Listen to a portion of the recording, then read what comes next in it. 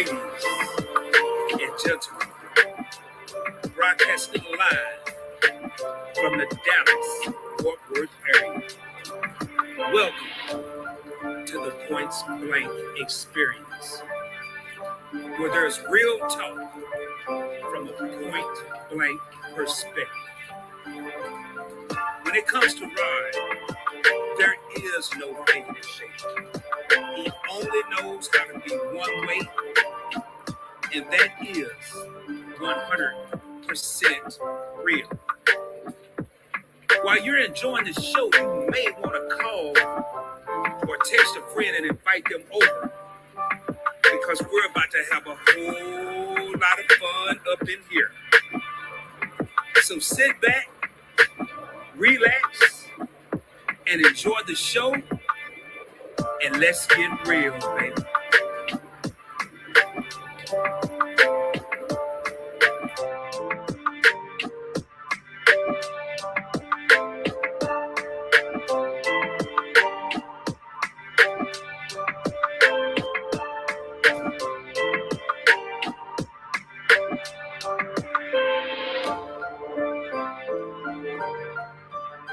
Mic check, 1 2 1 2. Mic check, 1 2 1 2. Hope everybody's having a great day, baby.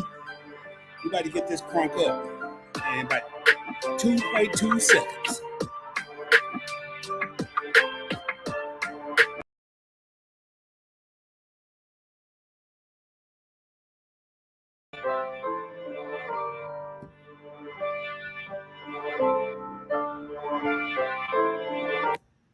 Hope everybody's having a great day. Welcome to the Points Blank Experience. And without any further ado, it's time to get off in this thing. Hope everybody's having a great day. What is going on, everyone? What is going on?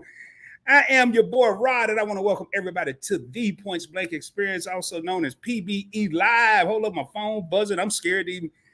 Okay, here we go. All right, I just got something there. All right, man, we are ready to rock and roll. And I have a special guest here today, man. I got my main man. Y'all know him.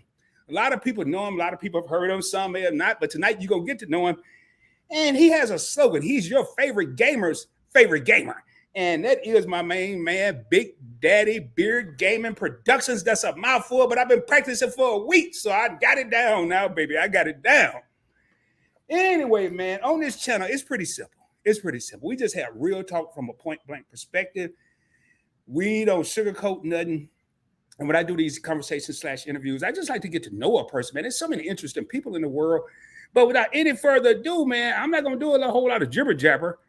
Before I do bring them up, I do want to see something. Let me see who up in this thing, man. Let me see who up in here. We got anybody in this joint? Oh, yeah, man. Let me give a couple shout outs real quick. Before I bring my man on, I'm going to keep him on ice a little bit. Not on ice, man. I shouldn't say it like that. I ain't keeping him on ice, man. I'm just going to. There we go. Let me get up here, just give some quick shout outs, man. And we're both happy to be here. We got 9 real homies in the house, man. Yeah, boy. Hey, for those of you who was in the live stream on Points Blank Travel last night, I did do maintenance checks on my chair, man. I had a catastrophe in here last night, a damn disaster. And everybody been asking me all day, Rod, you okay? You all right? You okay? And I'm like, yeah, man, I'm good. What y'all, man? Am I good? And then I come home and do maintenance checks on my chair and tighten all the legs up, bend over and pick the chair up. Now my dang on back hurting. So figure the odds, man. But anyway, and I see we got work to live, not live to work in this thing. Hey, Rod and PBE fam, I'm not going to go through all these. I just want to get, she's so well. How you doing? Hey, much love. Tuned in from New York. All right. And we got Crafty Leo. What's going on? Hey, the Points Blank Experience. Hey, Big Daddy Beard. At so swells, and I'm just gonna pull some of these up. I mean, we got my sister evolving with Etta in the crib. It's so good to have all y'all. We got your favorite couple, presidents of the Points Blank Network executive team in the house. And again, I'm not going through all this. I just want to get some love, shout outs. I'm gonna go through here. Hey man, I like this here because I watch a lot of video. When I do these, how you feeling? How you living? And man, I got Big Daddy Beard down now, y'all. I've watched enough videos. I got him down now, baby. How you feeling? How you living? And we got 2 more members of the Alliance in here, me and I and Warren meet. Making sure I ain't missing nobody here. And nope. I came, I saw, I comment. And without any further ado, I look like I done got through the comments, man. That's good. Boy, I love this whatever I'm using, StreamYard. Big Daddy Beard, you ready, baby? You ready to come up on this joint? Get the people what they want, man. Let's go, y'all. Any further ado, what's up, my brother? How you doing, man? How you doing? How you feeling? How you living? What's happening? What's going on, PBT? Everybody in the live chat, YouTube world, what's going on? I'm chilling, bro, man. I'm so excited to have you here. And I want to always start off by telling my guests, thank you for taking the time out of your schedule. You are a content creator, so I appreciate you taking time out to even come on the show. Let us get to know you. We got 9 real homies in the crib, and I'm sure we're going to have more as the word spread out, man. Y'all let people know. Call somebody and tell your cousin, tell your cousin's cousin. Matter of fact, tell them people you don't like at work. That way, if they watching us, they ain't got time to be messing with you, man. Exactly. You know, that's how I roll. But hey, man, I want to thank you. It's an honor to have you here. You know, tell a friend and tell a friend and tell a friend and tell another friend, man. Exactly. So, right, you know, man, I ain't gonna waste too much time, man. How your day been, first and foremost? How your day been? I'm chilling, man. I'm just doing what I do best every single day.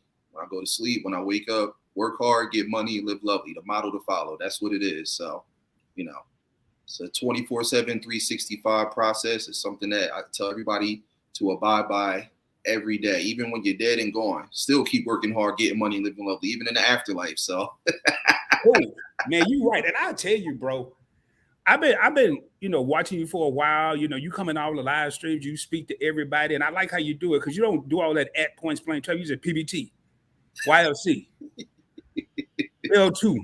And I like it. I was like, this is so smart, man. But I don't want nobody to think I ain't speaking to them, so I just go ahead and speak to everybody. Yeah. But it's just cool how you do certain stuff.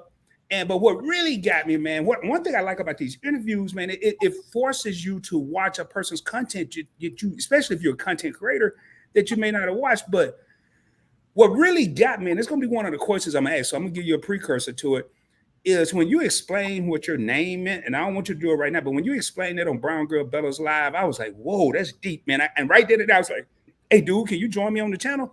And you're like, for sure. So, but before I say, let's do a couple housekeeping rules. If y'all have a question, it really don't matter because now I got a whole different software set up. But if you have a particular question, so I can make sure I get to it, put a fire emoji in the comments. If you have a question for Big Daddy Beard, man.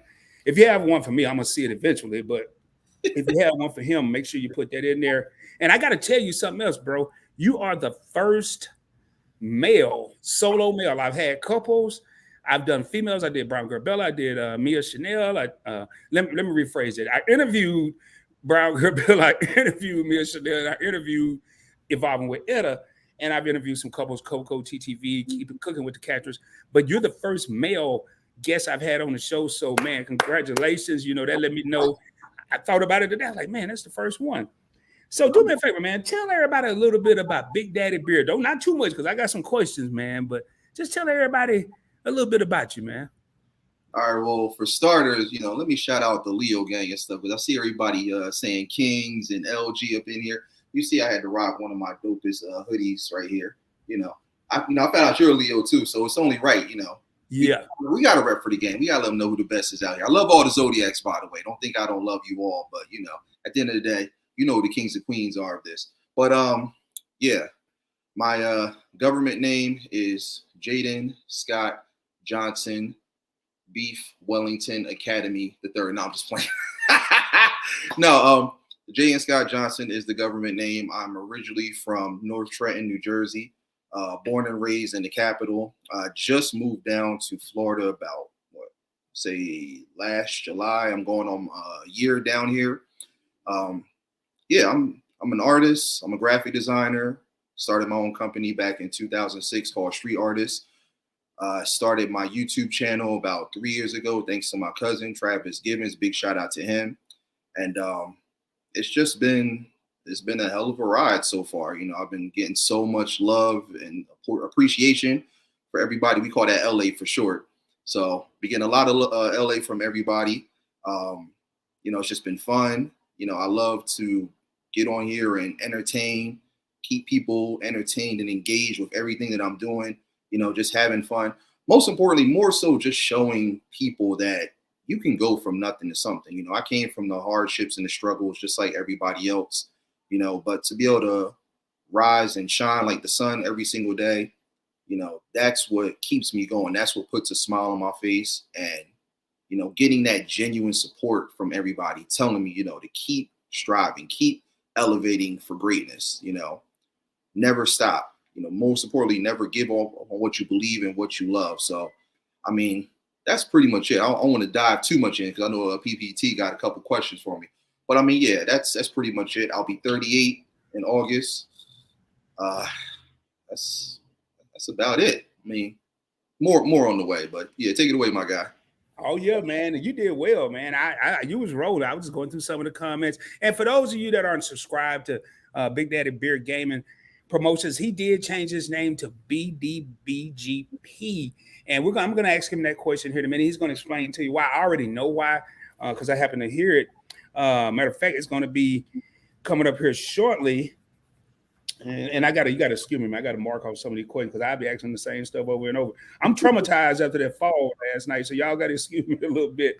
Hey, now, real quick, big shout out to Shelton for editing that video. Hey, if he goes viral, he got to cut you a check, Shell. So, I will. Don't go viral. I'll probably give more by 80% of it. No, I ain't gonna give him that much. I'm gonna give like 70% of it.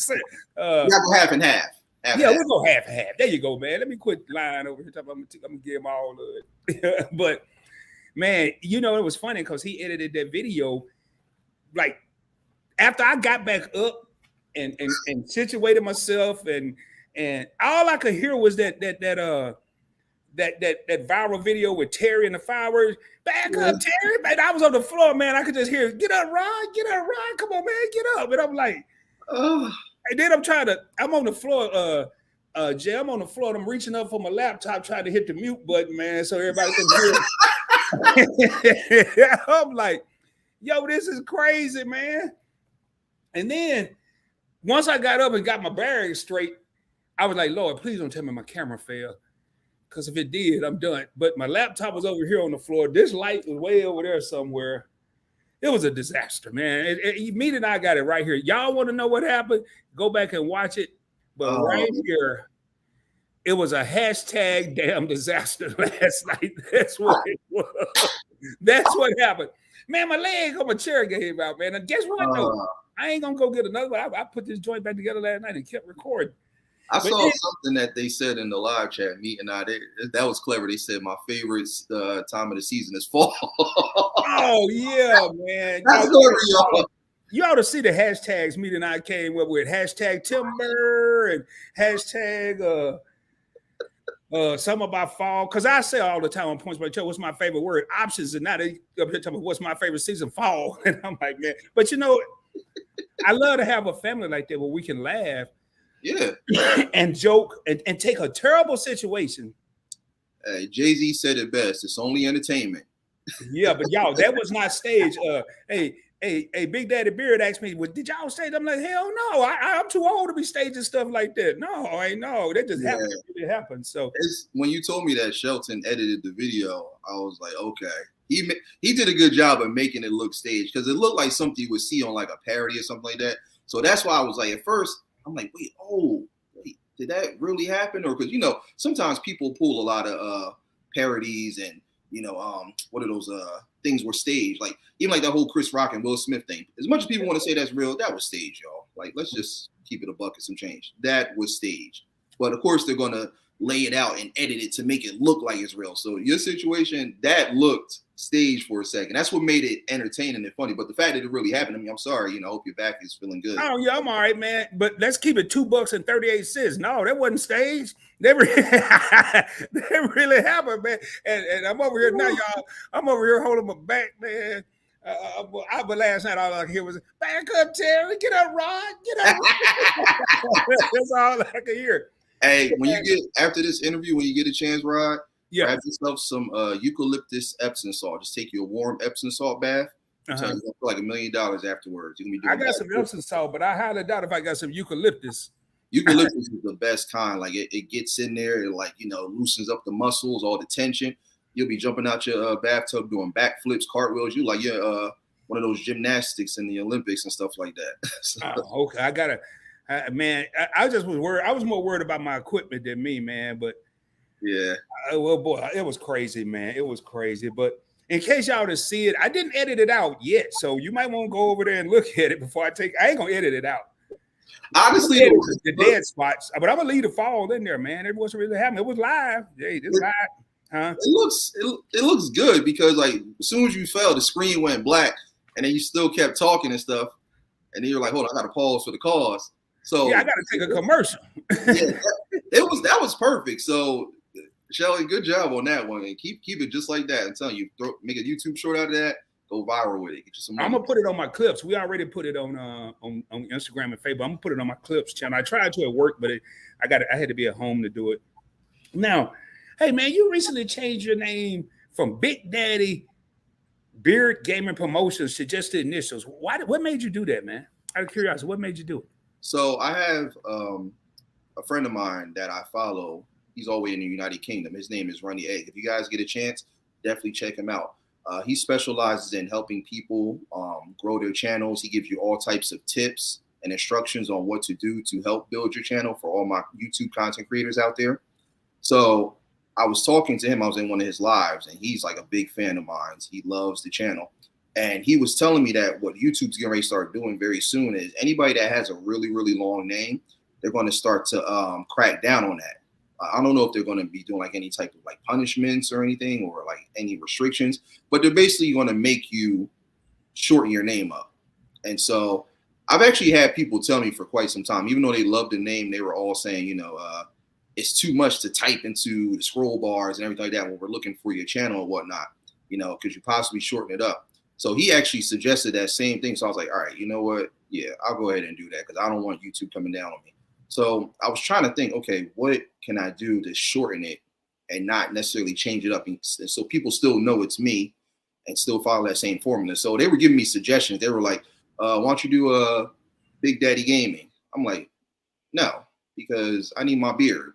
Like, you know, this thing right here, this salt and pepper, you know, gray ambiance right here and stuff like that from the finest juices and berries and ultra perm from Coming to America. I gotta have this.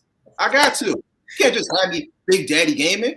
So what? And now I gotta shave my beard off too? No. The beard stays. You know, so they were just giving me all these suggestions. They were like, you could do beard gaming or just Big Daddy Game. And I'm like, nah, you know what? I said, I thought about it. I actually have merch that says BDBGP on there. So I said, okay, you know what? Let me go with that. So as soon as I type that in, automatically everybody's like, perfect. I like it. It's short, it's sweet, it's straight to the point, easy to type in, and you still have your full name in there, just shortened and formatted as your acronym. So I just went with that. Gotcha. Okay. And that makes sense, man, because we already face enough challenges as content creators, as YouTubers, and we don't need anything else holding us back, like your name too long, or, you know, what bothered me at first, and I got away from it, is people always want to say point blank travel. I finally, after 2 years, people are getting used to the points with the S.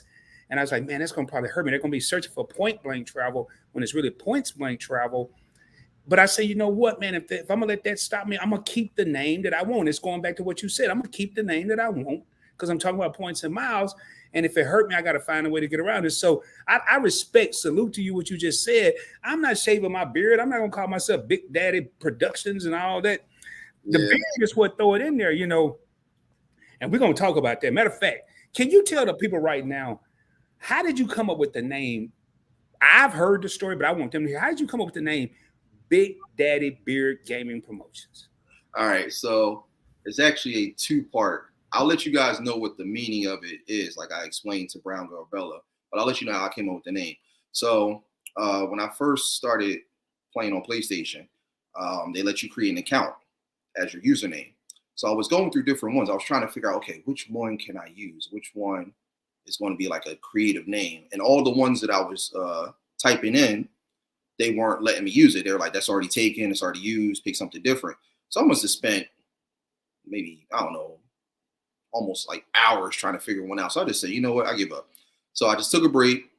Later that night, I remember watching, what was it? I think it was the MTV Awards. I was just scrolling through. It was nothing on TV. I just happened to come across MTV Awards, you know, for those that ever watched it back in the day. And one of my favorite cartoons coming up was Beavis and Butthead. I don't know if you guys remember that or not. But they had that show. They had the characters from the show presenting one of the awards.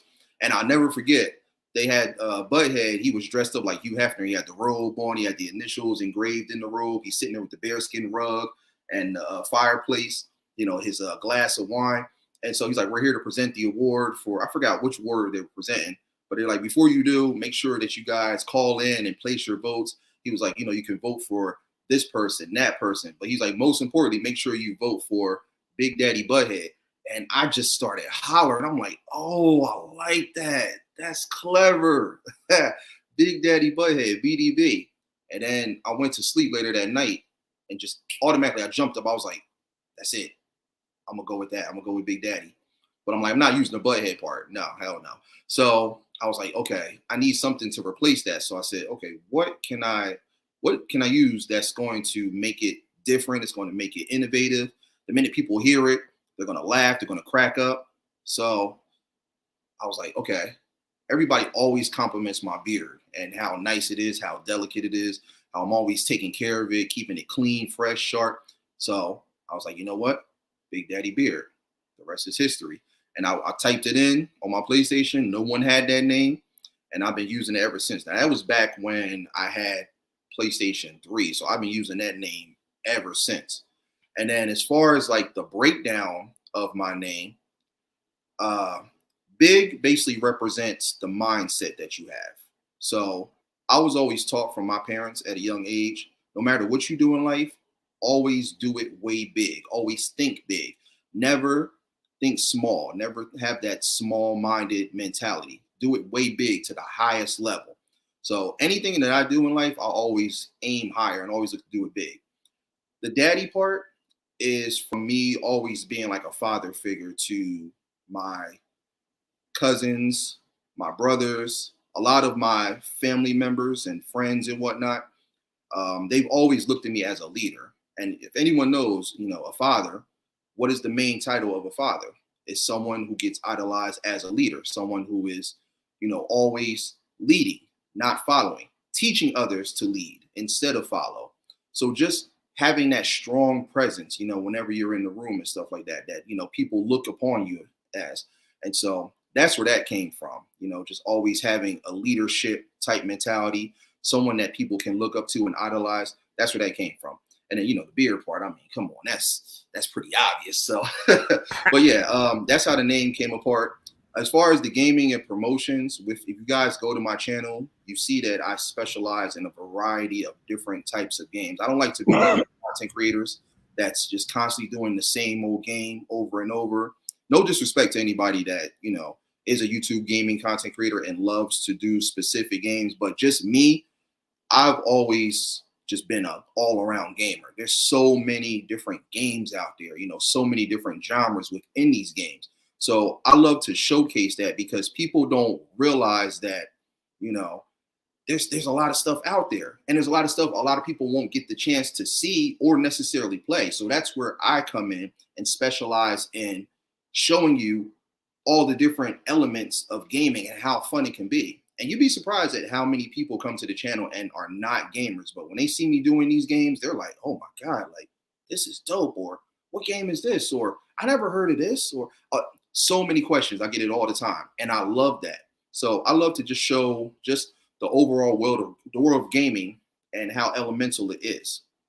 The promotion part is because, like I said, we all have a God-given talent. You know, everyone in this world. You just got to find it, and you got to know what it is. But more importantly, you have to let the man above show you what that is. For me, he showed me that, okay, Jaden, you were put on this earth to be an artist, a graphic designer, as well as a gamer, because these are the two things that you love the most. They're embedded in my blood. Like, I love drawing, I love creating. Most importantly, I love gaming. So why not take both of those elements and turn it into something amazing? So, like I said, find your God-given talent and go full throttle with it. That's what mine is.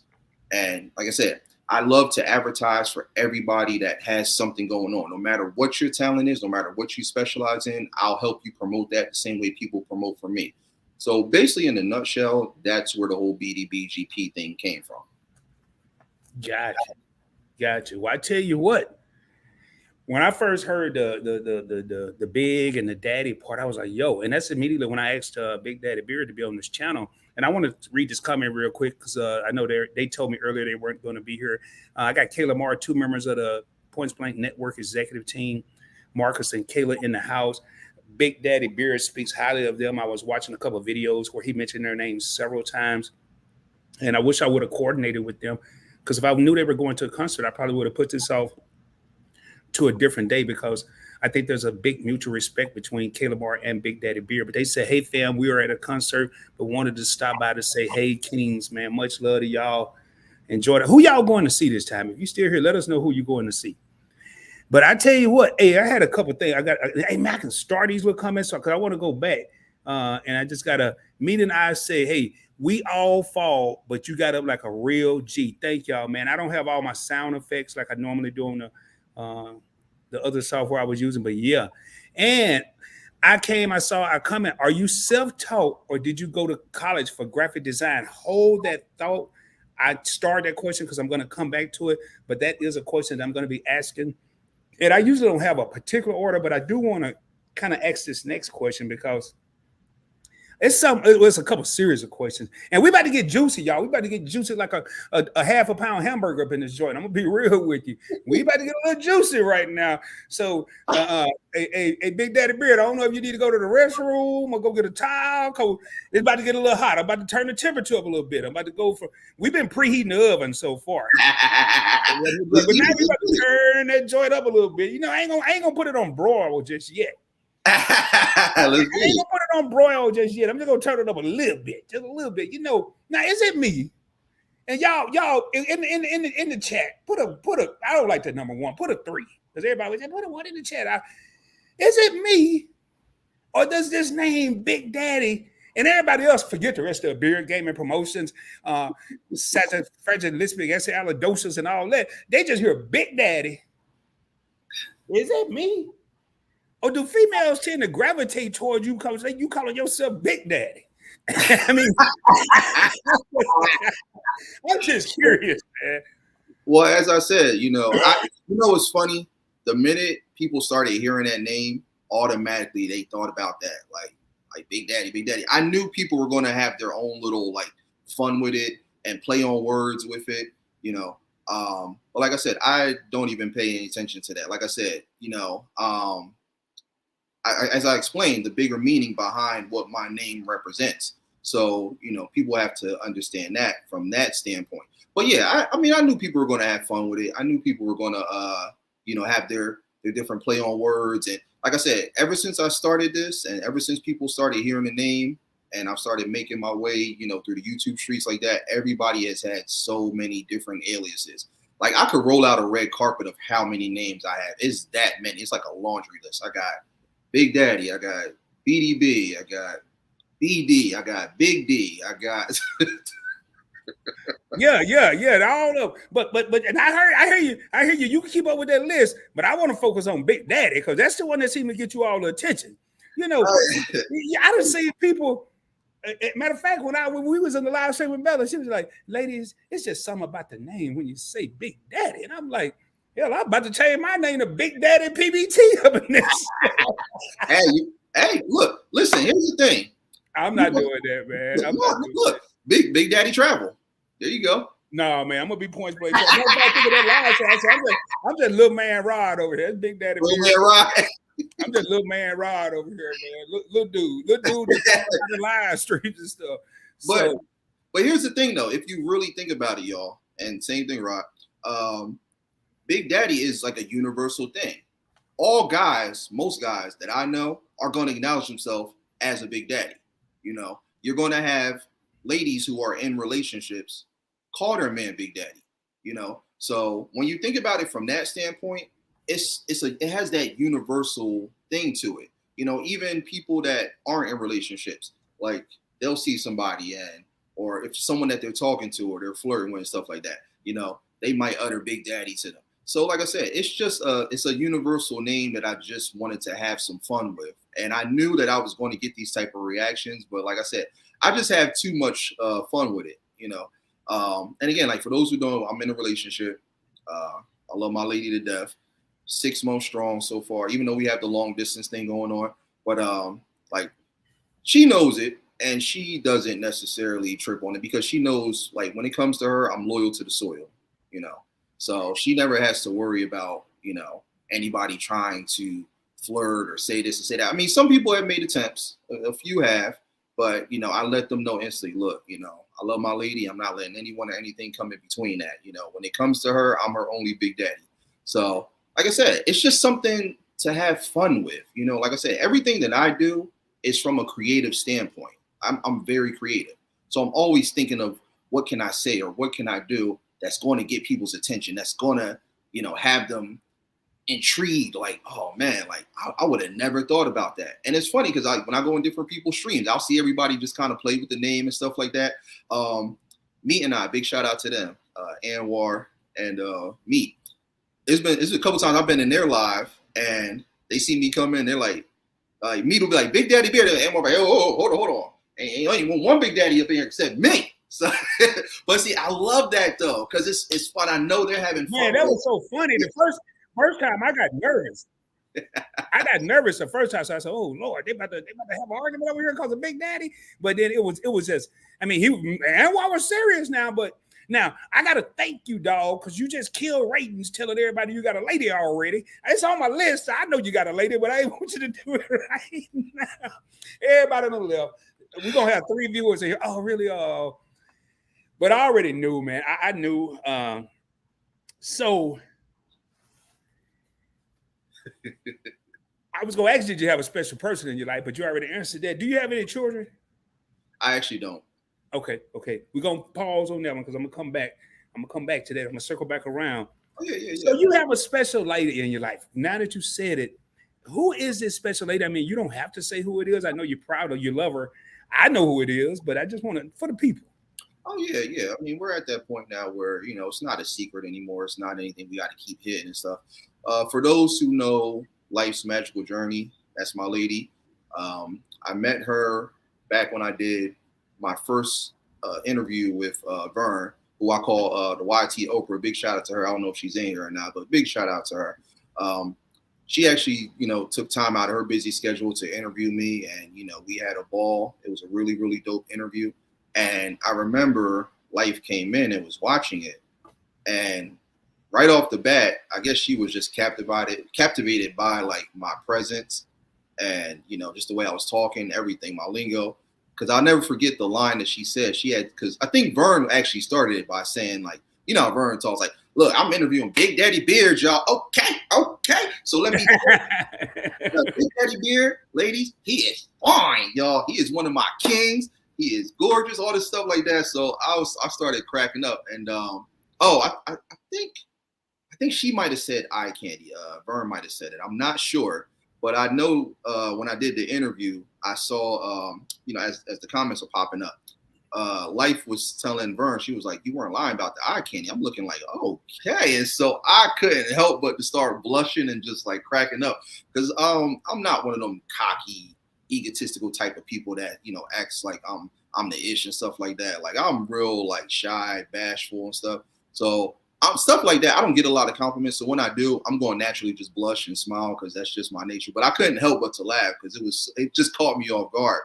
And so I just noticed all the little comments she was saying as I was going through the interview with Vern.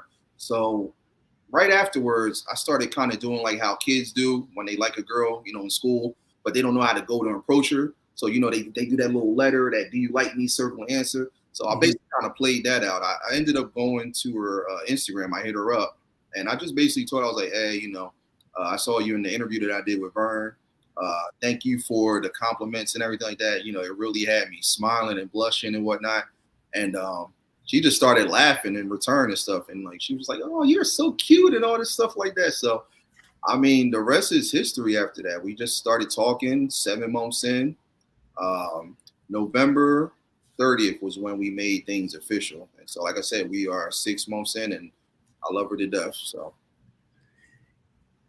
I think when y'all started talking, because I remember that interview was right around the same time I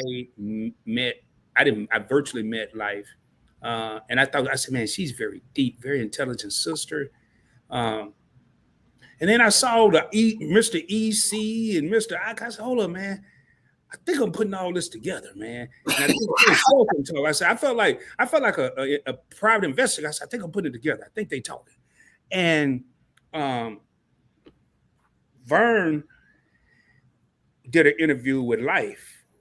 And man, you talking about the power of that woman's, just the things she say was phenomenal. And then y'all, as you go and check out Big Daddy Beard Gaming's channel and listen to the power of the things he say, this was a match made in heaven. That's what I got out of it. And that's somebody on the outside. I've never met neither one of them in person, but just looking at two individual channels and two individual, a king and a queen, and how they speak individually, I can only imagine what they talk when they get together. Who knows? I probably wouldn't even have to understand half the damn conversation. They probably would have talking you big old words and stuff. But, so I have to ask, man, and I'm gonna jump around a little bit. The oven is still hot, and I'm about to turn it up a little bit hotter here in a minute. I don't get in your bedroom though. Don't worry about that. I don't care what y'all doing up in there now. I don't need it. Everybody else might want to know, but I don't care. I don't want to know. They can put it in the comments, and you can answer if you want to. But it's like that song by Chris Brown and Rihanna. Ain't nobody's business. There you go. So what is it like? Now I know for a one thing, but first up, before I get to that question, what is it like dating another YouTuber? Wow, that's a good question. Honestly, it's no different from, just dating anyone else. I know, we're looked at upon as YouTube celebrities. I hear it all the time. People always say it. Like one of my friends, Abandoned Boys, he always calls me like celebrity beard and whatnot. I crack up by it. Even though I don't necessarily feel like a celebrity, I know people kind of look at it from that aspect. And same thing with her. But honestly, it's no different than any other relationship. To me, it's just like if I were to meet her like on the street somewhere. If we had like a situation, like, you ever see that movie Hitch? I think was that with the white dude? That was with Will Smith and Kevin. Yeah, the little fat white dude. Yeah. Fat white dude. I mean, I probably watched something. Kevin James is that's his name and stuff. But fat white dude. So there was a scene in the beginning of the movie where Will Smith had staged it out for this guy to meet this girl that he really liked. And so like he pretended like he got hit by a car because her dog had ran off. So he caught the dog and then stood in front of the car and made it look like he got hit and whatnot. And that's how he was able to like woo her in. And then the rest was history. So it kind of feels like that. It kind of feels like one of those situations where it's like, I see her, she sees me. It's like a slow motion movie. You hear that music come on, the hair is waving. You just in the background like, oh damn. Who that?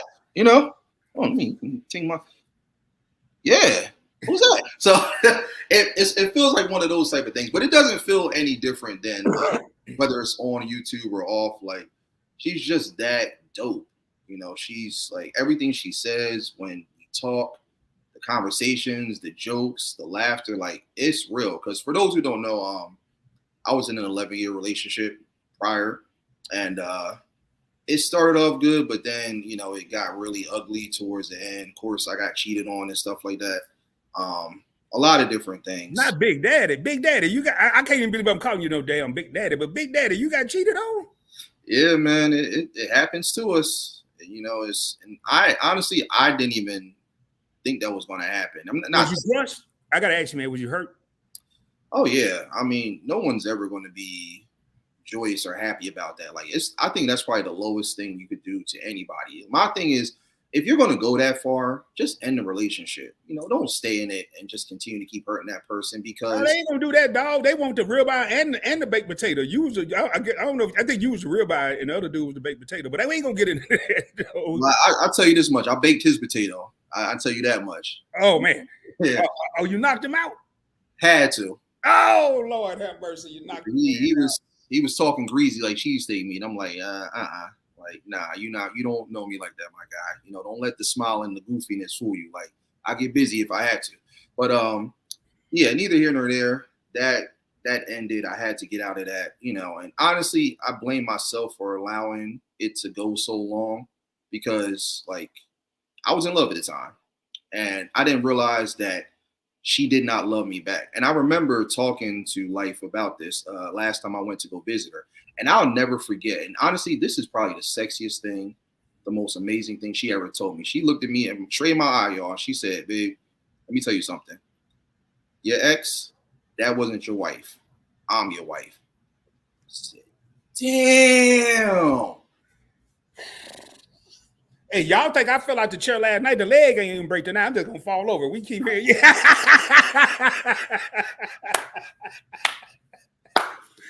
Oh man. Look, I was sitting on the bed and I fell off of that.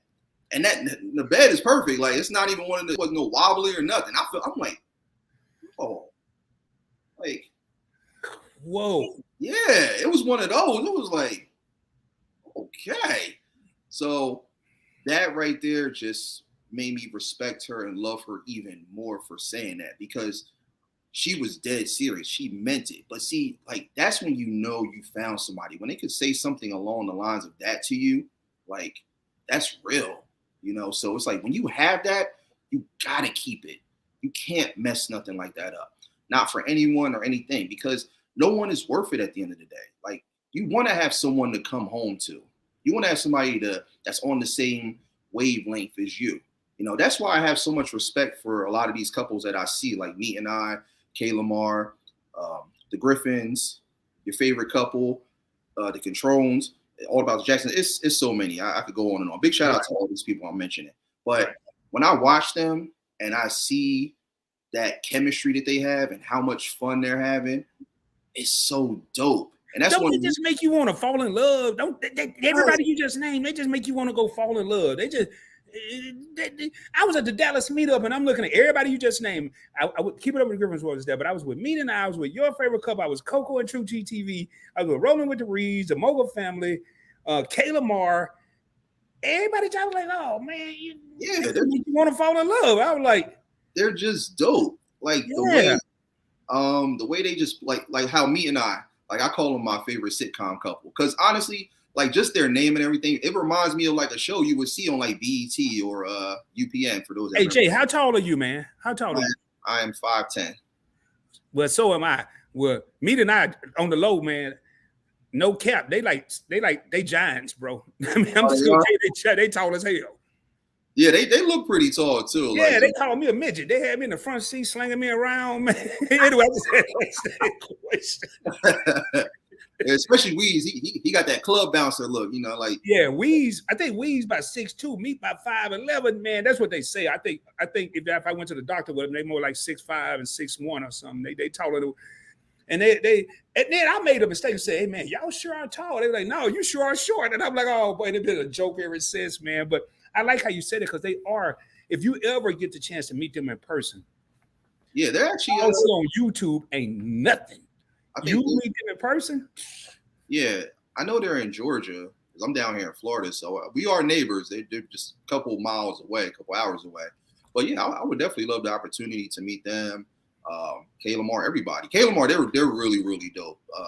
They are in real life. Like, yeah, they are. Like, they're another one who I feel like could definitely have like a sitcom or like one of those like TV series. Again, just their energy, their vibe. Same thing with you know, your favorite couple and the Embry family too. I knew it was another couple I was thinking of, TJ and Janetta. Just all of them, just so dope. I love their energy. I love, you know, the jokes and the laughter and how they really express their love for one another. That true, genuine Black love. They are the epitome of Black love. They're showing y'all that Black love does exist, and it's not hard to find. You just got to be patient, and you got to just wait, and it'll come to you. You know, don't necessarily rush to look for it. Let it come to you, and it'll happen. You know, the same way life came to me, you know, it'll happen for anyone else that wants to really be in a relationship. But I tell y'all, and I say this very seriously, you know, if you really want to be in a relationship, be in a relationship. But, you know, be patient and find that one person that's definitely going to turn your whole world upside down and really, truly be there. And like, once you build that chemistry, like, you're unstoppable. Everybody I just mentioned, these are all power couples. These are couples that are going to be around for years to come. You know, they're going to grow old together, die together. So it's just so dope to see that. And I have so much respect for all of them. So, you know, and I know Meet and I just celebrated 22 years of marriage, you know, shout out to them. And I'm going to circle back around to this, what you said about it's no different. The reason I asked that question, because it's no secret, I'm involved with a content creator, YouTuber, Brown Girl Bella. And and for me, it is somewhat different what we've experienced. And I don't want to get too deep into this part, but I sometimes wonder, does it change the dynamics of her channel if I'm in her live or she in my live? Like we both be pretty chill. We're not in there. We'll greet each other, hey king, hey queen, and then we kind of lay in the cut.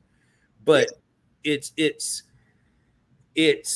you could tell, because people that once they start to know, okay, they kicking it, and then they'll, you know, you see little comments, and then I have to just ignore them, or she'll come in my live streams, and the females, like I told her, her and I had a conversation. I says, it's 90% of the people know we're talking. 6% of the people, no, I said 8% of the people don't know we're talking, and 2% don't care if we're talking or not. They're still going to take their shot. And then it goes on both live streams. So I think it's a little different. I would say about 10%. I'll be honest with you. I feel like that 10% doesn't, like, either they know, they don't know, and don't care. They'll still just try. They'll just make an attempt just to see. Because, you know, most people, they just want to see what they can get away with. They want to see how far they can go, how many buttons they can press, you know, before you finally hit the kill switch. Like, all right, look, you got to chill out with that. But, you know, the rest of that 90%, if they know, they're going to respect that. They're going to acknowledge that. And they're going to make it known to that other 10%. Like, look, they're happy. They're together. Why are you trying to come in between that? Like, that's not cool. Like I said, you know, don't get in anyone's business about what they do or how they met and stuff like that. Like, to me, that's corny. Like, it's none of your business, like, how we met. It's none of your business how it all started, you know, or when did we meet, or when's your anniversary. Why do you care about that? Just know that we're together. We love each other. We're a power couple. We're taking the world by storm. So be on the lookout for us. We out here. So that's how it should be.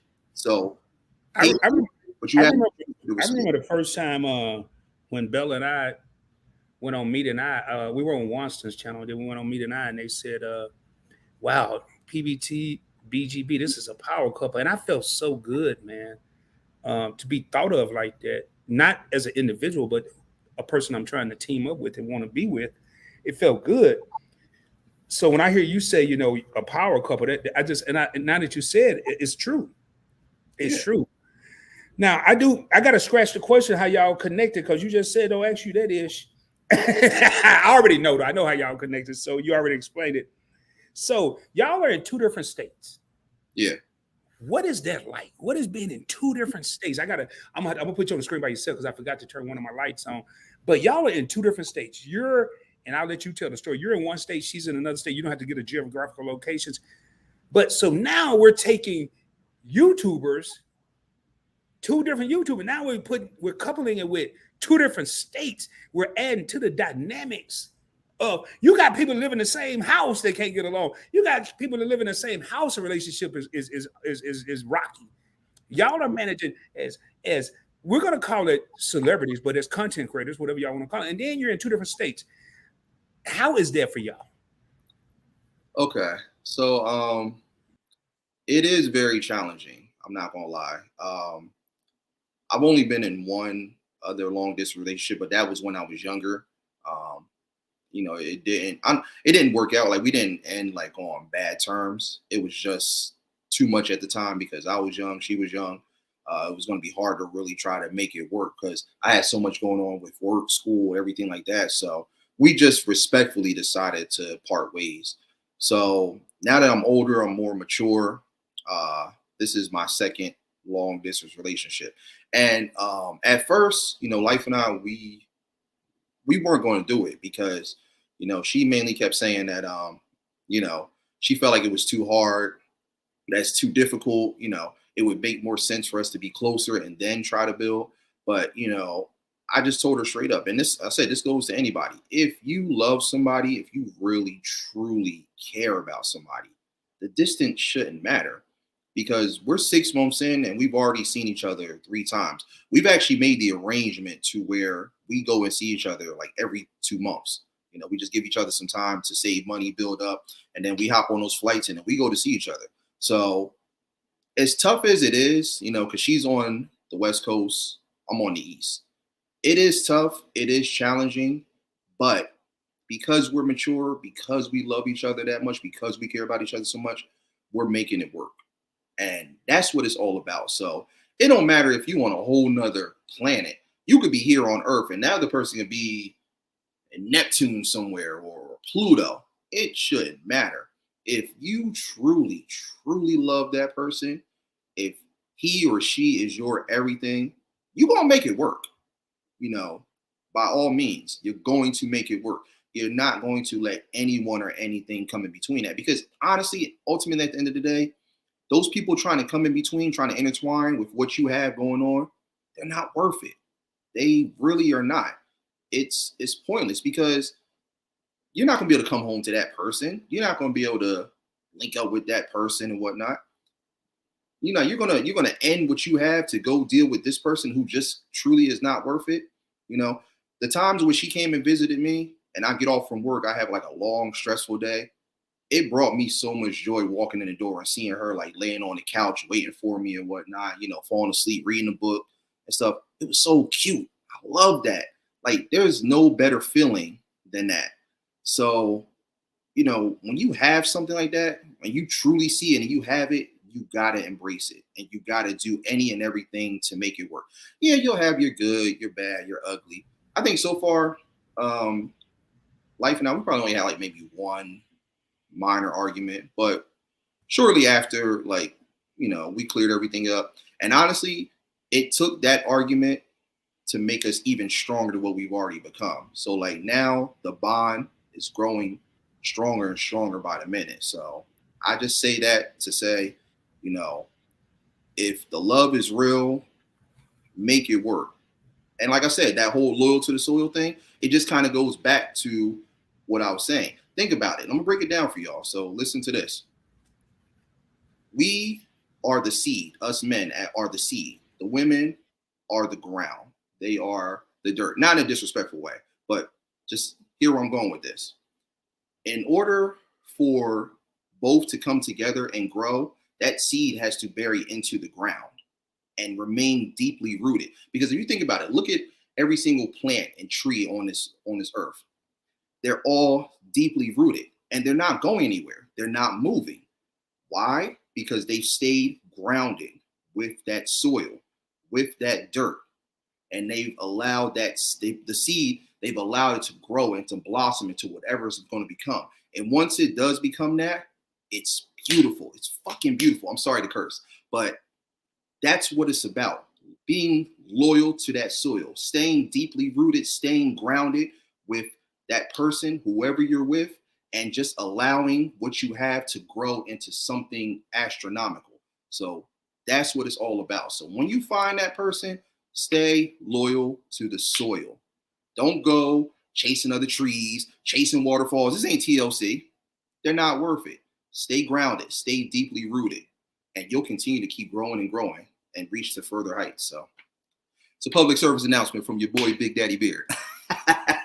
Oh, yeah, that was perfect, man. Boy, that was deep right there. And now I heard you say something. I'm gonna ask probably 3 questions in one. Y'all been together 6 months. 6 months so far, yeah. Y'all met 3 times. Yeah, she's going to be coming back out here September, so that'll be 4. Was it? First question. Now you got to remember these, and I'll repeat them because I see you like me. You long-winded, so I got to ask all these questions when I can. But I love it, man. So first question: were you nervous when you first met her? I heard you say it, but I want to make sure. I want to affirm what I heard and confirm what I heard. Were you nervous when you first met her? And 6 months in, do you love her? To answer your first question, yes. Actually, yes to both. Yes, I was nervous, and yes, I love her to death. To death. So I'll tell y'all real quick the story. So she called a late flight coming in, because you guys know she's on the West Coast, so the time zone, she's always like to the far, far West Coast. So it's a 3-hour time frame. She's 3 hours behind. So she got in late. I had just got off of work, which is perfect timing. I went to the airport to go pick her up. And I pulled up to the airport, the terminal and whatnot. And I was walking. I was trying to see which door she was at. She had told me. But so as I'm like opening up my phone to see which one it was, she saw me before I saw her. And I just see her running like full speed toward me. She just like jumped right in my arms. And we just like, it was like something out of a movie and stuff. And like we just hugged and just kissed. And then you saw the credits start rolling in. They started playing that, you know, that nice romantic music, you know. As I'm hugging, I'm telling everybody, hey, look, where y'all going? The movie ain't over yet. Stay in the theater. Stay in the theater. Where you going? Hey, you? Come back. Yeah, grab your seat. We ain't done yet. So, yeah, credits are rolling and whatnot. But no, it was just a beautiful thing. Like, she was so happy to see me and vice versa. So, yeah, like, I still always remember that night. Still to this day, it was just a beautiful thing. And honestly, every time we see each other, You'll never forget that. What's that? You'll never forget that. Oh, no. Never. I didn't mean to interrupt you, but you'll never forget that moment. Yeah. So every time y'all see each other, what now? No, I'm sorry, Reed, with meeting. I said. I'm taking notes over here, man. Too funny. I'm taking notes. I might be like life. I might be the one running and jumping in somebody's arms. Yeah, you'll never forget those type of moments. They're gonna always remain embedded, and I'll never forget that. So was I nervous? Yeah, absolutely. You know, because it's one of those things. It's like it's like surreal. Like it doesn't feel real, but it does. You know, and so of course you're gonna have those feelings. You're gonna have those nerves and everything. But like now that we're some months in, it's just like it's a beautiful thing. Like we see each other. It's like we're almost becoming like the best of friends outside of, you know, being a power couple. So, you know, and like I said, I don't necessarily have female friends. I don't even like to even use that title because, you know, that can lead to so many things. So I don't really acknowledge females as friends. There's females that I know that I'm cool with, but I don't really acknowledge anyone as a female friend. But like with her, with life, she's becoming that. And like I said, for those who follow astrology and zodiacs, I'm a Leo, she's a Virgo. So we're like right next door to one another. So the compatibility is right there and it's dope. Even real quick, for you guys that know Keeping Up with the Griffins, I just found out from them that they actually share the same zodiac signs as Life and I. Joe and Chrissy, they're both a Leo and a Virgo. And I look at their chemistry and their energy, and it's dope. And it reminds me so much of Life and I. I remember I was talking to them because I actually have them set up for this next Family Feud thing that I'm going to be doing. So when I found that out and I started watching, you know, their videos prior to them telling me that, I was just like, damn, now I see. Like, just that vibe that they have and the energy is dope. And so Life and I, we share that same exact thing. So it works. We think alike, we act alike, we have the same mindset, we know what we want, we know how to uplift one another and just grow and just elevate. She's there for me, I'm there for her.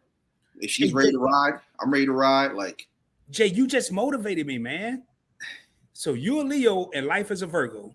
Yeah. And Joe a Leo and Chrissy's a Virgo? Yeah. This is crazy, man. Right? She ain't here because she's doing a live stream right now, but I'm a Leo and Bella's a Virgo. That's crazy. Is the Virgo, that's the one right after like in the September time frame? Yeah, Virgo September. Yeah. She talk about all, yeah.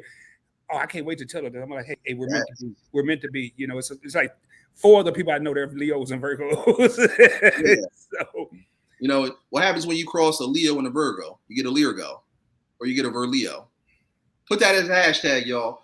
Hey, meet it out. Y'all put that in there because they the hashtag gurus. Yeah, meet it out. Y'all throw that in there. Miss Queen T says, hey, Big Daddy. And then Anwar said, facts. It's only one Big Daddy up in this piece. And I starred these comments so I can go back. And then there was a bunch of hashtags. Oh, excuse me, man. And what me and I love when you said they put hashtag loyal to the soul, hashtag bolder. And then they love when you said hashtag Big Daddy Travel ain't happening. Hashtag Fall Guy. I'm a roll with it because it really happened. Hashtag Uncle P. Hashtag Big Daddy Rod. That ain't happening. Hey, real quick, me and I, there's actually a video game that I streamed on my channel called Fall Guys. So that's so funny that you said that, because there's actually a video game dubbed that too, and it's hysterical, and it actually kind of matches with the same situation. See, you don't went viral around with that whole falling out the chair thing. Watch, I'm telling you, you're gonna see mad people doing it now. So. I'm thinking about doing a challenge. That's what they told me at work, and I can't wait. All the people on my challenge, and I didn't ask that, so I can't be part of the challenge. I'm just gonna pay the video. Y'all got to do it, but I don't know. I got to think about that. See, here's the thing. I don't know if that can be a challenge, because like it wasn't like, you know, that was intentional. Like you fell. It's just that, you know. Yeah, my back hurt right now. I'm over here like Fred Sanford, man. I'm over here hurting, man. I wasn't. To everybody jinx me, I wasn't, but now I'm over here like. And I haven't talked to Bella about it because she was late on the train, and she said, "Wait a minute." If y'all know Brown Girl Bella, she are proper. Wait a minute. You fell out the chair? You know, I was like, somewhat the chair that broke, the leg broke. Anyway, so I ain't talked to her yet. I know she's gonna be fussing. I'm gonna wait on that.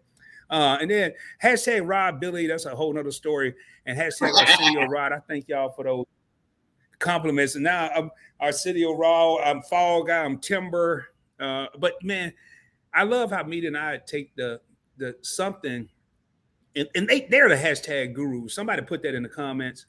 But I did want to go back and read those. I'm gonna keep going. Now, my next question, I think you already kind of answered it, but I just have to ask for the people. I'm the people's champ, so I gotta ask. Yeah, what's up? Do you see you in life getting married? Oh yeah. Oh, I like that. Man, he ain't even hesitate, y'all. Yeah, you know, everyone, I've been getting the question about okay, so who's gonna make the sacrifice? I don't even say it's a sacrifice, but who's going to be the one to say, okay, I'm going to move or make that transition? Ultimately, it's going to be me, because I don't have any kids. I don't have any baggage or anything like that. You know, I can kind of just move freely. So I'll be the one to make the transition to go to her versus her coming to me. So, and that's a real man. That's a real man. I've had to think about that. I mean, I'm in Dallas, Bella's in Connecticut, you know, and I've been thinking, and I'm like, some people call it positioning, some people call it maneuvering, but I've been thinking, what if I have to pivot / maneuver? Excuse me. Am I ready for that? Yeah, I think the best thing to do is, you know, it's no need to rush it. You know, you definitely want to, you know, build that time.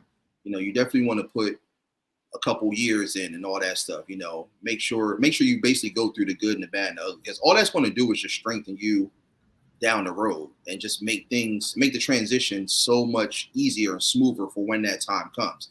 So I definitely recommend that to anybody that's in a long distance relationship. Don't just jump the gun just because you had a few great conversations and you spend a little bit of time together. You know, really put some time in. And then, you know, when everything is in place and everything feels right, then you can make that transition, because you definitely don't want to be in a predicament where you rush and now things don't go well.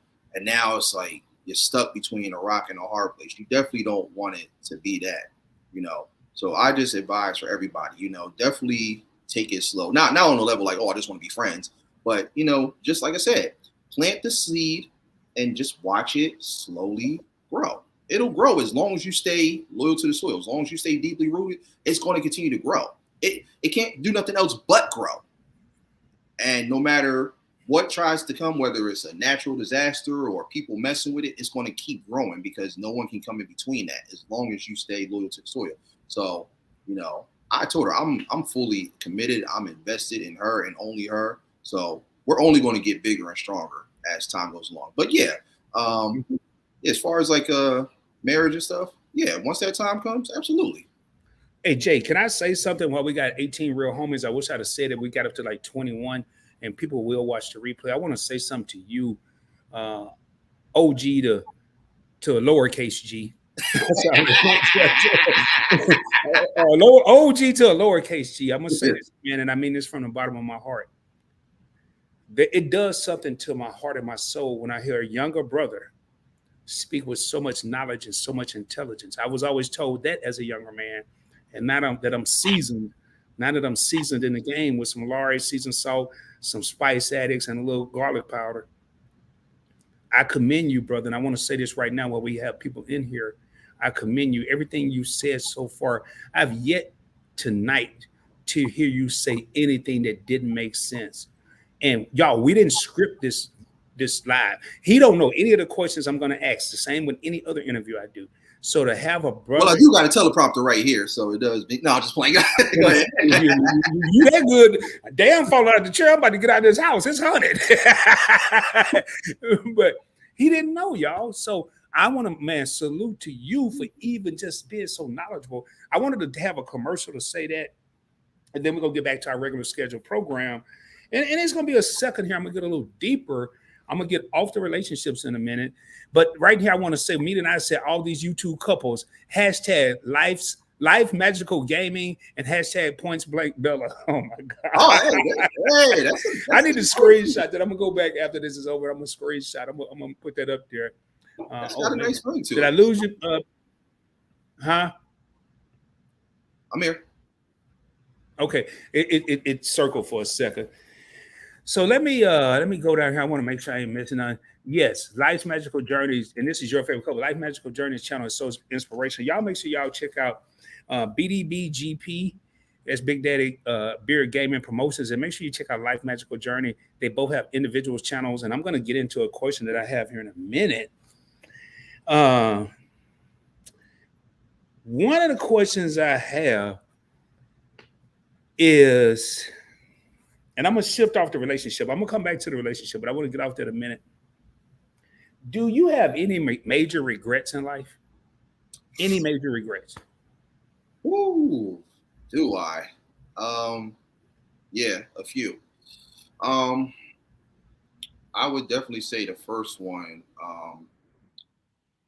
I could have been smarter with my money. I mean, I was always pretty good with it, but I had those times where I did kind of stumble across large amounts of money and didn't properly spend it. I mean, properly save it or value it like I should have. So I mean, I'm much better with it now that I'm older, but that was more so like when I was younger. I just wish I would have been a little bit smarter financially at the time, rather than just get money and just kind of burn through it. But that's one regret.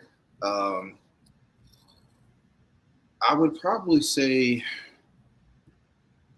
finishing college is probably another regret. I mean, not so much, only because the college that I went to, for those who don't know, I went to the School of Visual Arts. That's in Midtown Manhattan. Shout out to all my New York people in the building too, NYC. I went there for about 3.5 years. Long story short, I ended up kind of pulling the Kanye West and dropping out because I felt like they were being way too critical with my work and the type of artist that I was. They're always telling me, oh, your work is subpar, it's good, but, it's nice, but it was always a but. I'm like, it's too many buts. Like, come on. So it got to a point where I was working on one design and I thought it came out amazing. And everybody that I showed it to, they were like, oh, you're going to kill it. You definitely get a good grade for it. I go to take it in the class the next day.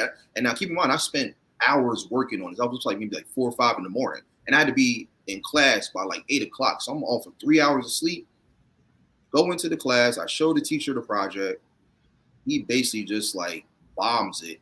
But he does it in a way that he felt wasn't going to hurt my feelings in a sense, or wasn't going to have me feeling like, oh, well, damn, like, he shouldn't be offended by it. But I was very offended. And it had nothing to do with me being tired and working on it. But it was just the fact that I'm looking at other people's work and their work wasn't even as good as mine. It wasn't even on the same level. You got people that were doing detailed faces on stick figure bodies. And you mean to tell me that their work is better than mine? Get the hell out of here. So I just remember sitting in the back of the class just being heated. But I remember I felt like God just touched my shoulder and was like, Jay, I know this is going to sound crazy, but get up and leave right now. Just go home. I got a bigger plan for you. I'm like, you sure? It's like positive. Just get up and go. And I just remember jumping up, grabbing all my stuff. I must have had like maybe 4 or 5 bags of art supplies on me, leaving. And teacher's like, where you going? I said, I'm going. He's like, class isn't over. I know. And he's like, well, you know, if you go, and he started going on and on. He goes to turn around. He's like, well, you know, if you leave, I gotta write you up. Mr. Johnson? Gone. All you see is the door just hanging, just swinging back and forth. Gone. Went back home. I didn't even tell my mom that I had dropped out. She didn't find out till later on because she still thought I was in school. But I told her. She was upset, but she understood. She still keeps egging me on to go back and finish. Maybe I will. Who knows? But like ever since I started my business, I felt like that was the calling because it's been such a blessing. I've done so much work for so many people. I've met so many people on this network and designed work for them, whether it was a banner or the logo or whatever you want to call it. So that right there was definitely the calling. But looking back at it now, I only had 1 more year left. I could have just went ahead, just, you know, got out of my feelings and emotions, just knocked it out and got my degree. But, you know, to some extent, I don't fully regret it because, you know, when it comes to the art world, you really don't have to have a degree, you know. It's honestly with most of the professions in this world, you really don't have to have a degree. It's more so who you know and what you know. So you just have to apply those skills, just be patient and wait for that right moment. And then once it seizes, just take advantage of it and just ride the wave because the opportunity will come. You just got to be ready for it when it does happen. So that's pretty much it. But hey, lowercase G, how old are you again? I'll be. I'm not gonna call you that no more. But what? Jay, how old are you? Hey, look, like I tell everybody, call me what you want. Just don't call me broke. I got you. Well, how old are you? I'll be 38 next month. So you're 37. You'll be 30. So you're 38.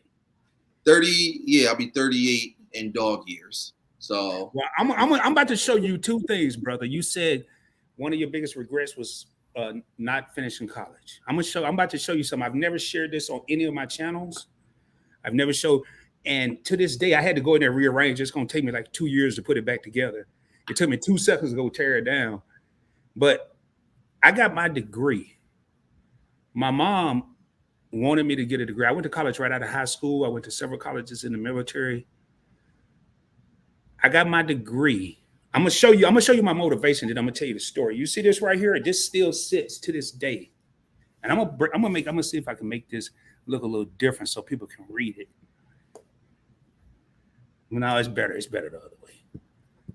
I'm gonna show you my degree. This ain't my degree. This is a thing I got from Walmart.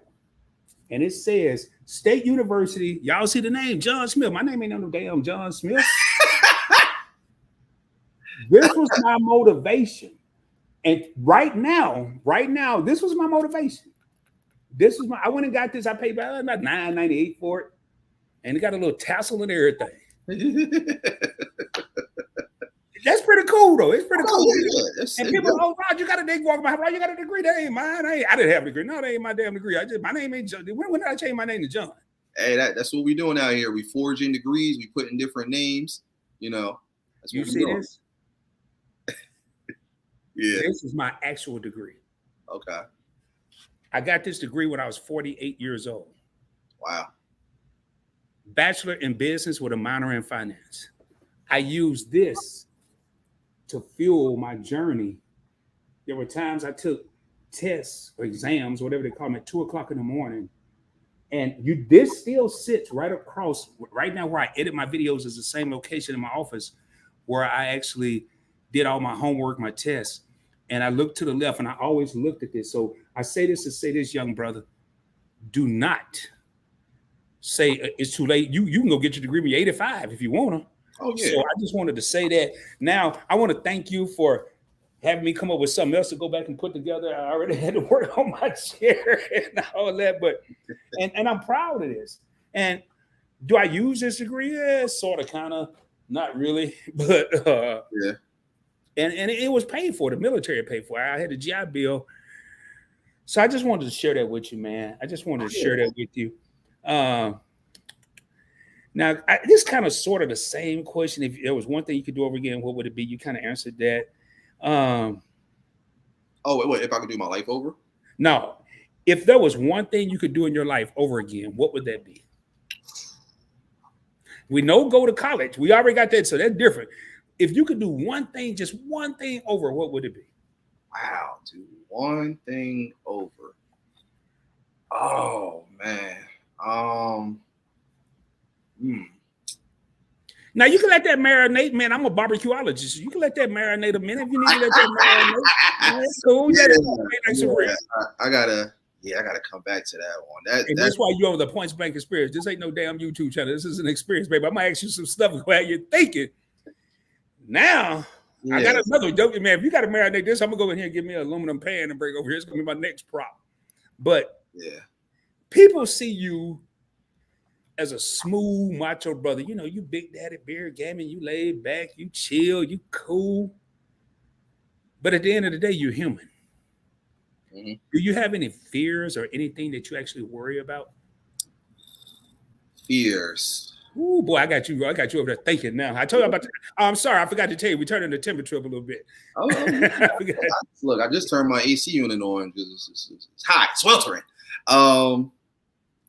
Okay, off subject. One of my biggest fears is anacondas, man eating snakes. I'm sorry, y'all. I know that's off subject, but anything that can eat you whole, that's scary as hell. That's probably my biggest fear. I mean, anything else, not too bad, but anything that can eat a whole person, human, that's scary as hell. Let me just say that. That's one fear. Fears. Going to prison is cool. I think that's everybody's fear. I agree. I mean, as much as they want to say it and try to put it out there, they try to say, being black in America is a fear. I don't think it is, honestly, because if you are just staying in God's light and allowing him to shine and illuminate it every single day of every waking moment, then there should be nothing to fear. Yeah, there's going to be darkness all around, but that's what the light is for. Again, you have the light, you have the shade. Which one makes more sense to stand in? You got to think about it from that standpoint.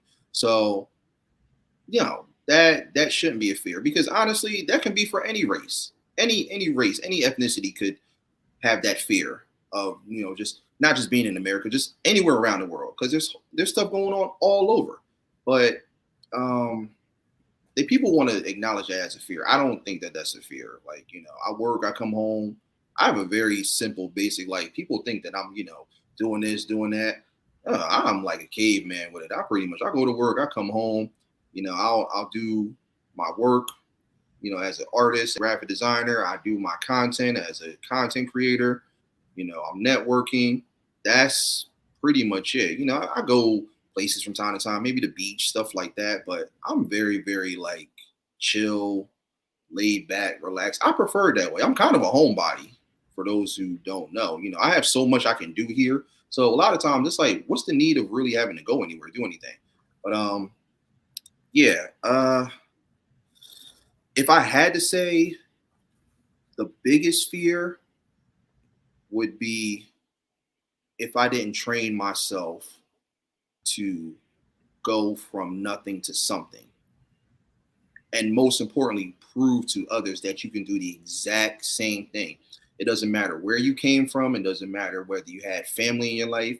It doesn't matter whether you had people supporting you. If I wasn't able to train myself to do that, that would probably be my biggest fear. But because I did the opposite and I pushed myself, even when I had so many people doubting and, saying otherwise, I did that. And, I can rest at night and sleep well knowing that I did that and I never have to worry about that fear. But that would be the biggest fear if I didn't push myself to stay consistent and strive for what I love doing and enjoy. So, yeah. Man, great answers, bro. I used to have a fear because I was there before. I used to have a fear of being broke again because I've been there a couple times. And once I learned that money wasn't everything, I just had this conversation with my oldest daughter, she's going to be on the show with me. We're shooting for July, and we may kick it off in August. And we talked the other night, 2.5 hours on the phone, and it blew my mind how she's grown and matured.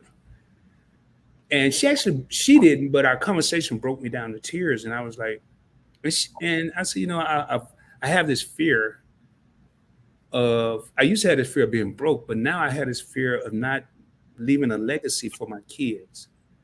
Mm. I want a positive legacy that has nothing to do with money. When my name come up, I want people to remember me. I want people to know me. I want people to say that was a good dude. That dude was cool. But I broke it down to the other day. I said, I want my grandchildren. I get a check right now every year from my great grandfather, and it's going to go to my daughters and their kids, and it's a trust fund.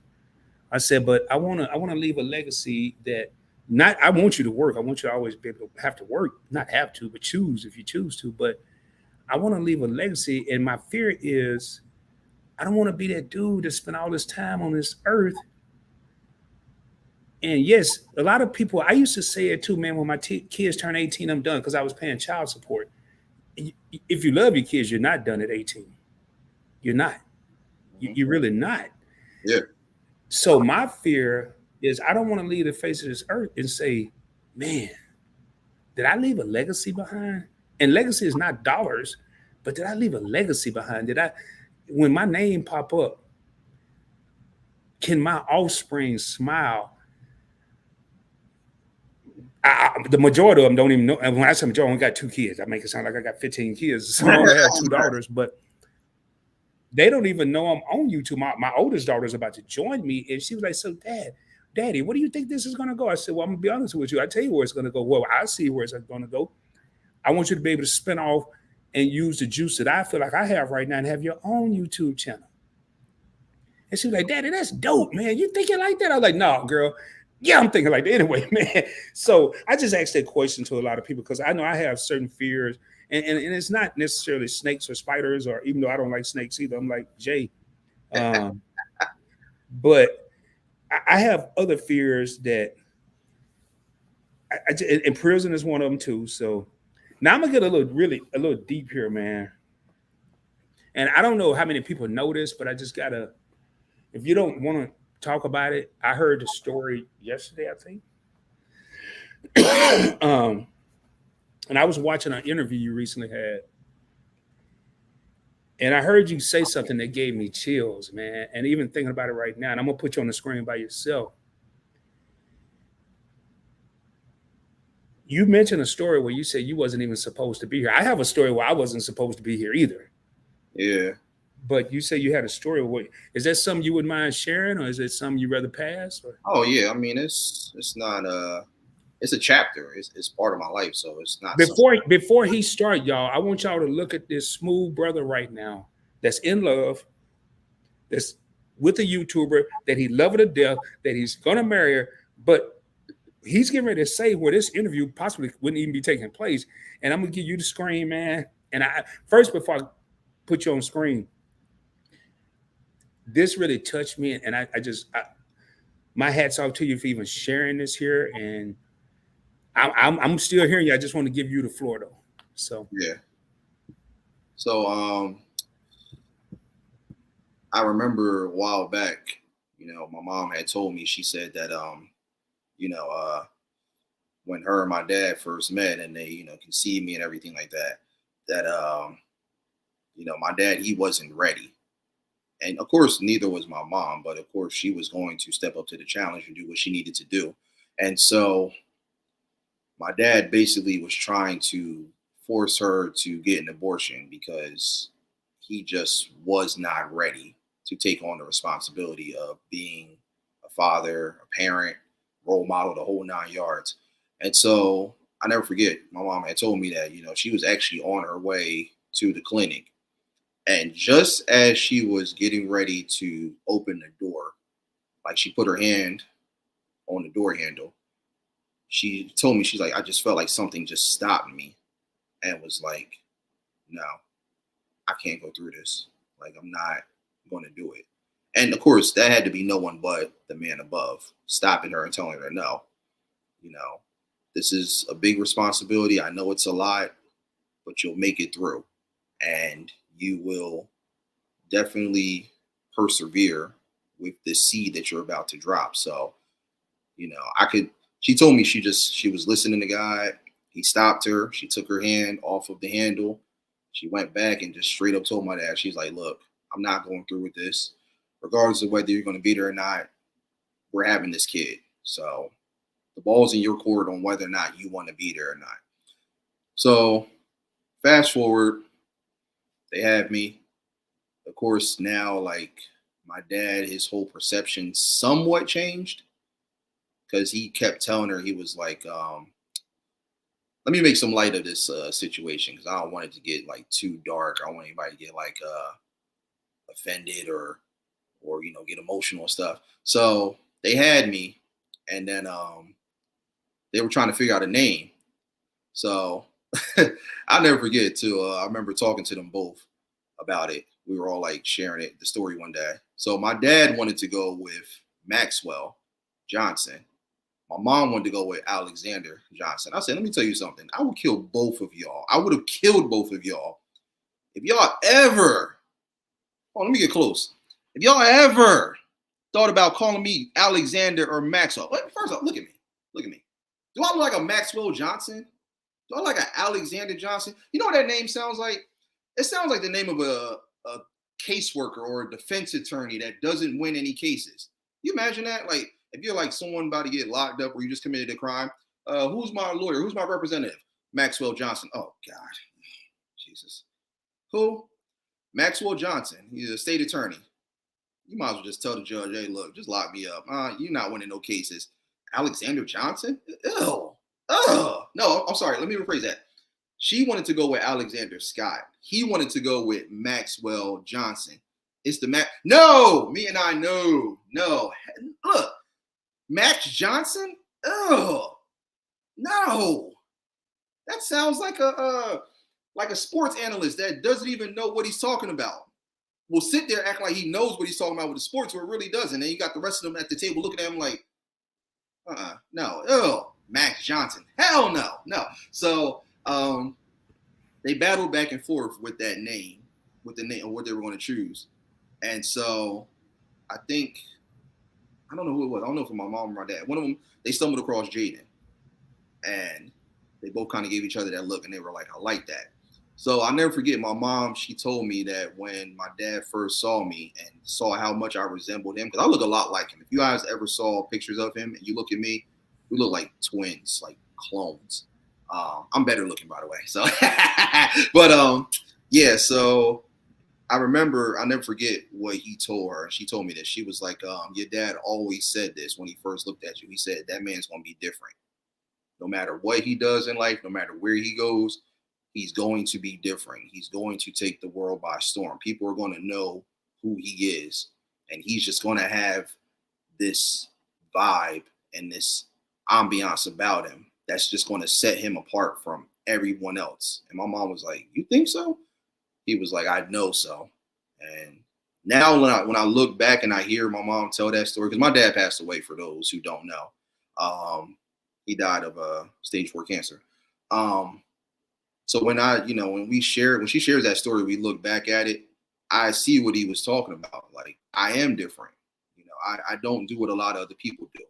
And I pride myself on that, because everyone, you know, they're always quick to say, oh, you're different, you're this and that. But it's good to be that, because something I always tell everybody, no matter what you do in life, no matter where you go, in order to be the best, you got to stand out from the rest. You have to dare to be different, because people will acknowledge that. They will respect that. And they'll love that about you when you stand out and you show that you don't have to be like everyone else. You don't have to do what everyone else is doing. I was always taught, don't follow the trend. Be the one that sets the trend. We were put on this earth to lead, not to follow. But you have to also keep in mind that as being a leader and learning from the leaders before, the leaders of the past, your objective is to learn from those leaders who were teaching you the same element, to now go back and teach those people that are following how to lead and how to extract from that word follow. Because again, leading is more important than following, So you bring up a good point. I just want to interject real quick. You bring up a good point. lead. And I tell people all the time, man, when I walk into a room, and not necessarily Kroger or something like on a regular day, but when I walk into a room and it's all business, I don't demand respect. I command respect. Yeah. I walk into a room like I own that joint. And I got that from my mom. And she used to tell my brother and I was listening to your story. And the answer, I saw a comment where you keep going. I like to, when I do interviews, sometime if it's something real deep, I like to spotlight the guest and take me off the screen. Then I had to change my battery, which I'm glad we got that out the way. But my mom used to tell my younger brother and I, man, you have to work, y'all gonna have to work twice as hard than everybody else because of the color of your skin. And I grew up in southeast rural Arkansas shortly after segregation. And she was so right. And I always believed that. And I still use that work ethic today. I still believe I have to work twice as hard as everybody else, regardless of the color of their skin. I feel like I have to work twice as hard as people on YouTube. Obviously, it's showing because a lot of my circle, we're hovering around 3,000 to 5,000 subscribers when it's other people out there got 30, 40, 50,000 subscribers. So I still live by that today. But to hear everything you just said, I do have a question. I know I interjected, but now I'm thinking of a question. That's cool. Do you want to have a son now so you can be that dude to your son? That's actually, do I need to put that in a stack of ribs? No, it's not the first time I've been asked that because I think a lot of people are surprised that I don't have kids yet. And some people actually tell me, like, I respect that, that you haven't gone down that route. Not to say there's anything wrong with having kids at an early age or whatever the case is. As long as you support your kids and you love them and nothing changes, I salute you for that. But as far as like having a kid right now, probably not at this very moment because there's still so much on my list that I need to do and that I want to accomplish. I definitely don't want to I never wanted to put myself in a position to where I have a kid and I can't be there at like I should be. I'll never forget this quote that Nas said. For those who know, he's a famous rapper from New York. He did a song and he says on the song, he says, "You're not a man, you're a coward if you can't support the girl you put a seed in." And so that line always stuck with me as I was coming up. And I always told myself, because I watched a lot of my friends have kids and, they take care of them, they do their thing. But of course, they ended up having children with the wrong person. And now they're co-parenting and child support and all that. So I just looked at all those things. I said that I got to make sure I don't ever fall into that category. And I know it's not their fault because things happen. So I still respect them for doing what they got to do for their kids. But I'm glad I didn't fall victim to that because, like I said, I'm still learning. I'm not going to sit here and pretend like I got it all figured out because I don't. I'm still learning. We're all still learning as we age, as we get older. So, to answer that question, we'll see. I mean, right now, I'm not focused on that because I still have so much to do. But I mean, if that time comes, I'll definitely feel like I'll be ready for it. But as of right now, like I'm not going to focus on that. Like I'm still enjoying life. I'm still enjoying my life with life. And, I like that. Yeah, because she even said it too. Like she doesn't plan on having any more kids. And I remember she asked me like earlier, prior to us becoming a couple, she was like, would that affect things if I didn't want any more kids and stuff? Because she has 3, and I said no.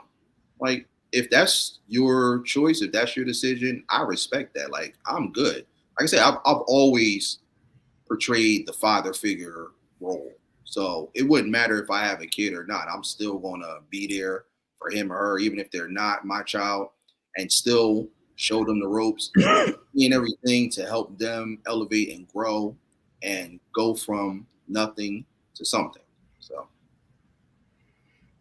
Great answer, man. Great answer. And I think sometimes people get caught up on having kids. I know I told my daughter the other day in our conversation, and I said, this may be not the right person, but I like how he did. I said, I don't have any sons. She asked me, she said, "Daddy, how do you feel about not ever having any sons?" I said, when I was younger, I wanted somebody to carry on my name. I said, I'll be honest with you, I was going to put in y'all's will that one of y'all couldn't change your name and your kids was going to have to be named my last name. And she was like, "Are you serious? I ain't doing that." And we laughed about it, you know. But I said, you know, I look at this man. I ain't gonna say his name because I don't want to ruffle no feathers. But I look at this man and the way he put his daughter on a pedestal, and he has sons. And then y'all may figure out who I'm saying. If y'all do, put it down in the comments. But he put recently, he was one of the most. This title he had was one of the most powerful men in the world. But he put his daughter above everybody. And even if you look at the Obamas, they don't have any sons. You know, they have daughters. And I'm like, so right now, sweetheart, you're the son I never had, and you're the daughter that I actually have. And we about to roll, and I'm about to show you how to do some things from a business perspective and a different perspective. And she was like, I mean, we both were on the phone crying, bro. We were crying. It was crazy. It was just like, we never had this type of conversation. So I just wanted to ask you that real quick. All right, now we're gonna turn the oven down a little bit, man. We're gonna keep it heated. We're gonna keep it heated real quick. Then I'm gonna turn it down after this here. Have you ever experienced any drama on YouTube? Because you're everybody's favorite gamer, and everybody know Big Daddy here. But have you experienced any drama? Sure have. And without saying names, there's one particular person that created some drama that's in this room tonight, but we're not going to dive into that. But they know who they are. But anyway, yeah. Damn, I wasn't expecting that. Okay, I hate I asked the question, but okay. Yeah. There's one particular person in here that created some drama in regards to my lady and I, you know, being completely disrespectful and out of context. He knows who he is. But like I said, I'm not going to worry about that because, you know, I'm doing what I got to do. Work hard, get money, live lovely. That's the motto I'm following. So it's neither here nor there. But I had to say that and address that. But drama from a few people, yeah, not too much, but definitely a few people. And I was told too, and this goes to everybody, you know, there's a good friend of mine named 𝗖𝗢𝗡𝗘𝗖𝗧. That's his YouTube name. He told me that as your name starts to get bigger in YouTube, as you start to make rounds and people start to acknowledge you and see what you're doing, you're going to have people throwing shade like a 5 o'clock shadow. It's just going to happen.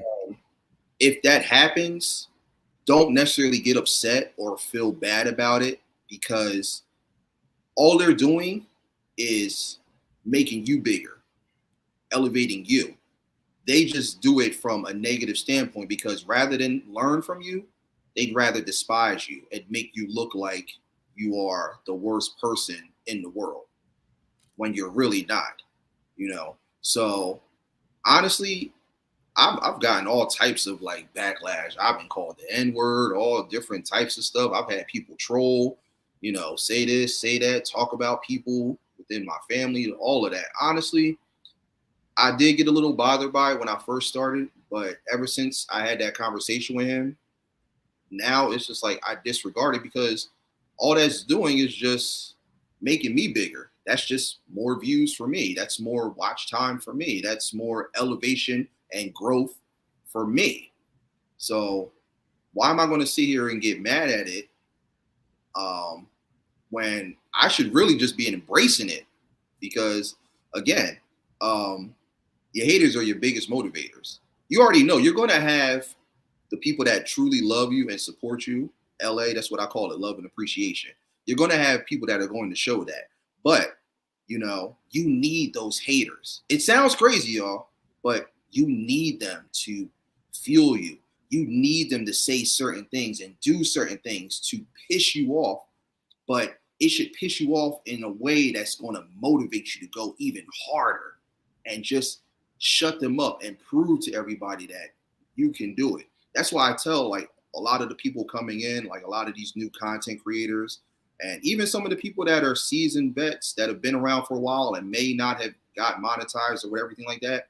Honestly, y'all, don't focus so much on these numbers and these views. I know YouTube makes it seem like, okay, these are the requirements. And yes, you have to have that whole 1,000 followers and this amount of watch time and all that to get monetized. But honestly, when I started, I wasn't even focused on being monetized. I didn't even care if it happened. You know, I was just happy with doing what I love, because here's what you don't realize. Being monetized is great because now YouTube and others recognize you and acknowledge you as a business, as a brand, as an entrepreneur, the whole 9 yards. But ultimately, it's not like, until you really elevate yourself to the point where now you can retire and you can live off of YouTube, you still got to keep trucking. But here's the thing, what people don't realize.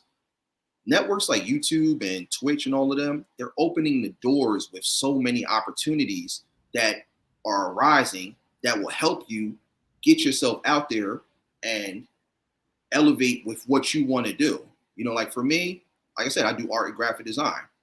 Because of being on this platform and networking and meeting people, my business is now starting to grow. I'm able to do merch now. I'm able to create designs. I'm able to have people hit me up and say, hey, Jay, I heard you do banners. Can you hook one up for me? Got you. Jay, I need a logo. Can you hook something up for me? Got you. So you got to think about all the doors that are opening up, and so many doors that you can walk through now because of this. And of course, the least amount of time you spend thinking about trying to get monetized and build your numbers, that's when it happens. So I just say that to say, focus on elevating your craft.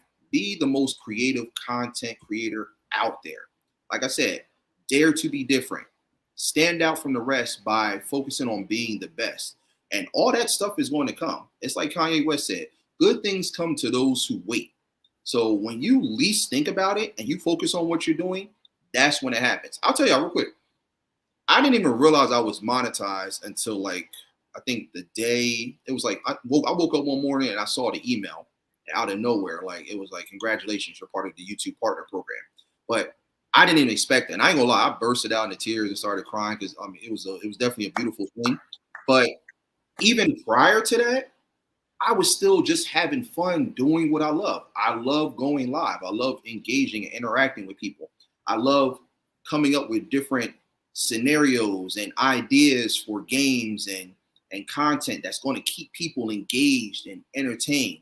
I love the fact that I can be myself on and off camera. The same person you see right now on this live is the same person you'll see off the live. You could ask anybody, ask my family, ask my lady. They will all tell you that same exact thing. So be true to you and what you do, and everything else is going to see its way through. Y'all like the little rhyme scheme I did right there? So that's what it's about.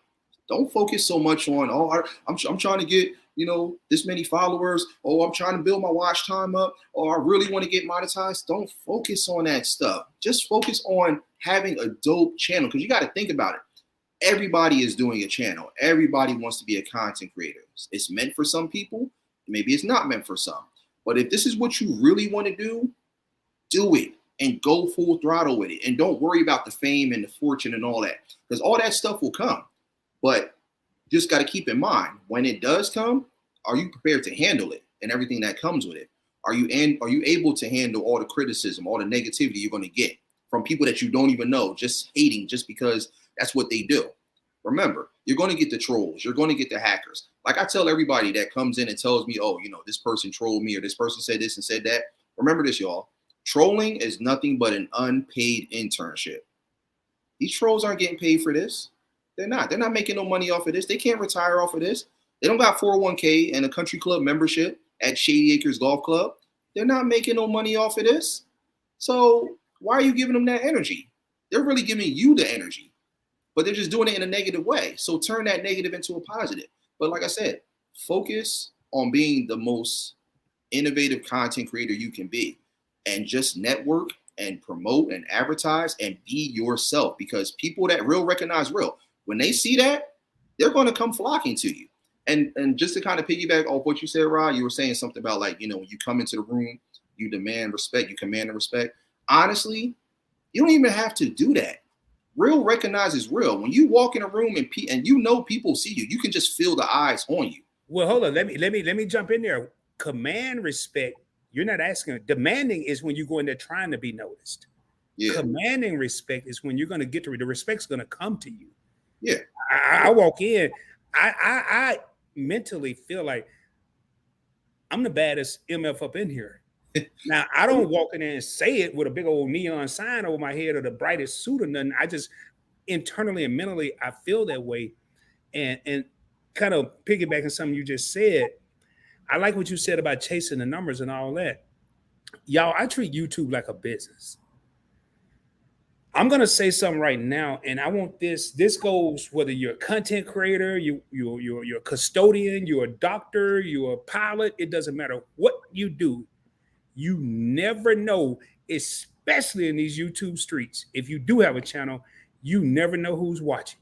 I would just want to say that.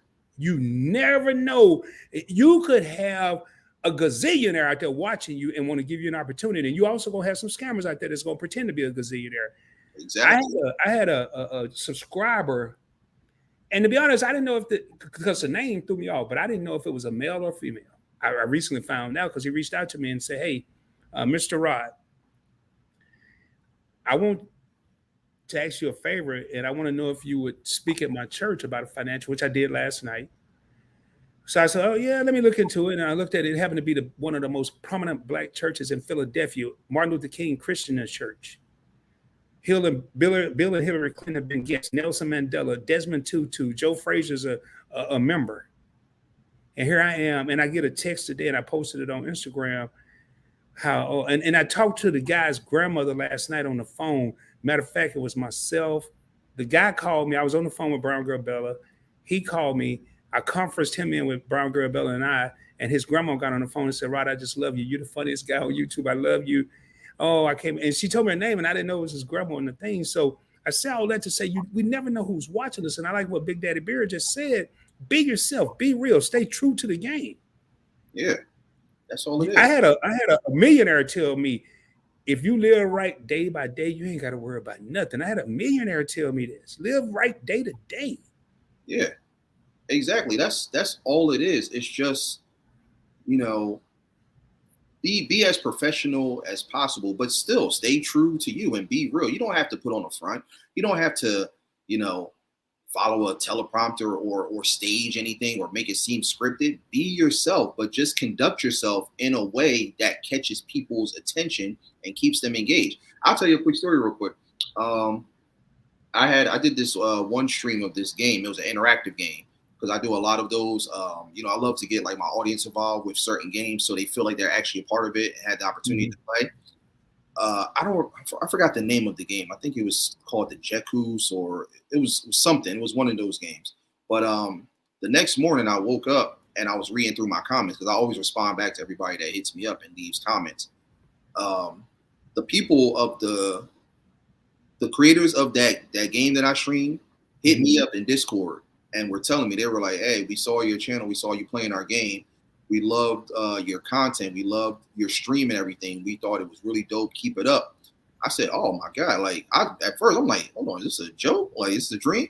That was actually the creators of the game that hit me up and acknowledged me for streaming their game, because they were like, "We don't have a lot of people that are playing the game, but we just happened to stumble across your channel because we saw it through the main YouTube feeds that you see when you first go onto YouTube."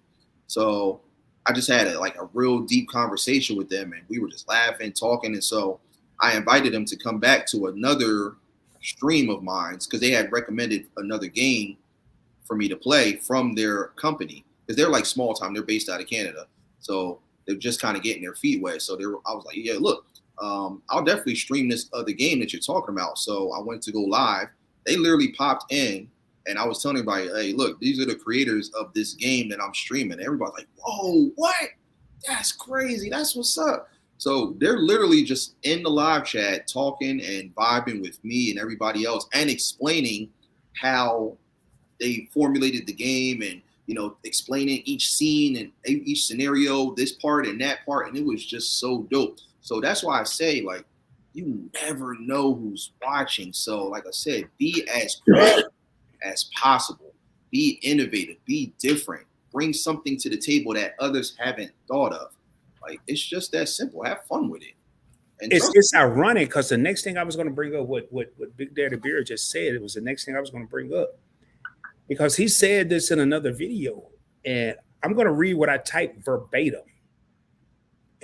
But before I have him answer, he kind of just said it, but he said that the hardest part of YouTube, this was in a whole different date, this wasn't today, is getting a following. He just said it too. It's not the subscribers, it's not to watch, it's getting the following. But he said this in a different video. I did my homework, bro. I did my homework. Yeah, I remember that stream too. I agree. And with me, I'm gonna tell you, and maybe y'all don't care, but for any content creators that are out here, anybody thinking about starting a channel, whatever you're doing, when it comes to my secret sauce, I'm not the Catrones with the spice addicts. I'm not sweet Billy Ray's barbecue sauce, Bobby Ray's, whatever his damn name is. But I'm gonna tell y'all my ingredients. First of all, and I started YouTube trying to be like other YouTubers. Mistake number one. I tried to be like, I can't be Big Daddy Beard. I can't be Your Favorite Couple. I can't be Meat and I can't be involved with Etta or Coco T. I got to be Rod. That's first thing. So first of all, I got to be genuine. And then I have to be entertaining. And I'm not talking about falling out of chairs and busting your head and all that, but just be entertaining, crack some jokes. You want to be informative. I don't care if you got a gaming channel, you got a cooking channel, you got a critic channel. You want to give some type of information that people see value. This is the one my best relationship on YouTube is with Your Favorite Couple. And the first thing that I want to say Shelton said to me was you were relatable. I could relate to you. Last but not least, so I'm gonna start and I'm gonna say the last one last. You want to be genuine, entertaining, informative, relatable, but you got to be real.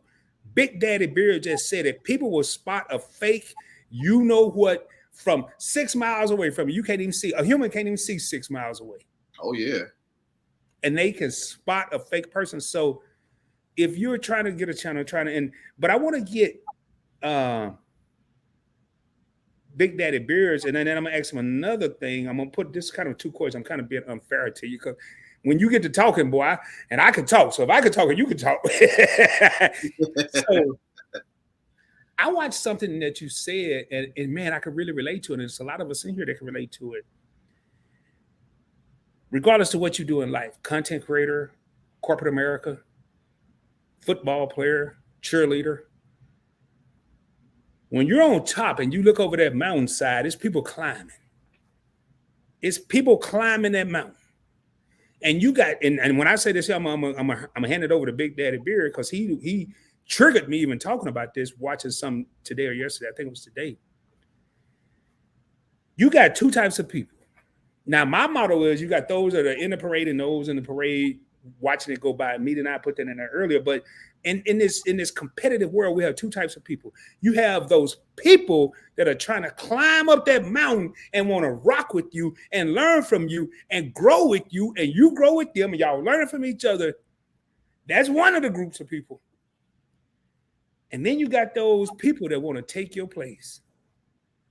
And all the time, they smiling in your face. The backstabbers. The backstabbers. The OJs talked about it in 1970 when I was like 3 years old. They definitely did. So you got the people that want to climb the mountain and rock with you. And then you got the people that want to climb the mountain and pretend to rock with you. But the whole time they trying to take your place and they smiling in your face. What do you got to say about that, Big Daddy? What's your thoughts on that, bro? I mean, how do you differentiate these fools? How do you tell I'm gonna ask you right now. We ain't got to talk about $100 bill. How do you tell the $1 bill from the $3 bill? That's what I want to know. How can I tell the $1 bill from the $3 bill? Very simple, just by the look. We have a way of analyzing certain people and just looking at them without even really having to talk and engage into full conversation. You can just kind of look at someone off the bat and just analyze whether they're real or not. So, it goes with the same thing that I said. Like I said, you have two different types of people trying to get up that mountain. The ones that want to be like you and really, want to acknowledge what you do and learn from you so that they can be on that same mountainside with you. And then those that are trying to climb up to pretend and basically just dethrone you and knock you off that mountain and make you start all the way down so they can be on top. Because there's another saying. This is from Method Man, rapper from the Wu-Tang Clan, for those who know him. He said, it's easy to get into the game, but once you're on top, how long can you stay on top? Basically saying there's always going to be somebody looking to dethrone you and knock you off so they can take the crown for themselves and take the throne. But, they can either learn from you or they're going to try to observe and learn as much as possible just to try to take your place and make you try to work to reclaim what was originally yours. So you just have to kind of cut the grass low and look for those snakes and just kind of see them. But, just looks, mannerisms, the way they talk, their lingo, things of that nature, that really helps you identify who's real and who's fake. And that just pertains to just everyday life. That's not even just with YouTube. That's just everyday living. You can spot a fake from a mile away. You just got to really pay attention and just really look at them. Again, like I said, I know quotes for days. I know sayings for days. I listen to a lot of stuff. I pay attention to what most people don't think about. There's another song by Nas and AZ. Again, both popular New York rappers. It's called The Essence. They basically go back and forth in the song. And there's one part where AZ said, that doesn't make him your man just because your palms meet. So just because you shake hands doesn't mean you're friends with that person. It's just a sign of respect. It's just a sign of, mutual understanding. Like, hey, how you doing? How you doing? But just because y'all shake hands don't make you cool. Now, if you shake hands multiple times and you build that bond, then yes, you are definitely building a relationship with them. But just shaking someone's hand right off the bat does not necessarily mean you're cool with them. So you have to be very keen and pay attention to any and everything that people say and do, and just really recognize who's real and who's not. It's just that simple. You're right, man. And I do I feel like I'm on the top on YouTube? Hell no, I don't. Do I feel like I know what it takes to be on top? Somewhat. Do I feel like I can be on top? Absolutely. But sometimes people think they're on top. And I just said all that for a reason. Do I feel like I'm on top on YouTube? Nope. But sometimes people feel like they're on top and they ain't really on top. Oh, They no. don't know the definition of the top of the mountain. Oh, And sometimes and I like what Big Daddy Beer said. A lot of people, I see this a lot, man.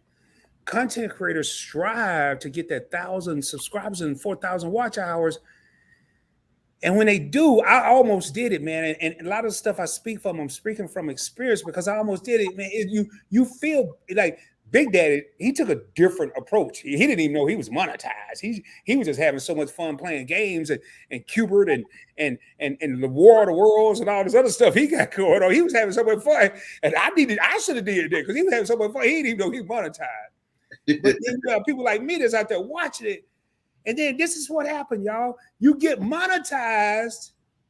Now you got your foot on the gas. You in a 1973 Nova or a Chevette, and you got your foot on the gas. You going 27 miles per hour, but you got your pedal to the metal. You rolling, but you ain't going nowhere. Then when you get to your destination, it took you. Supposed it took 6 hours to get there. It took you 2 days to get there because you're only going 27 miles per hour, and you finally get there. Oh, you just sigh. You have a sense of relief. But people don't understand that what you thought was the hardest part was actually the easy part. Because once you get a sense of that YouTube revenue, I'm not going to call it a YouTube check. I'm not going to call it a YouTube money because I don't like to talk money and checks and all this. I'm a businessman. I'm an entrepreneur. I look at it as revenue. Once you get that revenue, and I work in business in the real world, I want to see a month over month. We call it in where I work like M over M, a Y over Y. I want to see a month over month, a year over year increase. But you ain't increasing nothing if you got your foot off the gas. Exactly. Ooh, girl. Hey, homie, I'm monetized on YouTube, man. I got them 1,000, 4,000. Oh, that itch was tough, man. I busted my ass. And then I ain't shooting a video till about 3 months from now, man. Guess what? You busted your butt for nothing because now, unless you lucky, people want to see. I looked at Big Daddy Beer's channel and I'm like, this dude got videos everywhere. I was like, oh Lord, I'm out of time, y'all. The buzzer ringing. I can't watch those videos. I'm out of time. Let's do that video. But out of sight, out of mind. As quick as people found Points Blank Travel, as quick as people found Big Daddy Beer, as quick as people found me and I, is as quick as they'll forget us. if you're not doing this, if you're not doing a subliminal message, I don't care if it's a short, I don't care what it is, man. So having this conversation with Big Daddy Beard, and I love this, man, because a lot of people say, somebody asked me at work today, Rob, what does it feel like to be a celebrity? I said, I don't know, because I'm not a celebrity. I don't know what it feels like. I got 3,500 subscribers. Yeah, you got 4 channels. Okay, you put them all together. I ain't even got 5,000 subscribers. I'm not no damn celebrity. I'm a regular dude trying to make it. And I like what Big Daddy Beard said a while ago. For the people that have had the whatever you want to call it of meeting me in person, I'm the same dude. I'm actually probably funnier in person because there's certain stuff I can't say on here, or certain stuff I can't do in person. I can say whatever I want to say.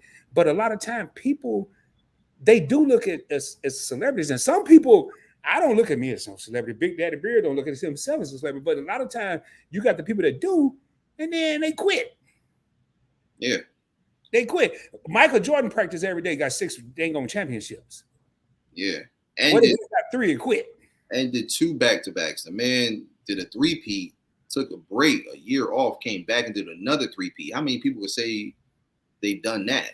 Not too many. To do that, that's remarkable. And like I said, just to kind of piggyback off what you were saying, you were saying now. Okay. No, you go ahead, bro. You go ahead. Okay. No, that's what I was about to say. Yeah, you go ahead. Yeah, you were saying something about people don't have that drive. The reason they don't have that drive because they're still in park. Boulder alert! Lord have mercy. I ain't gonna write that down because I can't. Can you say that again, brother? People don't have the drive because they're still in park. And it's funny that you pulled that comment up that Edda said, I'm what you call a young man with an old soul. For those who don't know, I'm an 80s baby. I was born in 84. So even though I have the grades and everything, everyone tries to say that that's because of stress and everything. But more people say it's because of being wise and having that gift of wisdom and just being smart and having that leadership. So I embrace the grades. They're here to stay. They're like vacation luggage. They ain't going nowhere. But yes, that's what I refer myself to as a young man with an old soul. But yeah, just to answer what you said, they don't have the drive because they're still in park. Like I said, stop focusing so much on the numbers because, like I said, everyone thinks that it's so difficult to get 1,000 subscribers or get 500. I think they might have changed it. I don't know if it's the same regulation now. And the watch time, I think it's like 4,000 or something like that. Yeah, it's not hard to get that. They're numbers. It's like the stock market. It goes up and down. You're going to lose people. You're going to gain people. It's constant. You think about NASDAQ. Think about Dow Jones, all those other popular Wall Street market names. Constantly going up and down. NASDAQ could be up 15 points 1 minute. Then it plunges to 27. Then it goes to 5. Then to 3. It's like the lottery. You got, give me first number is 15. Then it's 27. Then it's 5. Then it's 45. 37. 45. do 45, 47. But it's going to constantly do that though. You know what I'm saying? So why are you focusing on that when you know it's going to play that up and down game? You should be more focused on your craft. Again, that is the easiest part. Like I said, the hardest part, and I'll still continue to say this, it is getting a following. It's getting those people to truly, genuinely support you and go and spread the word. Share out your videos, share your content. Go into people and telling them, yo, go check out Big Daddy Beard. Go check out Point Blank Travel. Go check out Me and I and K Lamar and Crafty Leo and everybody. Go check these people out. That is the hardest part because without those supporters, like you can still keep creating content. That's never going to stop. You can still build the watch time and the hours. That'll never change anything. But again, like that doesn't mean anything if you basically are kind of like sitting there streaming and going live. And you basically, it's like you just kind of having like a solo intervention with yourself. The only person in the live chat is you. Bro, if that happened to me, Big Daddy, I would just fall off the face of the earth. And it's a struggle because I have a popular channel with Point Blank Travel, but then I go to Point Blank Finance the other night. I got 10 people here. One used to 30, 20 to 50. And it messes with your psyche. It messes with your mental. Now, I'm looking at these things. You have the boulder of the night, and I'm not going to try to top the boulder. You have the boulder of the night. I'm going to come up with a boulder of the night award when I do these interviews. You have the boulder of the night. People don't have to drive because they're still in park. That's coming from your favorite couple. Meaning I says people don't have to drive because they're still in park. Hashtag boom with the bomb behind. Now I want to ask you a question. What's up? And this ain't no boulder. Now we've already established Big Daddy Beer got the boulder tonight. So what I'm about to drop is a baby boulder. I'm not trying to take the throne. Some people get out of park, they put the car in drive and they rolling. They're on the freeway. But then they put that, boy, I almost curse. I got to remember what channel I'm on. I can't curse on this one. I ain't monetized. Who cares? But I got to be respectful. But then they put the car in cruise control. They don't work as hard as they did to when they finally come out of parking and drive and they rolling. But then they get on the freeway, they want to put in cruise control and they want to work as hard as they used to work because they get, what's that dude named? Tigger, something about it. They get a taste. You know that song? I'm sorry, y'all. I have my moments. Yeah. They get a taste. They get a taste of the flavor. And they get a taste of the flavor. And then they wondering why Bobby, Susie, Sarah, and Tyrone is over there making all the paper, but they over here in cruise control. What's your thoughts on that, man? That, I was just about to get to that too. You definitely have those that get into that lane and they just get too comfortable because, like you said it earlier, they feel like once they've reached the mountaintop with monetization, oh, that's it. I can stop now. I can quit my job. I can travel. I can do this. I can do that. I don't got to worry about money ever again. Wrong. Yes, the YouTube money is good. It's great. But unless you really, really go full throttle and work hard, it's not what it's all cracked up to be. You'll make money. I'm not going to sit here and say you won't. Like, I just got my first check last month and it was pretty solid for what I did. I'm not really going to go into the amount and all that stuff, but it was a solid, well, let me rephrase that, not check. It was solid revenue for what I've done so far being monetized. But again, it's not all about that. Like, don't get comfortable. I tell everybody, you think about everyone that worked hard before they got monetized. Why don't you have that same ethic now that you are monetized?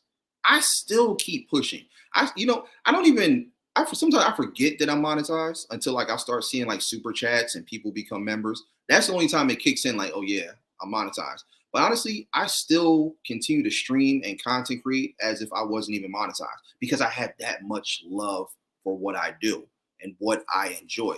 So I disregard the fact that I'm even at this point, that I'm up here with everyone else. It feels good. It's a great feeling. I can definitely, do the whole, hey, mama, I made it and all that. Yeah, But like I said, your job's not finished. Now that you've reached this part, this is probably the most challenging thing because now you have to be even more consistent than what you've been. Because remember, you start fading away and falling out the so-called limelight of these YouTube streets, guess what? You'll be here today, gone tomorrow. People will forget about you quickly. So you shouldn't take too much time off. You shouldn't fall back. I understand if you have to take a little bit of time off. Like I said, there's times where I've taken breaks only really because like when I went to go travel to spend time with my lady and stuff like that. That was really the only time I might have taken like a couple of days off. But other than that, I'm still with it. It's funny because everyone, like, they joke about it. They be like, hey, BDB, you just got finished doing a stream. Like 5 minutes later, you back with another stream. Like, you just did a video. You got another video? Yes. You know why? Because consistency is key. You have to keep going. You don't stop. You can set a schedule. You can arrange it however you want to, but don't lose the drive. Otherwise, your car is going to stay in park at all times. So you got to keep going. And don't even put the car on cruise control. Just keep driving. You can still cruise without it being in control. But remember, you are in control of what you do when you're driving, right or wrong. So with that being said, stay consistent. Don't start feeling yourself. Don't start, oh, yeah, I'm monetized. I ain't got nothing to prove anymore. No. Because like I said, people will forget about you very quickly. There's someone out there that's doing the exact same thing as you. Like I said, it's that mountaintop. 2 different types of people, y'all. So trust me. It's those people that see what you're doing and they pay attention to it like, oh, okay, yeah, he's feeling himself or she's feeling herself. She thinks that that's it. And oh, okay, now I can fall back. I ain't got to worry. No falling back. If trust me, look, think about it like this, y'all. If that was the case, YouTube, they don't just make people partners for any reason. They make people partners because they look at what you're doing. They see your work ethic. They see your grind. They see your hustle. So why are you going to stop and start falling back? Here's what you guys don't know, and I actually read this too. You know, YouTube can take your partnership away from you if they feel like you're not staying consistent. That's why they make you go through all those leaps and bounds when you got to fill everything out, the paperwork and all that stuff like that. They can take it away. And here's another thing. I'm going to let you guys in on something that you don't know. Don't think that just because you reach the 4,000 watch time and 1,000 followers, that's it, that you're officially monetized. No, YouTube does a full review of your channel from start to where you currently are. And if they don't meet their expectations of what they're looking for to be a part of that partner program, you won't get monetized. So don't think that the numbers, that once you get them numbers, that's it. There's 4 requirements. And even after those requirements, you still have to wait for them to give you the green light and say, okay, we're going to bring you on board. But even when they do bring you on board, there's that one little clause in the contract that a lot of people overlook because they're so happy to reach monetization. You got to stay with it. That's why they say, you know, if you want to discontinue from the YouTube partner program, you can do so. A lot of people overlook that part. They don't read it. But it also says, you know, if you choose to discontinue, you got to start all over. But just know, like, if you are going to do this, you got to do it.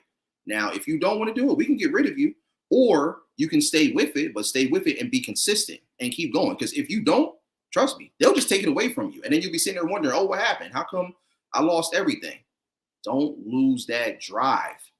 Don't stay in park for the rest of your life. Put it in drive, keep going. That highway is never ending, so stay on it. Another public service announcement from your favorite gamer's favorite gamer. Back to you, Rod. No, I love it, dude. You broke it down. And a lot of times people, and that's why I wanted to bring up that cruise control. And I'm going to share my screen here in a minute. I'm just going to go through some random dates. But you know, right now, one of the things I'm facing is Points Blank Travel. And I had to make a sacrifice. Points Blank Travel was on a roll from a revenue standpoint. And obviously, I'm one human being. I'm doing a recording. I get a lot of input from the Alliance, which is your favorite couple, Meet and I, Kayla Marr, Keeping Them the Good Friends, Brown Girl Bella, and Coco TTV. I get input from them. But what I'm sacrificing revenue right now for watch time because I see the bigger picture. I see the bigger picture. If I can take what I'm about to show y'all right now, in a few seconds, if I could take that and quadruple, because I have 4 channels, and I sometimes people say, oh, I do this. No, I'd rather show you. And now, are you familiar with CPM and RPM? CPM, RPM? Well, no, you just got monetized. You may not be. It's cost per milli and revenue per milli. And per milli is per 1,000. Yeah, I'm aware of those. Roberto Blake said, if you're making $18 to $20 CPM, you're doing great. And I was like, really? And at the time, I was right there. I was like, wow, man, I'm doing great. I'm doing great. And this man has about 500, 600,000 subscribers. Hey, what we got? Oh, man, we got Brown Girl Bella in here, but I'm going to share my screen here. She said, hey, new chair. No.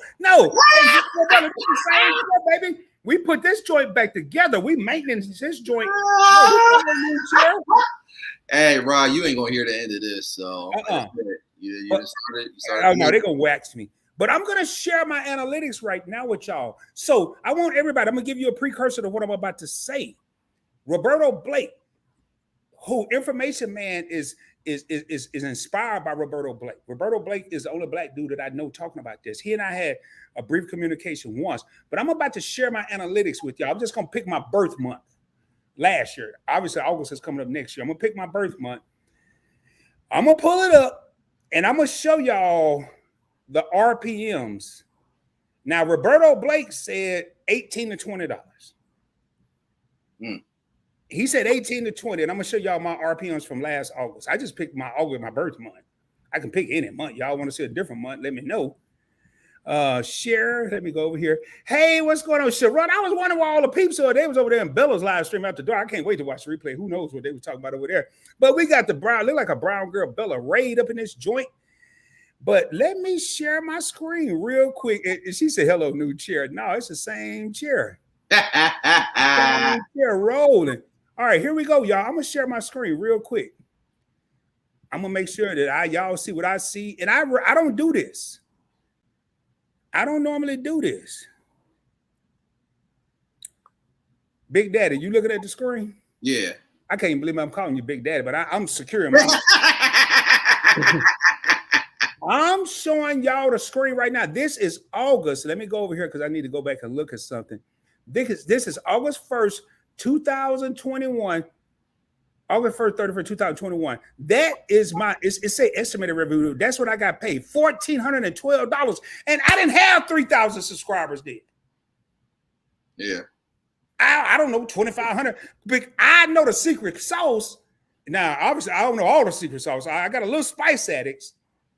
But obviously, I know how to make money. A channel ain't even got to. And then I don't think I could do it. He did a video, and I had to go find the video. I'm not doing that tonight.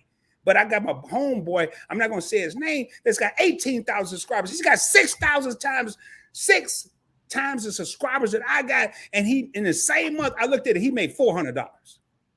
Mm. I mean, here's the thing, too. Remember that RPM I was talking about? That RPM, Roberto Blake said $18 to $20. I'm rolling with $119 RPM.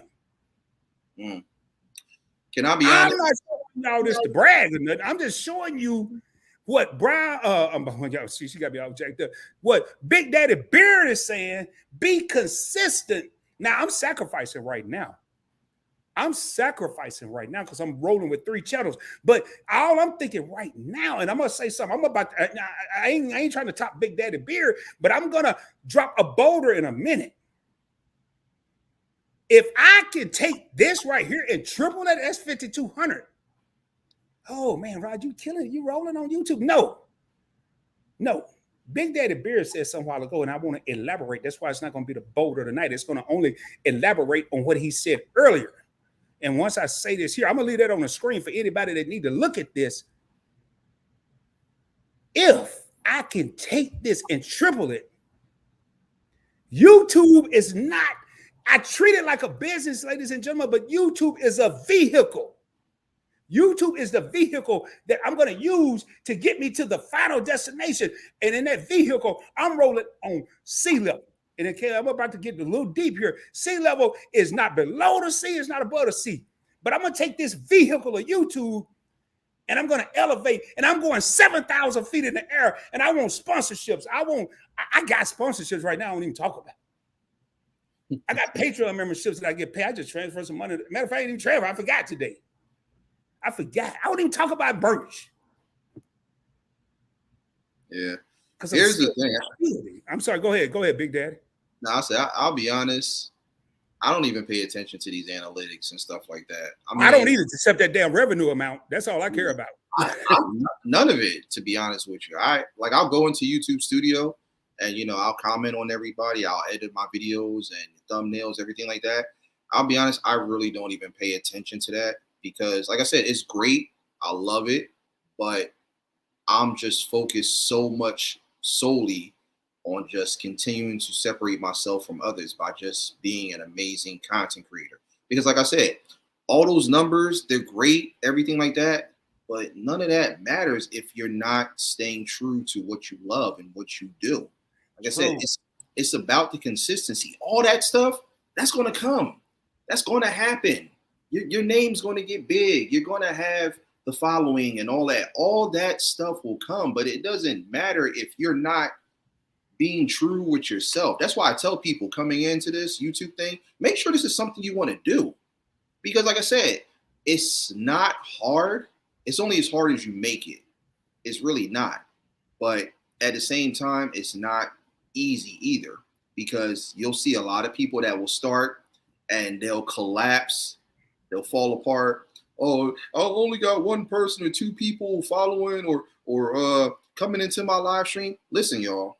be appreciative of every single person taking time out their busy schedule to come and watch what you're doing, because that same person could be going to watch the next person and so forth. So be appreciative of every damn person that comes into your streams. You got to remember, you can't expect every single live stream to have this many views. Yeah, like I said, it's like the stock market. My last video I just did maybe a couple hours ago. Right now, it's only got like 30 views.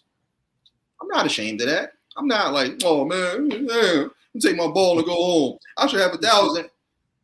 It's not about that. I'm appreciative of those 30 people that came in and took time out to come and support what I'm doing and showing me that love and that support, that LA. That's what it's about, love and appreciation. So I am grateful for that. So people got to spend more time being grateful of who you do have following, who you do have supporting, rather than getting an attitude or falling into getting a little temper tantrum like a little kid just because you don't have 1,000 views and or this video didn't do as well as the last one. Let me tell y'all something. I'm 3 years in with this YouTube channel.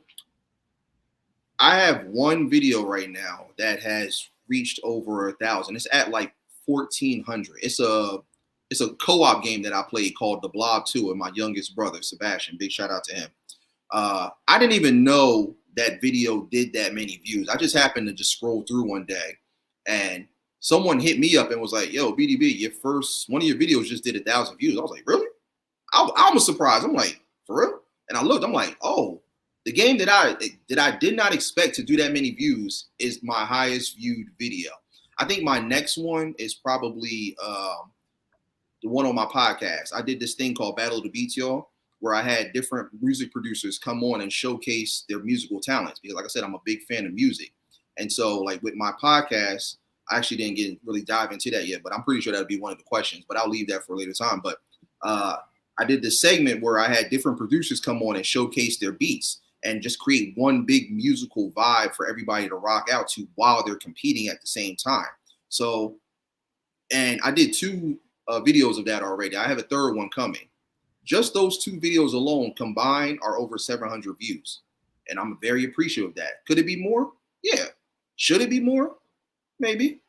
But I'm appreciative of the fact that people took time out to even come in and acknowledge it and rock out.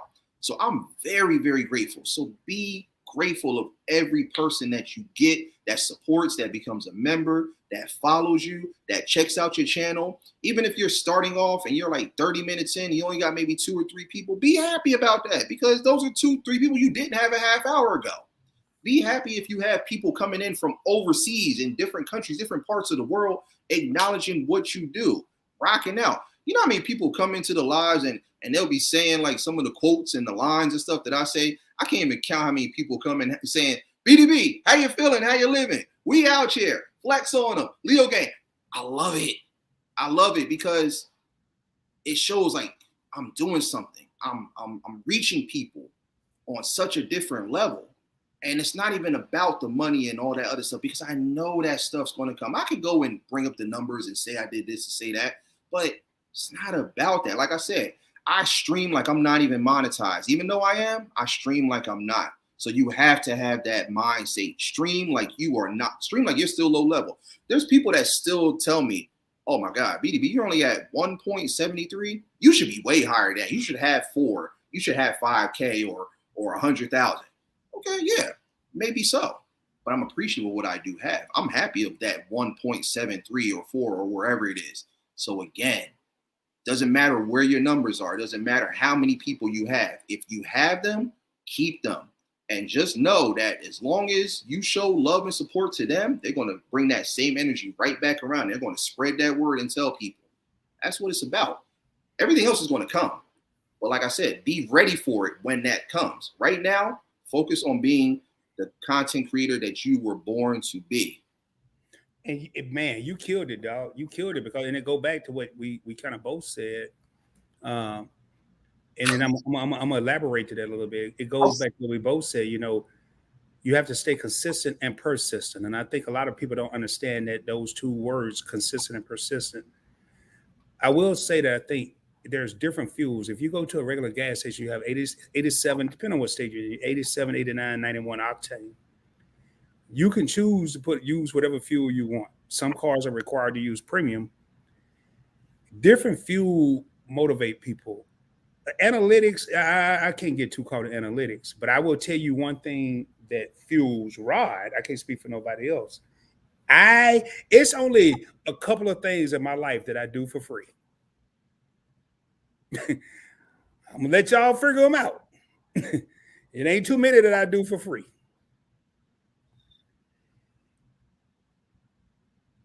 If I'm taking my time, I'm gonna get some type of conversation from my services. It just depends on what I'm doing. And I'm gonna leave it at that. But I like what Big Daddy Beard. A lot of times, if you do get caught up on the numbers and the revenue and the money, I feel like I'm in a headspace. Oh man, something flying around. Yesterday I fell out the chest. Now I got a damn monster flying around here. I feel like I'm in a headspace where I can focus on analytics and numbers. Some people get too caught up in that. I think anybody that's running 4 channels, you may be a little able to multitask. So it just really depends. And I like, and you're hearing 2 different perspectives here. But I wish I would have had Big Daddy Beard's perspective when I first started, because I probably wouldn't be as stressed, wouldn't have been as stressed as I was. So I really like that. Now, I want to get into the next topic, man, because we didn't get into it. I got to ask you a question, man. I think. Yeah, I'm sorry. I was laughing when I didn't mean to like laugh when you were talking, but I'm looking at the comments because they said they up there clowning you, talking about something. If you're 5'2", 5'5", be grateful. Y'all are mean. Oh yeah, man. Yeah, I'm so. I don't know how the hell they figure I'm 5'2". Who the hell said that? Because I'm gonna get down here. Me and I said it, and Crafty Leo said the same thing. They said if you're 5'2", be grateful. No, man, I ain't no damn 5'2". Man, Crafty Leo, I love Crafty Leo. She cool though. Yeah, shout out to Crafty Leo gang. But 5'2" or 5'5", yes. Y'all, man, I like that. I was laughing. I'm sorry. Please subscribe to the First Lady of PBE, Brown Girl, please, man. And I hate I missed her live today. I got to get away. But this was the best day for Big Daddy Beard, so I roll with it. But I got to some kind of way free up my Thursdays because I love being in Bella After Dark. She brings the heat. She brings the knowledge over there. Yeah, shout out to Brown Girl Bella. She's dope. Yes, and I like that. The First Lady of PBE. She the First Lady of PBE, PBT, PBL, PBI, all the channels. But all the elemental P's. And she was in that Zoom meeting I did yesterday. When we finished, man, I'm not gonna get deep into it. She motivated me so much, man. I was tired today. I woke up this morning, y'all. This is how tired I was yesterday. I woke up this morning like, oh my God, I'm so tired. I did a live yesterday. I fell out my chair. I done killed myself. My back hurting today. I done talked to a church. I done talked to people's grandmas. I'm shaking hands, kissing babies, and all this stuff. And I woke up this morning like, man, I'm glad I ain't got nothing to do today because I ain't doing nothing when I get off today. I said, wait a minute. Me and Big Daddy Bear got a damn interview. And I'm like, here I am full of energy again. But I got a question, man. Yeah. We have different fun. You over there cracking up. Yeah, man, I feel like all kind of stuff, man. Your favorite couple making videos about it. It's gonna go viral. Hey, so mine ain't going viral. Here's gonna go viral. But my question it'd be so much worse. You could have fell down the steps and broke your neck. At least it's just a chair stumble, so it ain't too bad. You know, but just like you had the nerve to ask me, hey Rod, did y'all stage it? No, look, and shame on y'all for putting that video out on poor Rod. Shame on y'all for making shame on y'all. If I don't get viral, if I go viral, way to go. Good job. Hey, shame on y'all for doing me like that, man. I listened to the audio today, and I went back and watched the actual video.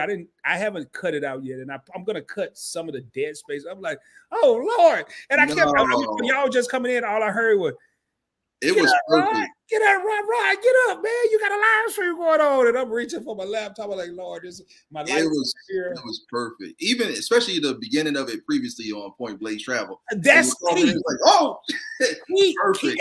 Hey, Big Daddy Beard, Key. Even when Shells and climbing, I knew Key had my back, man. And Key was like, and I had to listen to it up because I'm still discombobulated last night when they showed me like previously on Points Blank Travel. I'm like, dude, how'd you get this here? I said, hell no, that's Key, man. Come on, man. What the hell? And it was so funny, man. Even when it was happening, I laid on the floor for about 3 minutes laughing once I muted my mic. I ain't give a damn. I like the watch time going, but But look, but here's the thing though. See, it's that, and that's what I'm talking about. It's that type of stuff that people want to see, you know, and you could have just easily deleted it and edited and did all of that. Keep it, because look at the type of attention it's bringing to your channel. It's showing the realness. It's showing, look, that could happen to anybody. I could stream right now and my whole couch just collapse and I fall. I mean, hey, it's entertainment. That's what we're on this platform for. We are here to entertain. We're here to be ourselves and keep people engaged with what we do. So it's like, why get rid of that stuff? Why delete it or throw it away just because you might have thought that it was like embarrassing or it didn't come out as planned? It's good. Keep it, because like I said, people want to see what's innovative, what's out there. And so many people, you'd be surprised how many people respected that, you know, that whole situation. Of course, everybody wanted to check on you, make sure you're all right. But at the same time, they're laughing. My back wasn't hurting. Them people checking on me jinxed me. My back wasn't hurting till the day. I came home. I said, okay, I got to screw this chair in. And I lifted the chair up. Now my back hurting. I've been walking around all day. I'm all right. Ain't nothing wrong with me. It's all right. Just take an Epsom salt bath. You'll be good to go. But yeah, man, I'm over here walking around right now, man. Half-ass hurt. Over here. And this is why I say it's a good thing, though, because I'm not sure who it was. I don't know if it was your favorite couple. It was someone that posted it. And they told me, they said it in their IG story. They were like, yo, this was, you know, I feel bad, but this was funny because this actually brightened my day. Like I was actually having a bad day, but seeing this actually put a smile on my face and made me laugh. So see, it's those little things like that that have such a big impact. So you should be proud about that. I mean, I know your back's a little in pain and stuff, but you got to look at the bigger picture when it comes to. I'm glad I made somebody's day. I'm glad I made somebody laugh and smile today. And, you know, I was all right earlier though. So it's seriously. Meet and I said, Crafty Leo, depending on the day, it could fluctuate. Yes. Brown Girl Bella got the eyes going. Yes, I agree with this. I got to read these here. Your favorite couple is close to 2,000. Let's check them out. Please check them out. Please, man. Please check them out. Meet and I also, they didn't put it in here, man. If they can put their own link in here, check out Meet and I. They do have a new channel, Sipping with Meet and I, coming out. I got a new channel coming out, how to stay in your chair during a live stream. It would be on you. No, I don't. I really don't. I'm kidding, y'all. I'm kidding. I'm really kidding. Hey, he said he's doing the chair challenge, y'all. So oh yeah. I'm not. Crafty Leo says 1 channel is hard enough. 4 is master level. Yeah, it's tough. It's tough. Yeah. And that's another thing too. Like I definitely salute those who are able to multitask with multiple channels. Someone asked me, was I going to do that with my podcast, The Debate Table?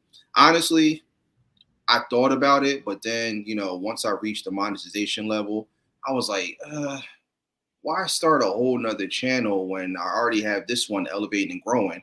And I can just basically add this as an umbrella under what I do, because like I said, it's part of the promotion and advertisement aspect of my channel. So I said, you know what, I'm gonna just keep it as a playlist and just run every episode through this particular playlist rather than start a whole nother channel. Because sometimes it's tough because, you know, when you start multiple channels, you got to constantly keep switching back and forth. And then, you know, the toughest part I've noticed is when you're trying to get everybody to relocate and come to that channel, advertise it and network it. Like that's got to be really, really tough. So I mean, shout out to anybody that's able to do it, but I just know for me, we talked about that in our Zoom meeting with the Alliance the other day. The Alliance, we had a Zoom meeting, our first one, and we talked about why doesn't Meet and I already have at least 1,500 subscribers. If they got 3,000 subscribers on Meet and I, why does it sit with me? I at least have half of that, and we couldn't come up with an answer. Y'all got to excuse me, man. I'm over here having a big game moment right now. I'm over here. I forgot I'm live. I'm over here rubbing my back. I'm giving my own self a massage, man. The lights is different in here, man.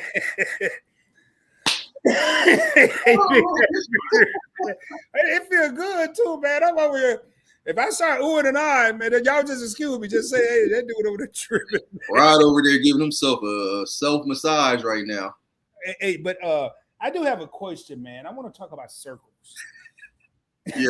What's the next question? I'm serious for a second, man.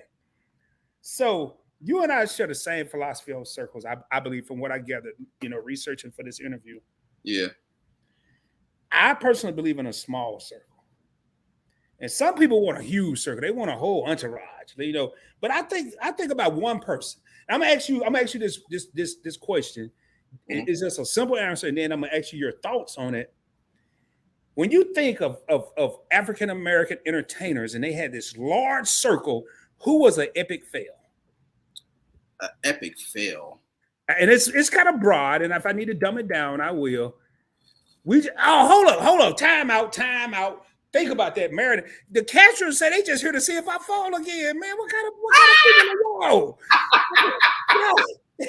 Nah, the chair's a little more sturdy this time, y'all. What kind of people are y'all? Oh no, this chair went through aircraft maintenance before this live stream. This boy, I done tightened everything. I think I done stripped a couple of screws, making sure it was tight. Right. Crafty said you over there having a Fred Sanford moment. Yes. Oh my God. Bella said, do I need her to send me? Yes, sweetheart, I do. I don't know if I need some CBD. I might need a blunt. You having a Fred Sanford moment, y'all. He over there like, Bella, I'm coming to join you, honey. Oh, me, everybody clowning, man. Everybody, y'all is so funny, man. I could have been traumatized, which I wouldn't. I said my neck, my back, and my back. I want 150,000. We can settle in court right now for just $5. Well, who I'm gonna sue myself? I'm on my own damn house, Big Daddy Beard. Who I'm gonna sue? Now, if this would have happened at Diddy's, I'd have been paid. But unfortunately, it happened at mine. And girl Bella says y'all just here to see if I fall. Man, y'all for real. Oh God. Yeah. Well, guess what? It ain't gonna happen. I ain't falling. If I got to stand up and do this live stream, man, I love having fun with y'all, man. But going back to the question, while I'm over here rubbing my damn back,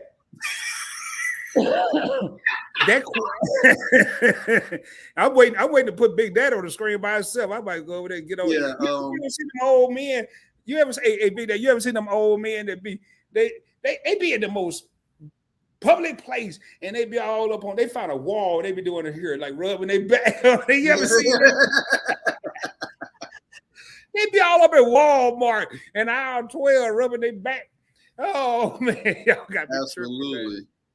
Absolutely. Craig Leo said a Fred Sanford moment, man. Y'all ain't right, man. Yeah, I need some CBD cream, baby. Yeah. And then Brown Girl Bella said Jack Gregory. Who the hell is Jack Gregory? Oh, that's my mom. Oh man, I'm sorry. I thought she said, I thought that was like a Miss Gregory. I'm so sorry. I thought that was like some medicine. I thought that was some medicine. I'm like, Jack Gregory. Oh my God, this is, oh boy. All right, now I know I'm about to put Big Daddy on the game. Miss Gregory, thank you so much for being here.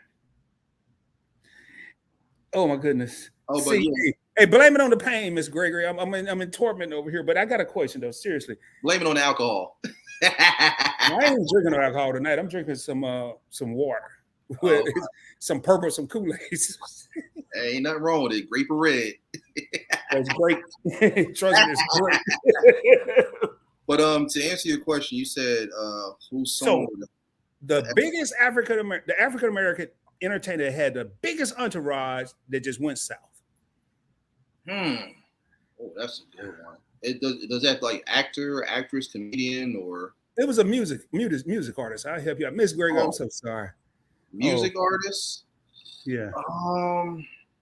We ain't gonna waste a lot of time. I'm gonna give you a half a second. Oh man, where do you begin? There's so many. Hammer had the largest entourage in music, and when well, I mean, yeah. I mean, of course, yeah, obviously. So I always want my circle to be small, and I gotta ask. No, we've talked about, we're gonna get back to life now. Don't think I forgot about life. We're gonna get back. Because you was running my viewers out telling everybody, you know, they came over here to see Big Daddy. I'll take you there. I'm sorry. What's your thoughts on a circle? What's your thoughts on having a circle? Having a circle is always a good thing, whether it's big or small. Most important thing with having that circle is don't allow any other shapes in there that just do not fit. Oh, I did a live on that. Don't put a square peg in a round hole. I did a live on this channel on that. If the other shapes don't fit, then they don't belong in your circle. So So you saying don't put a triangle in your circle?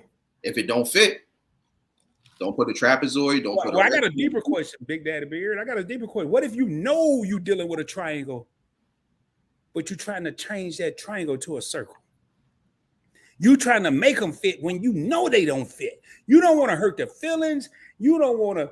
You giving them opportunities. You giving them chances, and they just keep showing that they're a triangle. They keep showing you they like this, and it ain't no way no object like this is gonna fit into a circle. What do you do? Honestly, here, just to answer that, people have to want to change themselves. No one else can change you but you. So if you want to choose to remain a triangle and have the mentality of that, that's what you're always going to be. If you know that you can go and transition yourself from a triangle to a circle, then do exactly that. But if some people just are just stuck in their ways and that's how they want to be, let them be. They don't belong in your circle. Let them go create their own. But they just have to know that not too many people are going to enter that circle because they just want to continue to be who they are and not change for the better. Like I said, it just goes back to that whole thing of, being true to you and what you do. So that's what it's ultimately all about. You can't allow any other shape to come in if it's not meant to be, if it just doesn't fit. It doesn't matter what shape it is. It could be a hexagon. It could be a polygon, octagon, square, rectangle, triangle, trapezoid, parallelogram, rhombus, and all of them. If it doesn't fit, then it has no place within that circle. It doesn't belong, So it has to fit, and more importantly, you have to know that it fits. Like how you explained, that circle that you have with Bella and Meet and I, 𝗖𝗓𝗡 and all of them. The reason that circle is so tight is because each piece fits. You don't have a piece in there that is out of shape, that doesn't belong. They all want to be there. And so as you guys come together, you guys can all fit within that same circle and everybody fits equally. Again, it makes the puzzle complete. Each piece is a representation of what that puzzle is going to become. And it's going to create the bigger picture. So that's what it's all about. So you just have to keep that in mind. Man, great point, bro. And it's actually a couple people that I want to add to that. Bella asked me a question. She was like, please tell me you're not adding anybody else to the line. So I was like, no, I'm good. But there are a couple people I'm looking at because I do think they're a good fit, and I love them. I love talking to them. I love kicking it with them, and stay tuned for that. But I love how you and broke that circle down. Now I do have a question. I like what Meet and I say. If it doesn't fit, you must quit. We know that comes from the late great Johnny Cochran in the OJ trial. Do you foresee? And back, you about to go back to the screen by yourself because I gotta go to step away. I'm scared to even say what I'm doing now, man. Do you foresee you and Life's Magical Journey creating a channel together? I have been asked that question, and yes, if I do start another channel, it would definitely be a collaborative channel. We've talked about it actually the last time when I went to visit her. She was giving me ideas and, saying like right now she has several different channels. I know she has like a mindful meditation. She has her primary one, which is Life's Magical Journey. She has another one where she does crafting. Like she's very, very creative and artistic for those who don't know. You just, you wouldn't know it because she focuses more on the spirituality and neuroscience with Life's Magical Journey. But yeah, very, very creative. And that's another thing I love about her creative mindset. So yeah, we are in talks of doing it. I don't know when we're going to do it, but that's definitely something down the road and in the future for sure. We're just trying to think of what the channel what would be the overall premise, what would it resonate, what type of content we're going to do. We're just kind of just bouncing ideas off of one another. Even like a name, we're still trying to figure one out. We thought about going with Mr. and Mrs. Eye Candy, since that's our little pet names for each other. That's one idea. I mean, if you guys have any suggestions, definitely let me know so I can let her know. We could talk more about it. But yeah, we're definitely brainstorming. We're just thinking of different creative elements to put within that as far as the content. She actually came up with a really interesting one, y'all. It's she wanted to do a segment called "He's Always Losing," because every time we play like certain competitive games, like Uno is one of our favorite games that we play. Like she claims that I lose all the time, and honestly, it's not that I lose. It's just that she cheats and she just don't want to keep it real. So let me tell y'all this, right? So we were playing Uno one night. I'm gonna share this story with y'all. We're playing Uno. Now, this is how I knew I was bound to lose. Now, for those who don't know, Uno's my game. I get busy in that. If anybody wants to smoke your steam in Uno, hit me up, whether it's the cards or it's the actual game on my PlayStation. So long story short, we're at the table, we're playing Uno. She's like shuffling the cards, but she's not doing like your average shuffle. She's doing that, I used to work at the Vegas casino playing roulette, and I used to be run at the blackjack table. She's that type of person. So she's like doing the David Blaine tricks with the cards, going from one hand to the other, flipping them, and like all these little tricks and stuff. And I'm sitting there just looking. I'm like, I'm clearly not going to win this because like you know how to do all that. I can't do all of that. I tried to shuffle it and man, look, all them cards came apart. I said, yeah, this is an instant loss. So she was, I kind of make a little joke every time I do win. I call it a 1-game win streak. And she was like, oh, so I broke your 1-game win streak when you lose and I win. I'm like, yeah, you broke my 1-game winning streak. Like I said, I don't always lose. I do win. It's just that, she be cheating and stuff. But like I said, it's always. We're going to always say they cheating, bro. We're going to always say they cheating because we're so competitive. Now, I asked you that question and I heard it.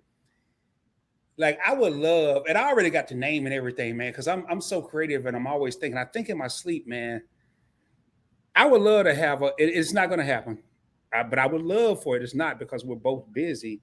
What's that? I would love to have a channel with Brown Girl Bella and call it R&B, Rod and Bella. Why dope. not? See how quick I think of stuff. I already got a name for it. That's Leos. We're creative like that. This is what we do. But Big Daddy Beard, yo,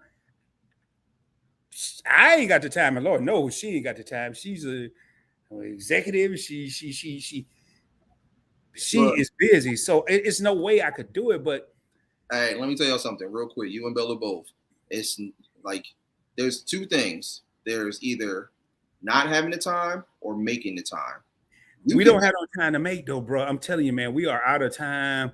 We are out of time. I don't even know if she's still in here. She was in here. Well, she's still here. Well, she was in here a minute ago, but boy, you don't know. Bella will leave in a heartbeat. She'll be out of here. Oh, look, you can make the time. Here's the thing, and this is what people don't realize. No matter how many things you're doing, you have to find balance with everything. We all multitask. We all try to take on more than we can handle, which is good, but it can also be bad because it can kind of be mentally and physically draining. But you have to just find common ground and balance with it. And as long as you do that, you'll be all right. So, you may not actually start it right now, but I would definitely. I wouldn't right now because if I make that move, I got to get these other channels monetized. I'm not worried about Points Blank Clips, but I got to get this channel monetized. I have to get Points Blank Finance monetized. Matter of fact, and I'm a businessman. Lord knows I'm a businessman. But I would love to, even if we did the channel once, it ain't no if, once it got monetized, I would give 100% of the revenue to her. I just think it'll be dope, man. I think it'll be dope because I love couples channels. I love meeting. I love your favorite couple. That's why I asked about you and Life having a channel because I could just see that being explosive. Oh yeah. Explosive. Y'all, and I said it an hour ago, man. Y'all individually bring so much to the table from a spiritual, intellectual, a relatable concept. Absolutely. So, yeah. I mean, you know what anyone could do? You could do the same thing I did with my podcast. Just put it under one of your channels and make it into like a playlist and stuff. It doesn't have to be like a seasonal thing or a once a year type of thing. Make it into a playlist. Do a couple videos. Put y'all minds together. Put some content together. See how it goes. And then that eliminates you having to even start a whole nother channel. But you know what's sad, man? We already have concepts. Her and I already have videos we need to shoot. We just don't have the time. We have a collaboration that we need to do she's gonna be a co-host of some interviews on this channel, and then we have a collaboration that we need to do. I'm kind of purposely putting it on hold because the way the market has been going, but she was going to join me on Points Blank Finance, where we're going to do a series on her investing in crypto, and I'm still going to do it. I just got to figure out. Yeah, I got to repivot. But and Etta said, "Oh, that's okay." Now, Crab Leo said, "Oh, okay, R&B, yeah, that's fancy. Yeah, I mean, I would love to do that." And she's never heard this. This is the first time I ever mentioned that. And that's just being, and I like what you just said. Leo's being creative. I'm sorry, I was sending a text. Leo's being creative. We've been on here, man. Let me know. We've been on here almost 3 hours, man. We still got 12 real homies in the house, and I'm gonna do a quick spiel no more what I would do. Please do me a favor if y'all haven't already done so. First and foremost, make sure you subscribe to my main man, Big Daddy Beard Gaming Productions, also known as BDBGP. Hopefully I got that right. I studied it all day. Check out Life's Magical Journey.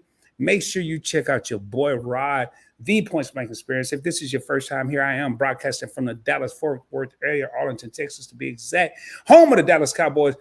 Tune in because what y'all are seeing tonight is only the tip of the iceberg. And it's going to be some guests that I bring back. I want to have Big Daddy Beard back. I want to have Meeting Out here. I want to have your favorite couple. It's just that these content creators have been on different channels, but I can't wait for Sipping with Meeting I. I can't wait for Sipping with Meeting I to get their second channel up and going because I want to have them. But in your favorite couple, just there's a link, man. Y'all subscribe to this brother, please, man. Y'all heard it tonight. You see gaming. Some people see gaming and they roll out because they ain't playing games. But y'all heard it tonight. Oh man, Miss, your mom said, Miss Gregory, I'm like this. I'm gonna say, hey, ROD holding it down. I'm barely. I'm barely okay. No, I'm okay. Hey, Miss Jackie, I'm okay. I was all right till I got home, and guess what made my back hurt? I bent over to pick up this chair to tighten the screws, and me and I glued it together, but I didn't. But barely. I'm gonna be all right. I'm gonna do what your son said. I'm gonna give me. I don't even know where you find eucalyptus. I guess I gotta go to a plant store, go to Walmart. No, yeah, you can go to like CVS or like a Walgreens, something like that. They have it. Walmart, Target, they have it.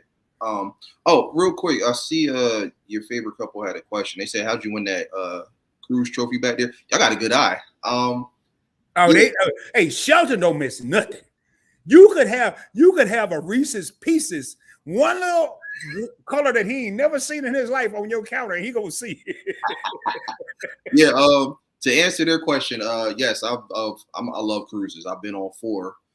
Supposed to be going on another one with Life as soon as they drop this mandate for this whole COVID thing. But yeah, to answer your question, they had a game show on the first cruise that I went on. It was to Carnival. I went to the Western Caribbean. That's Mexico, Cozumel, the Cayman Islands. It was like about 4 or 5 different places. So the first night they had this game show, and you had to name. Yeah, they would play the song, and you had to name the artist and the title, and you also had to sing a snippet of each song. And so I was up there with like these 2 middle-aged ladies, and I basically killed it. They did their thing too. They answered a few of the questions, but I got pretty much most of them correct. And of course, I was singing too, and so I was just killing it, just having a ball. And I ended up winning. And so they gave me that trophy, and then they gave me this really big bottle of like this Spanish Mexican wine. I'm not gonna lie, it was nasty as hell. I still drank it though, just because I was already kind of buzzed. So I downed it. But yeah, that's how I won that trophy. And then I also have another trophy that I won. Well, actually, it was I won a gold medal on the same cruise. They had what's called a hairy man contest. So hairy man contest. Yeah. So long story short, they had the contest. They were looking for people. They didn't have enough people to participate. Now, I'm not like really crazy like furry, but you know, I kind of got the Teen Wolf thing going on my chest and like slightly on my back. I'm kind of embarrassed about that. So I ended up like, participating. It was me and there's like maybe 5 other like older white guys. All of them look like they only had like a week left to live. So rest in peace to them if they are still alive. But long story short, we did the contest. They had us doing all these different competitions. One was like a twerking contest. The other one was we had to pretend to be like a dog. And because they were playing that song, the Baja Man Who Let the Dogs Out. We had to do a George of the Jungle caveman yell. I forgot what the last one was, but I was killing each and every one. The only reason I lost was because we got to the George of the Jungle one, and the one guy, it was me and him, it was down to us. He actually did like the crazy, he did that, and he killed it. He was able to hold the note louder than me, and longer than me. So that's the only reason I lost. I came in second place. I forgot what he won. I think he won the same type of trophy, but I ended up getting like a gold medal. So yeah, those are my accolades from when I was on the cruise. So man, you remind me so much of me, man. And I'm about to make you an offer. You remind me because you will take. Hey, Big Daddy Beard, don't take this personal. I'm giving you the mega compliment right now. This is another trophy. This is called the Rod Trophy. You remind me so much of me because you could take the simplest question and give a 17-minute answer to it, man. But hey, what I'm about to say right now, I'm saying this from the heart, bro. I would love to have you come back, and I wouldn't mind you co-hosting a live stream with me on this channel. Absolutely. Your intellect, your knowledge, game recognizes game, bro. What did I say earlier? And I'm not going to say this too many times. I'm the OG, you the lowercase g. But your boy recognizes game. I would love to have you. I'm gonna find a brother. I'm not gonna go search for him. In the moment when the moment presents itself, I'm gonna find a brother, maybe a couple brothers that maybe looking for some guidance from gentlemen like myself, gentlemen like you, and maybe your favorite couple, or Anwar, or Joe, or Marcus, and maybe not all of us at once, but I want to have you team up with me to do an interview with maybe 1 or 2 or 3 young brothers. I want you back on here, but I don't want you in an interview. I want you co-hosting the show with me. Is that something you'd be interested in? Of course. Just say when. You didn't blow my mind tonight. You blew my mind on Brown Girl Bella's live stream. But before that, because I've been watching you for a while. But I was like, man, I got to reach out to him. I do want to bring up this comment real quick. There is a challenge that's going to be put into place. And I can't believe I'm over here going through trials and tribulations. I almost lost my life last night, and y'all over here talking about you didn't lose your life. Y'all talking about the spill of grape. Hey, man, the grape juice the grape juice was way over here. The grape juice is way over here, y'all. It's way like, do y'all see my hand? Do y'all see my arm? The grape juice way. I went that way. So, and then Bella gonna say, save the grape juice or whatever, man. Okay, so can you fall out your chair without spilling your grape juice? Don't drop the grape juice. Oh my God. No, y'all, come on. Man, you said it clown me, bro, but you know what? I'm a good sport. Even though I'm gonna tell you, I don't know about those CBD oil, but I already know with you, I gotta get some eucalyptus Epsom salt or something you told me. Yeah, and I'm gonna ask I'm gonna say, baby, what I gotta do, man? Matter of fact, this is good. Hopefully none of my coworkers watch it. This is a good reason to get out of work tomorrow. I'm gonna go to work like, oh, my neck, my back. Okay, y'all know, because I showed them at work. They was like, wow, did this really happen? I'm like, no, hell no, it didn't really happen. Yeah, it happened. So I'm gonna go to work. Here's a good thing though. It was a slow fall. So it really wasn't a slow fall. It looked slow on camera. Hey, man, hey, Big Daddy, because I'm smooth and cool like that. I made it look cool. You know how they say brothers fall out, but no. If I'd have been a white dude, that would have happened real fast. But no, man. Oh my God. Hey, Sheldon, you know what you should do? You should add that James Brown song in the background. No, Sheldon, you shouldn't get on up. Quit listening. Get on up. Or hey, the other song. Question for you, man. Oh, hold up, y'all. Boy, that feels so good. I got a question for you, man. Yeah. I know that you get everybody on YouTube nicknames, and I'm just wondering what mine is. You know, Keep It Up with the Griffins is the YouTube Obamas. No, that so I call the Griffins. I just call them the Griffs.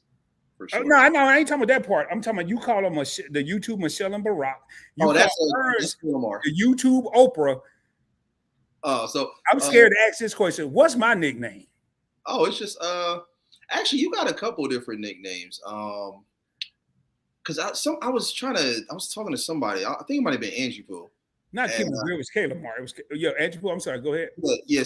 Real quick. YT Oprah. That's Vern. YT Barack and Michelle. That's actually 𝗪𝗧𝗛𝗧. 𝗪𝗧𝗪. Yeah. Yeah. Me and I call them my favorite YouTube sitcom couple. I mean, you got PBE. Who was that? Yeah, I think it was Angie Poo, because she had hit me up. She had asked me, she wanted me to do a design. And she was telling me, she's like, yeah, I heard you got a interview coming up with Rod. I was like, yeah. So we were just, talking about how dope your channel is and everything like that. And I was telling her, I was like, he reminds me of somebody. I'm like, who is it? And I thought about it. I was like, he's the YouTube Cedric the Entertainer. Because you kind of look like him. You kind of had. I don't look like that. Boy, you almost made me say something. I don't know. But yeah. Okay, I'll take that to YouTube. But YouTube. I mean, Cedric, he's smooth. He's suave. He's funny. He's very classy. Like, you have those same type of elements, so it fits. So yeah, YouTube Cedric. I'm glad you told me Angie Poo knew that we had this here interview, and she ain't nowhere up in here. I know she down in St. Thomas, Virgin Islands, and all that. But I love Sid. I went and saw Sid a couple times live, and I love when he was talking about how brothers parallel park. He had the deuce in the quarter. He had the big steering wheel. He put the car, but he used a gear shift. You probably saw he used a gear shift up here. And then he's like, hold up. And he had this funky music playing. He talking about back it up. And he jammed. You saw the spaceship. And then he did his here to get the car right and couldn't. So he had to, if you old school, you had to pull that gear shift back down to get back in drive. Yeah. And then before he did it the second time, he turned the music down. Black folks can't park no car with the music going. I'm just going to be here to tell you. Look, I'm actually a valet location manager down here in Southern Florida. So I can park with the music up or down. But I know what part you're talking about. That was off of Kings of Comedy, where he was talking about. Because he was saying, like, if everybody starts traveling to Mars, like, look, white people, he's like, black people, we coming to Mars with y'all too. We going to be in them spaceships with the 24-inch rims and stuff. And he started imitating, like, the big wheel and the gear shifts and all that. Honking like, hey, what's up? What's going on? Talking about the only time we turn our music down is when we need to park. As soon as we park, we turn it right back up. Once he parked, he crunk it back up. And I think he was playing, I forgot who he was playing. Like, it was Cutie Pie. Cutie Pie, yeah. I knew you knew. Yeah. I like when he did the cigarette. Talking about if the smoke is a dramatization. When you light a cigarette, you got to cock it in your mouth, and you got to pull that light out and crank it up like that. Hey man, much love to you, bro. Much love, man. Absolutely. Now, so I'm Sid the Entertainer. Let me write that down, because I ain't no damn Sid the Entertainer, but for all informational entertainment purposes, that's who. Me and I said, they said Rod the Entertainer. Oh God, I didn't know that. Now it's a new hashtag, and I love it. Look, me and I. Hashtag it. There we go. That's it. Rod the Entertainer. I love Me Tonight, man. And you said it earlier. And I got to give them a plug, man. If y'all ain't tapped into Me Tonight, man, and I'm gonna tell you right now, I'm gonna be real, man. I call spades, hurt back and all, followed out the chair last night and all. I'm gonna call a spade. Real talk. The people that don't like Me Tonight are jealous of Me Tonight, because you can't help but love them. Yeah. You can't help but love them. I mean, they everything doesn't happen to me. Hashtag Rod Billy, hashtag followed out the chair, hashtag Timber, now hashtag Rod the Entertainer. And then I had a chance to meet these two giants, these people that and then they go over here tell me I'm 5'2" at the most. And then Shelton with his little short ass, he ain't but like a half inch taller than me. He trying to make me sound short. Hey, man. Oh, Lord. Hey, Ray, I'm glad you're here. I'm going to holler at some of y'all. Brandon, be more so. Hey, Brandon, I need to let you get with y'all, see when y'all going to be on this interview, man. Hopefully my back be all right by then, man. I ain't falling out no chairs no time soon. Yes, I can't wait to see it. Make sure you tag me. Yeah. Oh man, Bella got all these people pulling. Then I got y'all. I done fell out of the chair last night. My back hurt. Now I got to go take a damn mask and pull it off my face, pull all my hair follicles out. And then now they got the Griffins got me eating a damn double ice cream cone. I am challenged out, y'all. I ain't doing no more challenges. Oh my! I'm gonna start challenging people. Y'all saw it. The new challenge is the falling out your chair and keeping your grape juice intact, baby, with the gold cup. Now, if you ain't got the gold cup, you can't even be in the challenge. You got to go find these. They're located at a Kroger near you. You get about 24 of them for $4.99. Let me quit sure. Hey, I do want to take the time to thank my man, Big Daddy Beard, up in this joint. We've been rolling for watch in a minute, somewhere between my battery dying, my lights ain't been right since I fell. ain't nothing been right, man. My back hurt and I'm leaning. I'm over here leaning back like I'm in a Black West exploitation movie. Like I'm over here. Oh my God. Oh man. Y'all gotta excuse me though. I'm trying to make it, man. I'm barely making it. I'm barely. Somebody get ride the Holy Ghost, man. Yeah, man, I need some prayer tonight. That was crazy. That's what I thought about. That's the first time I said, Lord, what if this would happen? Because I did a church Zoom like an hour and 15 minutes before that. I said, what if I was in the church Zoom when that happened? Now, I ain't worried about it happening, but the words that came along with it, the oh, and the oh, Lord, have mercy. Lord, have mercy. Boy, they'd have been in church like, you know that fall, it reminds me of Eddie Murphy's old stand-up Delirious, where he was talking about his aunt falling down the steps, and she's like, "Oh Lord Jesus, help me please, Lord, help me please." It's like all you hear is the sound of I'm halfway down, and then she finally hit the last steps. Oh Lord, oh Lord. And his dad is like, he's like talking to his wife like, Lillian, I'm trying to come here and Terry. Back up, Terry. Yeah. Terry, back up. I kept hearing, get up, Rod, get up, man. Hit the mute button, Rod, do something. And I'm over here, and I'm laughing, I'm laying out. I'm like, yeah, I better hit the mute button if I don't do that, man. But man, y'all can't stay in a good sport, because I'm telling you, man, right now. It's all in good fun. I got some crutches. I'm gonna go to work tomorrow, but man, I hope ain't nobody watching from my job. I'm gonna go to work tomorrow with some crutches. And I might put a back brace on. Like, I thought the fall didn't happen, but y'all saw it, and I can't stay here. I don't want to work tomorrow. I don't feel like working. I like your interview, Jackie. Miss Gregory. Thank you so much. I like your interview style. Right, you ask those deep Barbara Walters questions that make you think and grab the tissues. Man, can I say that in a? Let me read. I only Miss Gregory. I only read a comment twice. Is if I don't understand it, or I really like it. In this case, I really like this. I never in my life. I must say this seriously and jokingly, but I never thought I would be compared to Barbara Walters. You know, I grew up. My father loved Barbara Walters. I never thought. Unfortunately, he just passed away in March. We didn't get into that, but I wish I'd have did this with your son 3 months ago and say, hey, Pops, I made it. I've been compared to your girl, Barbara Walters. He would have been like, boy, get out of here. Get away from me. But thank you so much, man. Thank you. That means a lot. That means a lot. Miss Gregory.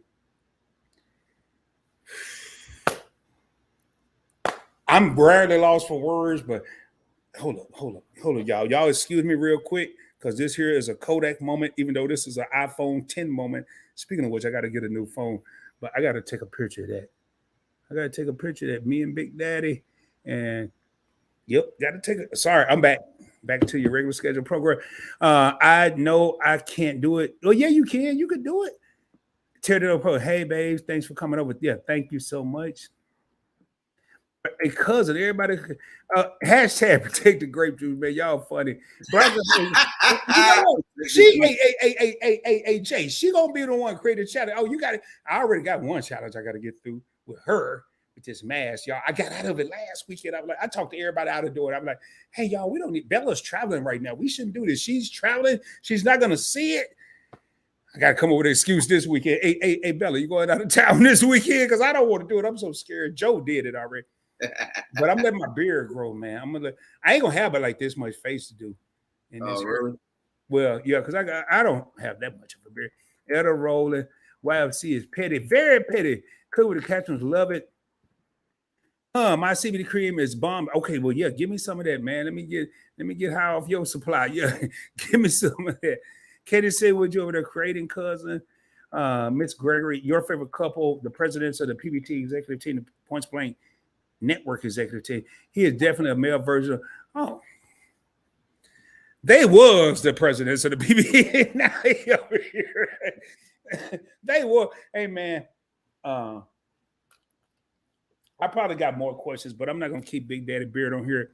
This dude's a great sport. And now, okay, everybody climbing. I think I need to see that at least once a day. You can ask those last few questions if you want. I got time. I'm just here vibing out. So cool. Oh yeah, you over there. Yo, you in the East Coast. Bella says she need to see your boy falling at least once a day. But it ain't happen. That's all right, man. I love all y'all. And I'm Bella, you ain't right. You ain't right, Bella. I'm so glad I bring joy into your life. And it's good because Brown Bella is a workaholic and she's very, very, very work oriented. So if I can make her laugh, if that make her laugh, I'll fall out my chair. Not tonight, maybe tomorrow, maybe a couple days from now, not tonight though. And hashtag the fall guy. And you know what? I'm going to take the time to thank Meet and I for coming up with this. We listening, the nickname. Yes, it's so many, man. It is so many. Etta, I'm sorry, man. I think my computer. And Brown Girl Brother, no, yes, that's what I'm saying. No, don't. And Etta was really hurt, y'all. Etta was hurt. Etta emailed me and she was like, "Are you okay? I don't ever want to see that again." And I was like, me either. You know, man. Man, I got one of the best to ever do it. A fellow content creator, a fellow YouTuber on the screen right now. He does have a podcast. We are rocking with your boy tonight, Big Daddy Beard Gaming Promotions, BDBGP in the Heezy, rocking on the Points Blank Experience. I am your boy Rod, the host that sometimes does the most. And I want to thank each and every one of y'all for being here. You could have been anywhere, but you're over here rocking with your boy. Again, we are broadcasting from the Dallas-Fort Worth area live. Make sure, if you haven't already done so, subscribe to the channel. If you came in my crib and you didn't ring my doorbell, and the doorbell is that like button down below, make sure you smash that joint, blow on it, kiss it. I don't care what you do to it. Make sure it turns blue. Share the channel with your family, your friends, your cousins, cousins, your coworkers, your baby daddy. I don't care who you share it with. Just share it with somebody. Because right now, we are trying to see content creators get pushed out there. And even though this content creator tonight don't care, y'all, he was monetized and didn't even know it. He's just having fun. He playing games. But I'm gonna say what I'm about to say right now. I want people to take heed and listen to what I'm about to say. Yes, he's playing games. He didn't know he was monetized. But this young man right here brings so much to the table, so much to the community, so much knowledge, so much expertise. His wow, and I'm going to define wow in a minute. His wow factor will blow your mind. And when I say wow, I don't care about no beards and how smooth he look and the cool smile and the waves and all that. His wow factor is his words of wisdom. This man's words of wisdom can change lives. There's a young man right there. It's a young man out there right now that may not be able to relate to me, but he'll be able to relate to Big Daddy Beard Gaming. Share him out, subscribe, show this brother love. I'm gonna ask him another question because my battery about to die. I have all kind of distractions over here on Points Blank Experience. I get past falling out the chair, my battery died. Get past that, the volume ain't right. I got all kind of distractions, but that's all right. We're gonna keep persevering. We're gonna keep getting through this. So I got another question. Yeah. Now I know you got a series on your channel called Family Feud. Mm-hmm. And I recently watched what you did, Kato. I thought that was cool, but I was at work the other night. I was over there. I gotta quit watching y'all content creators at work because I was over there like, so I was over there. I forgot one of the questions. I just yelled at her, Rob, what are you doing over there? I'm like, man, don't y'all worry. I always tell you, don't y'all worry about what I'm doing. I'm sorry. I had my headphones on, but I get excited when I see something I enjoy. He had 𝗪𝗧. I know he's got Keeping Up with the Griffins coming. He's invited a couple other people, Brown Girl Bell and myself. Tell us about this little Family Feud, and what are some of the couples that you would like to see on your channel? I'm curious. Absolutely. So I'm gonna have to put you on by yourself, bro, because my battery about to die for the second time. Too funny. All right, so check it out, everybody. I've had this game for quite some time now. It is Family Feud, and no, unfortunately, it's not the Steve Harvey version. I wish it was, but it's the version with the previous guest from way back, previous host from way back in the day, Lucky McCoy. So what I do is just kind of put a twist on it, calling myself Steve Harvey, but I do Steve Beard Harvey. Gotta have the beard in there, gotta keep it fly and flashy. But long story short, I have this Family Feud game that I've been doing for some time now, and so I found out that I can customize characters by creating avatars within the game and then having them participate through the game through interaction. So what I've been doing is I've done several different games of this. I've done ones with the Zodiacs. I've actually done one where I featured different couples that I met when I first started my YouTube journey. I had them face off against each other. So one team was all of the females from all the different couples that I know, and then same thing with the guys. So I did a segment of that. So the way this most recent one came about, this one-on-one couple thing, was I was talking to 𝗪𝗧𝗛 in one of their lives, and Marcus had asked me, he's like, BDB, is there any way we can get Family Feud going again? Because last time we did it, when we had all the guys versus the girls, it was really, really dope. It was entertaining. We had a ball. So of course, I'm thinking, because I wanted to bring it back. So I'm just thinking, okay, how can I, bring something different to the table that I haven't done already? So gears started turning in my head. And so I was like, you know what? I featured all the guys and the girls from couples, having them on teams go against each other. What I haven't done is I haven't had actual couples face off against each other one-on-one. So when I presented the idea to them, they were like, oh, that'd be dope. Let's definitely do that. So if you guys haven't seen it already, I'll post it in the live chat, when Rob comes back on, once he's finished soothing his back. But yeah, I want to feature different couples that, on YouTube, off of YouTube, and have them face off against each other in a one-on-one. So basically the way it works is all you have to do is just show me like photos of yourselves. I can create avatars based off of that. And you don't have to necessarily be on camera. We're not going to set it up through StreamYard and stuff, because I know some people are shy, camera shy. They don't want to necessarily come up, which is perfectly fine. So all you have to do is just show me a photo and allow me to create an avatar for you, a character avatar. And then when I go live with Family Feud, all you do is come in and we basically go back and forth between each contestant. You answer the questions. And then what's really dope about it is everyone that's watching and joining the live stream, you guys can interact as the lifeline, kind of like how they do on, what's that game show? How to Be a Millionaire. You know how when they get stumped on certain questions, they call their lifeline, and they'll have them answer the question, or they'll get the live studio audience to give them the answer. That's what I do. So basically everybody that comes within the live chat is rooting for, which participant they want to win. Of course, it's obvious that the ladies are going to go for, all the ladies will go for, the female, and, the guys will go for the male and stuff of the couple. So basically that's how it works. So if you guys haven't got a chance to watch the first one that I did with 𝗪𝗧𝗛, definitely go and check that out. Very, very dope. Next up to bat is Joe and Chrissy of the Griffins. I've been talking to a couple other different couples that are down to do it. I know Meet and I got them coming up. The Embry family, TJ and Janetta, they're going to be participating. Your favorite couple, I know they said they're on vacation, but they said once they get back, they'll hit me up. I mean, honestly, any couple, any really, really dope couple that's been together for some time, that has that chemistry, that just loves to compete and has fun, anybody can participate. I reached out to Rod and Bella. I told them if they want to do it, they can definitely do it. So it's a real easy setup. All you guys got to do is just come in and just join the live chat. And basically, I'll just ask you guys the questions. You'll see them pop up within the game as I'm controlling it on my end, and just answer the questions. And then, whoever wins, you be crowned the champion of it. So it's a real dope setup. But watch the video that 𝗖𝗓𝗡𝗡𝗖𝗧 did, where they faced off against each other, and everybody had a ball too, and no one is left out. Everybody can participate and have fun with it, even though it's both individuals facing off.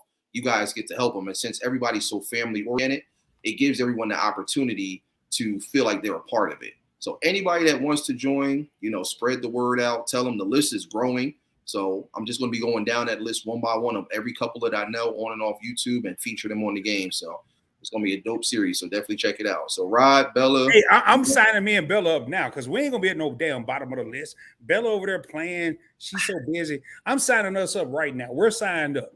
All right. There it is. Rod versus Bella, y'all. It's going down with 5 flat tires. So, and then tomorrow when I get cussed out, I'll call you. I got your number. I'll call you a text and say, hey, BDB, I got cussed out, man. She didn't like that idea, but she ain't gonna curse me out, but she'll tell me about myself real quick. But I'm signing me and Bella up now. She didn't know who you were on Instagram. So I saw the response because you made a group with us. And when I told her, I said, yeah, man, because she went to Vegas and was kicking it. I said, there was a lot happened when you was gone. We got invited to go and be on Family Feud. She was like, really? And I was like, yeah, man, Big Daddy Bear. She was like, I saw that, but I didn't know who that was. So blah, blah, blah, blah, blah, blah, blah, blah. But I'm accepting for both of us. I'm accepting on both our behalves since she got me over here doing masks and stuff. I mean, yeah, she making jokes about your back. So it's only right that, you get her back in Family Feud and y'all had some fun. I was listening to you, man, and I was thinking about something. And I forgot my train of thought, but I was listening to something a while ago when you said, I need y'all right now to tap in to subscribe to this channel, the Point Blank Experience, because again, I said my daughter is going to be on there. We're going to do a series. We're going to start out once a month. And I had a very intellectual conversation with her the other night. And I gave her I didn't give her an offer. I told her what I was going to do. It wasn't even an offer. I'm going to put her ass to the test. I'm going to call her one day and say, hey, we're about to go live in about 2 hours. Hopefully you're ready. And if she ain't ready, she's going to be fired. It won't be no. That's how I roll. I'm going to give her 3 hours. I'm going to give her a whole day. I'm going to tell her tomorrow. And I told her, I said, you know what? We're going to do once a month. Once this channel get monetized, Drake, I'm going to give you 100% of the revenue for our live streams, only for our live streams. And then we're going to go to twice a month. And then we go to 3 times a month. Now you dig it in my time. And now I'm going to take 50% of the revenue. She was like, you ain't got to do that. You can just keep it all. I don't care. So I need y'all to subscribe because it's going to be a very short notice when I bring her on, a very short notice. I'm also looking at having Brown Girl Bella co-host some things. I got some things in the works. I can't say exactly what they are because I got to work with the Alliance on this. And I haven't even mentioned. I mentioned it to Shelton. Y'all heard it tonight. Where I do want to have Big Daddy Beer Gaming back to co-host as we maybe find some young brothers that we can mentor, because this dude, this young man's knowledge level, he's 37, about to be 38 in a month. But someone said earlier in the live stream, he has an old soul. I recognize old souls. More importantly, I recognize intelligent individuals. There's a lot of people out there that need to hear a Big Daddy Beer Gaming. There's not a lot of people out there that need to hear Rod. But there are some people out there that may not be able to relate to me because they say, hey, what they used to say when I first moved to Texas, hey, school, meaning old school, hey, school. And I'm like, man, what the hell is school? They may not even give me an opportunity to relate to me, but they can look at this brother right here and give him an opportunity. So I want to have him back, and I want to have him tap in with me and let's educate, motivate, and elevate our young brothers. I'm going to go through some of these comments, but I thought about that, man. I need y'all to subscribe. Matter of fact, you ain't even got to subscribe. Well, you might want to, but you ain't going to know I'm going live if you don't. I can tell you, the first time I bring my daughter on this channel, y'all don't want to miss it. She's going to be just like Big Daddy Beer. She's not going to know what I'm going to ask. And I'm going to be real with you. I'm going to be a little tougher on her than any person I've ever interviewed. I'm gonna be pretty tough on her. I'm gonna put her ass to the test. Because if you about to co-host with your boy, you got to be ready. I ain't gonna hurt her feelings in that, but I'm gonna put her to the test. And I already know she's gonna come out like a champion because she's a product of me. And I want to challenge right now. I want to challenge people out there right now. If you have kids, let's start looking out for our kids. Let's start looking out for our offspring. If you don't have kids, find a nephew, find a niece, find a cousin, find somebody. There's opportunities out here. It's money out here to be made. If you don't have a child, find somebody that you can just put on game. And one of the things that Drake and I talked about the other night, Drake is my oldest daughter, is we want to have guests on the show where it could be a uncle and a niece, an uncle and a nephew, an aunt and a nephew. And we just want to get to know them. But right now, I'm trying to build up this community, y'all. And when I talk about the community, I'm not talking about the YouTube community. I'm going to be real. I normally don't get into this type of stuff, but I'm trying to build up the Black community. I'm trying to do that. Got to. That's what it's all about. Unification, coming together, not tearing anybody down or throwing jealousy and envy in the air because, oh, this person might be doing this and doing that. Even with on YouTube, oh, this person has more followers than me and all that stuff. It's not about that. It's learning from everybody and, taking notes. I'll be honest. I'll tell everybody right now, I learn a little something from everybody that I connect with and interact with on this network. Like, I'm learning as I go because I'm not going to sit here and pretend like I got it all figured out. And I'm glad I get the opportunity to meet and connect with different people because there's so much that I can soak in and that I can add to the channel and add to what I'm doing to make it even bigger and better than what it's already become.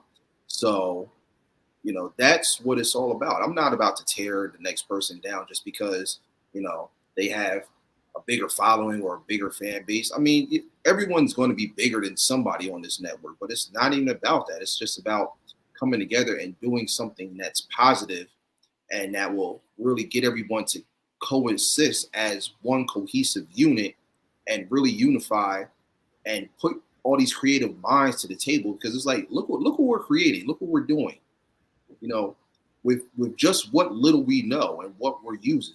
So ultimately, that's what it's about. Rise and shine like the sun. Stop spreading and spewing all this negativity and hate because it's not getting us nowhere. That's why the world is the way it is now. If people just put more time into focusing on what they love and what they enjoy and helping that next person elevate and grow and showing them the ropes, just imagine how much more beautiful things would be in this world. But Hey Jay, I want to interject real quick because one of the things and what we say and do in the Alliance Zoom meetings are, I'm gonna be honest with you, I consider it top secret. But I am gonna say something that came up the other day. And everybody was there. I was so happy to see. And us as African Americans, sometimes we can find a reason or an excuse to not be present. But everybody was there. Everybody was there. The entire alliance, me and I, your favorite couple, Brown Girl Bella, Keeping Up with the Griffins, Kayla Mark, Coco TTV, Brian Legacy Bill. Everybody was there. And I referenced BET. I went back to BET and how we were so happy to have a network for Black people. Absolutely. Then it started being reruns and the shows that fell off the major networks like NBC, ABC, Fox, or whatever, they got pushed over to the BET. And I use the reality and analogy of YouTube is the biggest BET that could ever be created. Pretty much. You want to learn about finance and see a brother, you go watch Points Blank Travel. Points Blank Finance. You want to learn about traveling around the world, you go watch Your Favorite Couple. You want to learn about gaming, go watch Big Daddy Beard Gaming Productions. You want to learn about cooking and how to cook real good, go watch Coco TTV. You want to learn about lips, lashes, luxury, and makeup, go watch Brown Girl Bella. You want to learn about family love, black love, go and watch Keeping Up with the Griffins, 𝗖𝗓𝗡 and Meet and I. You want to have a variety show like Saturday Night Live? Go to Saturday Night Live and watch Meet and I. You want to learn about black fitness or fitness and it's black people teaching? Go watch 𝗖𝗓𝗡. This is the biggest BET could have ever been. And your boy, my boy, just said it. Big Daddy Bear just said it. Instead of hating and over, come on, Rod, Rod ain't doing this. Big Daddy ain't doing this here.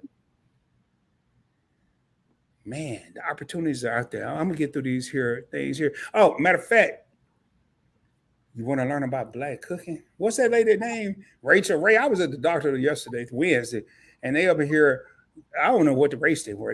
They had a melanated skin, but it was these two dudes on there. Well, one dude was black. I don't know what the other dude was. But you want to learn how to cook some dishes that'll blow your mind? Go watch Cooking with the Catrins. Yeah. And we can relate to it because they over there cooking stuff that when I was a kid, my parents couldn't afford.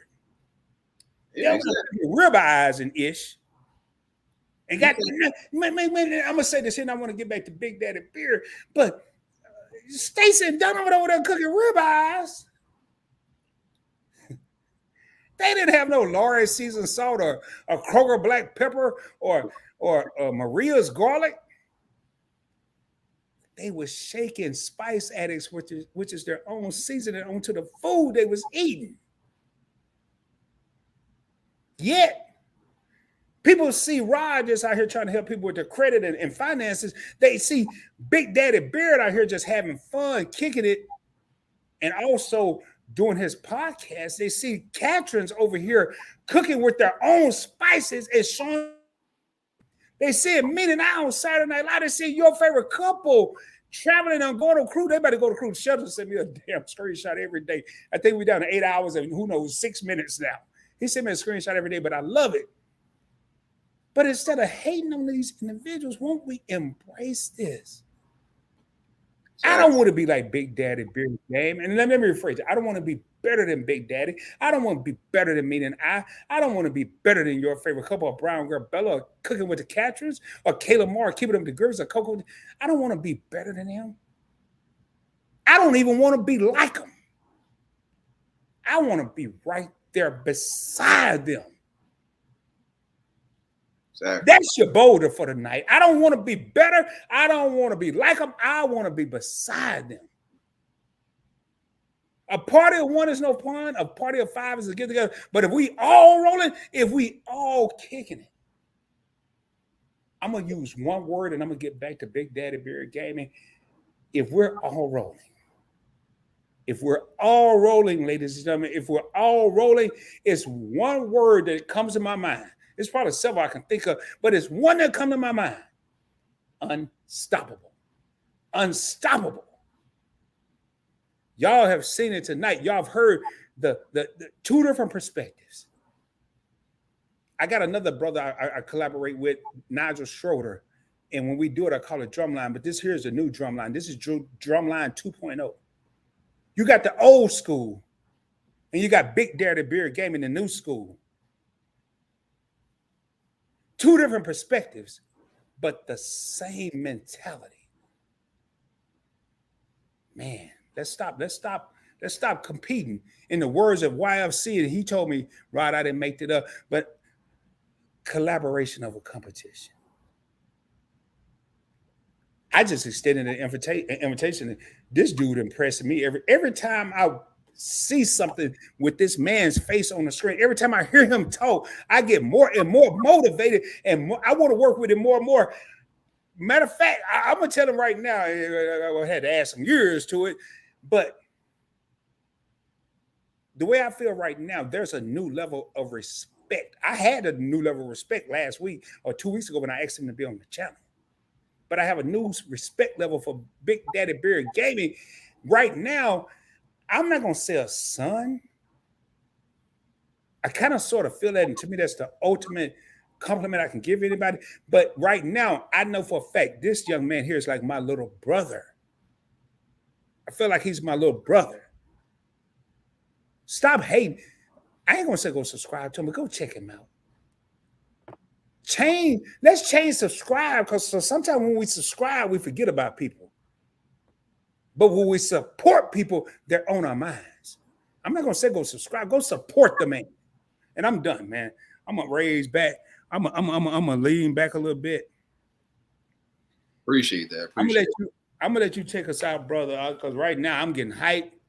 Whoo.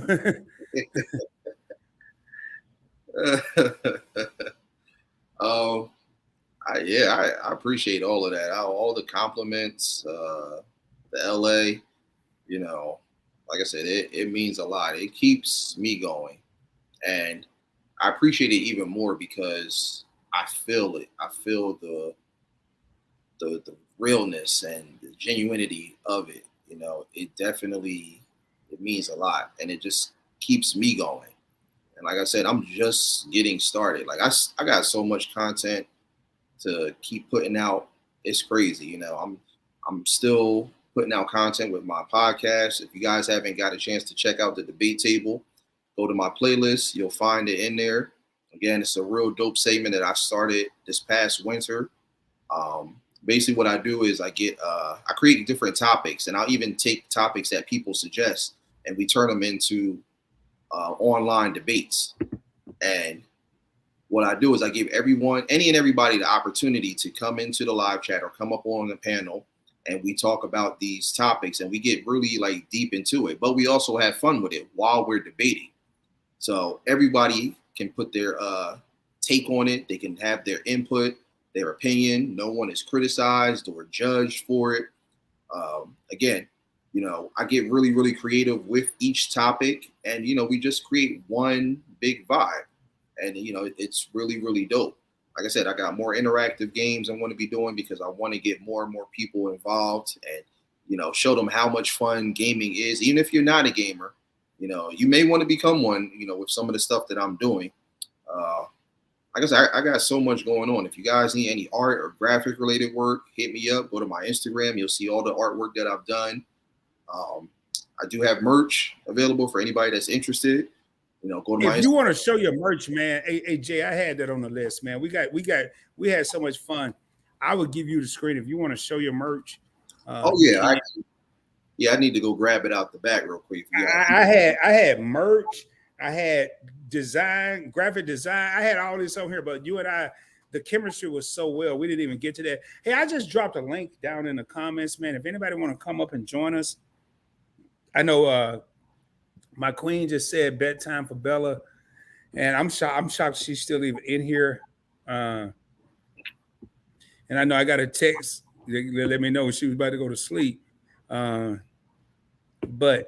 man, this tonight has been amazing, man. And I'm gonna tell y'all right now, there are so many talented people out there, especially talented brothers and sisters out there. And what I don't want to do is I don't want to interview the same old people that everybody's interviewing. I'm fighting a dilemma right now. I want Meat and I on the show, but they're popular. I want your favorite couple on the show, but they're popular. Just interview. I want Kayla Mark, Keep It Up with the Griffins. I just had Coco and them on here. I want Brown Gabriella. She started a whole channel off. I want everybody on here, but we have to give spice. We have to give variety. I just had the Catrins on here. I want to give spice and variety, but I just dropped a link, man. Anybody that want to come up, the link's right there. I'm going to give Jay an opportunity to show his merch. And Jay, you should be able to do it. And if not, we'll figure out how to do it. Please, man, we'll drop you a link to your website. I've seen now, and I got to ask before you start, is that hoodie you wearing? Is that available in your merch? Man, I wish this was. I actually found this. I thought you said, oh boy, I was like, God, that line, I gotta have that. I was like, I gotta have that. I found this on this website. It's from this company overseas. They actually they discontinued about a few years ago. But I happened to come across this, and I have one other one that's similar, but it's in all black, and it has the lion face, but it's lightning, like flashing out his eyes and all over the place. I love it. But this one is actually my favorite because, like, if you guys can see it, when I put the hoodie down, this yellow part is actually a crown on top of the lion's head. So I absolutely love it. And it's the same thing on the back too. I'm not going to turn it around and stuff. But yeah, I love this this hoodie. Gotta rep my Leo gang, of course. You see it. Even my little emblem right here, close up on you. See the lion head. Like I said, we out here, baby. I love my Leos. But I have a few pieces from my collection. I have a lot of them, but I'm going to show you guys my most prized possession pieces that I love the most, that I feel really stand out. So here's this one here. This is POP, which is an acronym for Place of Peace. It's basically what it is a meditation practice that I've been using. And what it is I tell everybody, whenever you're going through a difficult time in life, or you just are going through a lot of like ups and downs, trials and tribulations, what you got to do is you close your eyes, you isolate yourself in a place that's really, really quiet. Isolate yourself from everyone and everything. Close your eyes and envision your place of peace, wherever that may be. That may be the islands, that might be the beach, that might be like, somewhere in the mountains, or like, streaming like down a river, anywhere that is just a place of peace and serenity. You just close your eyes mentally and visually, just go there. And when you're there, you talk with the man above. You just relax and put yourself back into a place of positivity again. And once you've done that, you don't open your eyes until you're ready to come back to reality. Stay there as long as you need to, and just isolate yourself in your place of peace. So that's what this is a representation of. And like, this is my personal one. I can customize, the images with inside the letter O. So anyone that wants one of these, just let me know. Let me know what your place of peace is. I can definitely hook this up for you.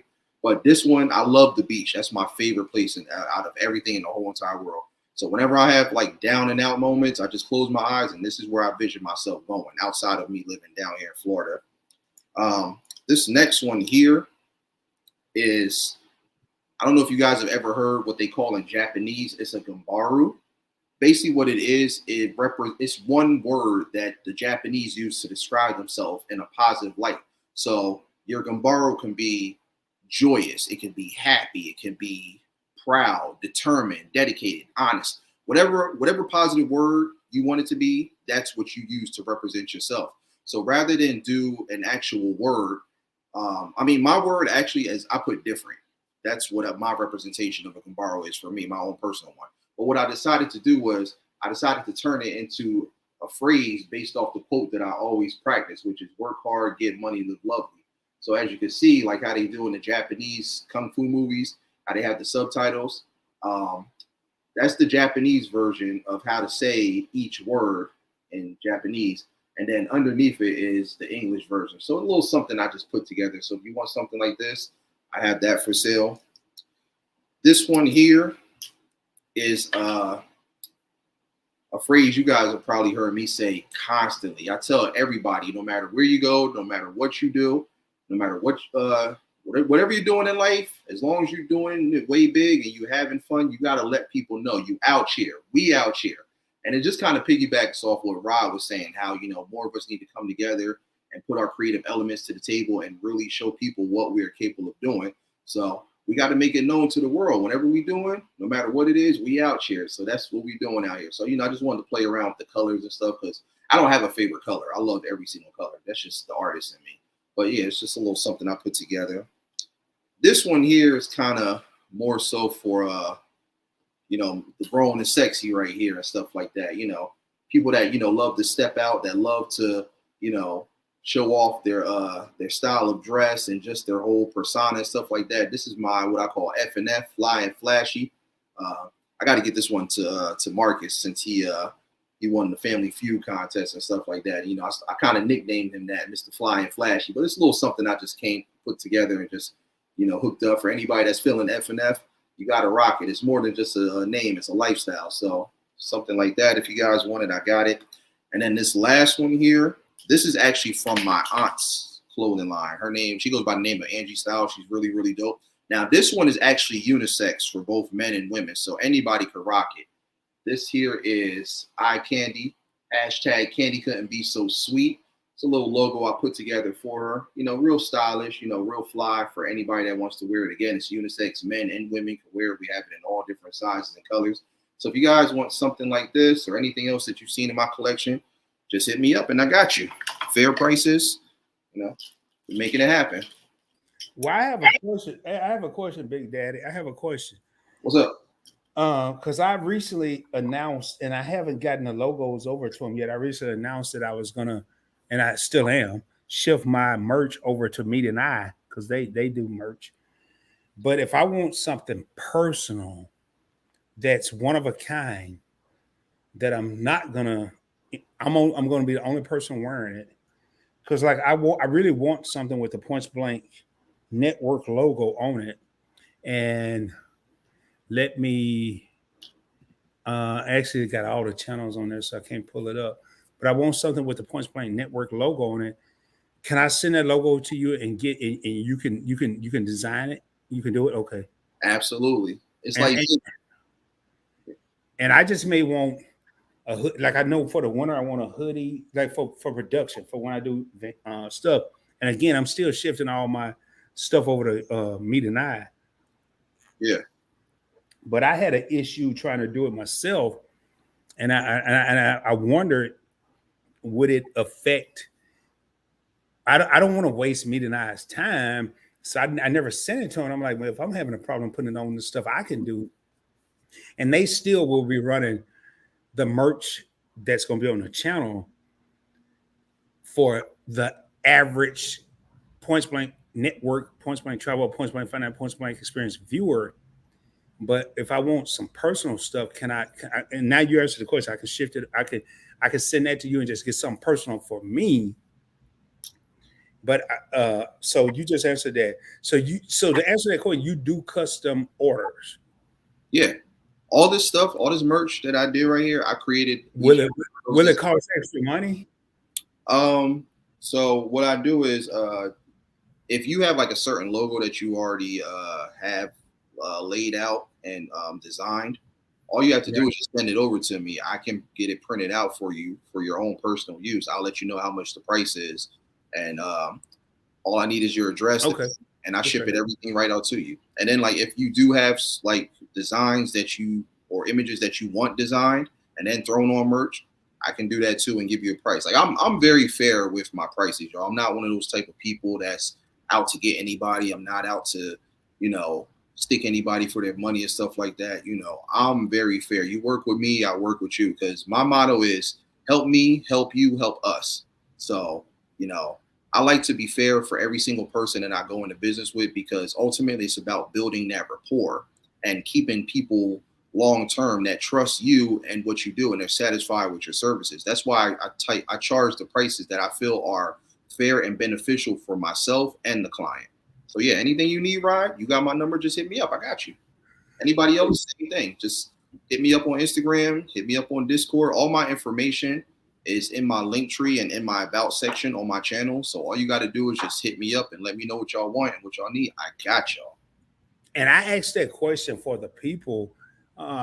Again, I'm and I got to get them the logos and stuff. But like the stuff I'm wearing right now, like I'm rocking a PBT shirt, and I create all my own logos. But obviously, I don't put it on the shirts and all that. And I want to. Not that I want to. I'm shifting all my stuff. But again, I got to start back promoting my merch. And I actually want to give Meet and I full control to say, hey, here's a PBT idea we came up with, man, roll with it. And with the thing I'm working out with them, I just want minimal revenue from very minimal, because I want to promote and support Black-owned businesses. But I'm thinking about some personal stuff that I want, and then who knows? Somebody could see me rocking a Points Blank Network shirt and say, well, hey, man, I really like that. How can I get that? And then shift them over to you. And then it's nothing wrong with having two vendors if they're both Black-owned. But I just wondered that. So you answered my question. I definitely will be. I'm gonna probably shoot you that tomorrow. I'm gonna shoot you that the Points Blank Network logo, but I still want PBT and all the PBL, all the individual channels going to Meet and I. But I want that. Actually, the Points Blank experience too. I need to look at that. So Cooking with the Catcher said, good night, First Lady. We getting ready for an event this weekend so we can go all night. When you're in the right place to go all night. I don't go to work till late tomorrow. I ain't gonna be on here late. That's some Otter Andre Smith, y'all. And I wanna point this brother out. We got 12 real homies in the house right now. My logo, the Points Blank Network logo, the art of Andre Smith actually created the lion that's in my logo as an NFT. I purchased that NFT for about $200-300. It's one of a kind. Nobody can duplicate it. Nobody can create it. And if I decide to sell it, I can. But that's some amazing stuff, Big Daddy Beard. And the reason I want to point this out. And we went from 12 to 9 viewers, but the reason I want to point that out because Andre is an artist. So him and Big Daddy Beard could probably really relate to each other. He's an artist. So for him to say that's some amazing stuff, he's seeing something that Rod and the common viewer in here is not seeing. He's seeing from a different eye. So to hear that, and hey, Ray of Sunshine said I may get one of those video picture frames and just keep replaying me at the beach. Hey man, that's what we're here for, y'all. Support these people, and I need to. I gotta do a better job. I'm probably I'm not gonna film tomorrow. I'm gonna talk to Bella tomorrow evening. Actually I take it back. I'm gonna film in the morning. And I'm gonna talk. I just want to talk. I want to brainstorm with Bella tomorrow and come up with a way, an idea. And I'm gonna brainstorm with Shelton from Your Favorite Couple to see how can we come up with some organized way to get all these people out there. It's to a point now, and I have a young lady that can do it. I want to have a website, and the website I don't really want it to be about me. I want it to be about Big Daddy Beard Gaming. I want it to be about me and I want it to be about people that's selling their merch. I want to have a one-stop shop for everybody, and I don't want nothing from it. The only thing I want from it is to see people prosper and grow. That's it. And for people to say, hey, Rod, you invited to the family reunion next year, man. You looked out for me. You invited. That's all I want to see. So, and Miss Big Daddy Bear, your mom just, Miss Gregory just followed me on Instagram. Now I got to watch what I say. And I don't do too much over there. I just really promote the channel. Oh, yeah. Have a great week event. Hey, man, what's up, my man?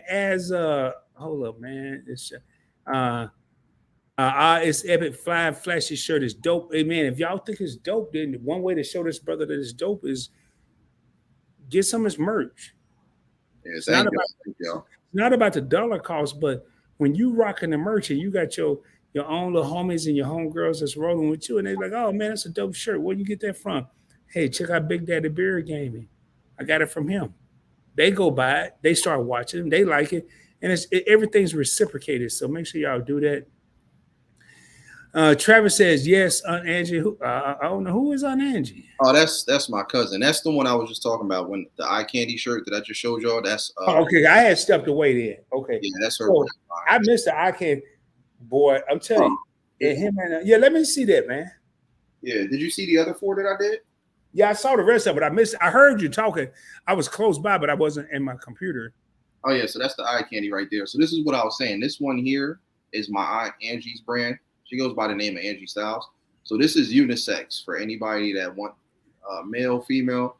You guys can cop this because, everybody is looked at as eye candy. It's not just females. Guys get looked at as eye candy. I told you, my lady calls me Mr. Eye Candy. That's how y'all met, Mr. Eye Candy. Yeah. I guess Mr. EC. I'm like, what is EC? And I'm over Chief. I'm over here like, I'm wrecking my brain like, what is EC? What is he? Yeah, that's our little pet name, Mr. and Mrs. EC. It's the eye. Y'all need to go back. Was Burns. Y'all need to go back and watch that. Yeah, I'll send you the link for that interview. I have everything saved on another playlist. It's called Featuring Big Daddy Beard. It's every video that people had me featured on or mentioned me and stuff like that. So I can Big Daddy, can I make a special request? Can you in life maybe do a pre-recorded video? Mr. and Mrs. Eye Candy, Mr. and Mrs. EC. I mean, I'm just asking. I'm not saying don't go answer right now. And we'll talk offline about that, but I think that will blow up. Yeah, I can definitely talk to her about that. I mean, me and you will talk about offline, and or even alive. Not alive. Forget that. That's too much exposure. But yeah, we can talk about it outside of that. I'll definitely talk to her about it because, like I said, she's coming to visit me. She's going to be out here in September for like a week and a half because we're actually celebrating our birthdays. She's the mid-September. I'm early August. So what day? August? What day? Because I'm August 9th. What day? I'm the 11th. Oh, wow.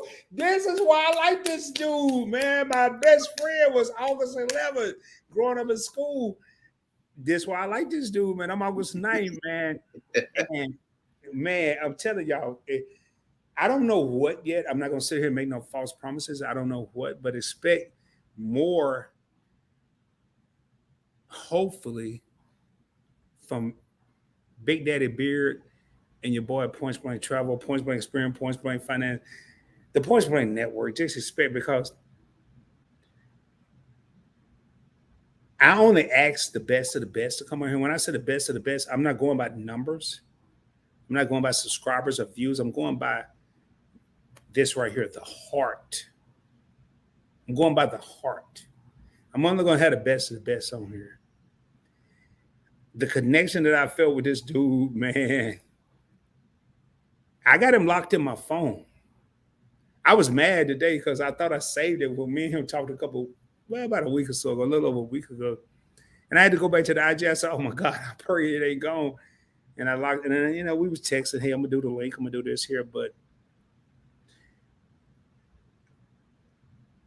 from this whole conversation, I'm not gonna call it an interview, from this conversation tonight, Big Daddy Beard Gaming Promotions, BDBGP, now has a special place in my heart. And I'm pretty hard. It's pretty hard to get to that point with me. I'm not impressed by this young man. I'm beyond impressed. Appreciate that. I'm not gonna sit here and beg people to subscribe or beg people to watch. Go over there and check him out. And I'm gonna get ready to get out of here in a second. Where we at? Love the networking going on here, bartering amongst ourselves, utilizing our varied talent. Yes, Real Sunshine, thank you so much. We got several real homies still in the crib, and we watch the numbers go up and down, and it's late. It's 12:41 on the East Coast, 11:41 in Dallas, 9:41 on the West Coast. I should have said this earlier. Tune in next Thursday at the same time. I'm going to have my homegirl, Sharon Gary, on the channel. Matter of fact, y'all, I'm gonna be honest with y'all. I didn't even finish all the questions for Big Daddy Beard Gaming. I didn't even finish the questions, and we've been on here almost 4 hours, and I didn't finish the questions. That's never happened. He's a second longest. Coco T. And I am tired, but we can always do a part two. It's gonna be a part. It's gonna be several parts. Fish Tank. What's up, Fish Tank? You never seen you before. Say Italian, ice cards, low maintenance, high profits. Yeah, I like that. I like that. Your favorite couple is dropping. Yeah. Oh my God, your favorite couple is on fire. Thank you, Wyatt. Best moderator. They got his merch. I don't even know how to find his merch, but they done found it. Yeah, I have like YouTube shorts I've done on my channel. You can see the merch there. You can see it on my Instagram as well. That link right there is a good friend of mine. His name is Deez. He's a famous music producer here on YouTube. Very, very dope. Make sure you guys check him out. But yeah, he allowed me to showcase my merch on his website. So that's what that link is. So if you guys want to go there, you can even put orders in and collect merch there. You can always hit me up directly, and I can get the merch out to you as well. All I need is just a payment and your address to where you want it shipped to. And yeah, we get on it. We out here. This is what we doing. So definitely got y'all with anything y'all need. Just hit me up. Ain't never a problem. It's only a phone call. I've heard you say D's name, and we're gonna get ready to get out of here shortly, y'all. Maurice Tools, you know Maurice? Maurice Tools said, "What up, everyone?" And two nice, cool gentlemen on YouTube. You know Maurice? Oh, thank you. Thank you. No, I don't. There's a lot of new faces in here that I don't know them either, but that's, you know, and I put some hashtags.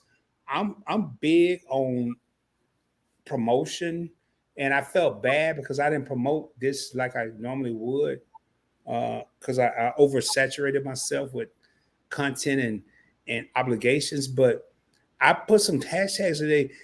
I don't know 𝗪𝗧𝗛𝗪.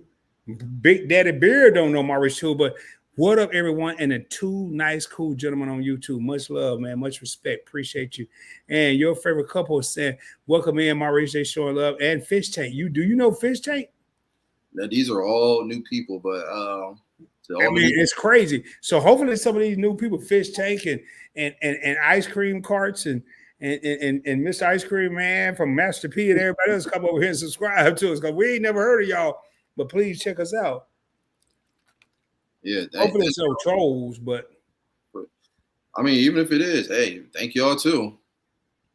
Yeah, because it's watch time. Support is very important. Thank you, Travis, so much. That's your cousin, right, Travis? Yeah, that's the one who actually stayed on me to get this channel started. Like, he hounded me day and night. He's like, get this channel going, because content creation is where that. I wasn't even going to do this channel at first, to be honest with you, but he definitely got in my ear.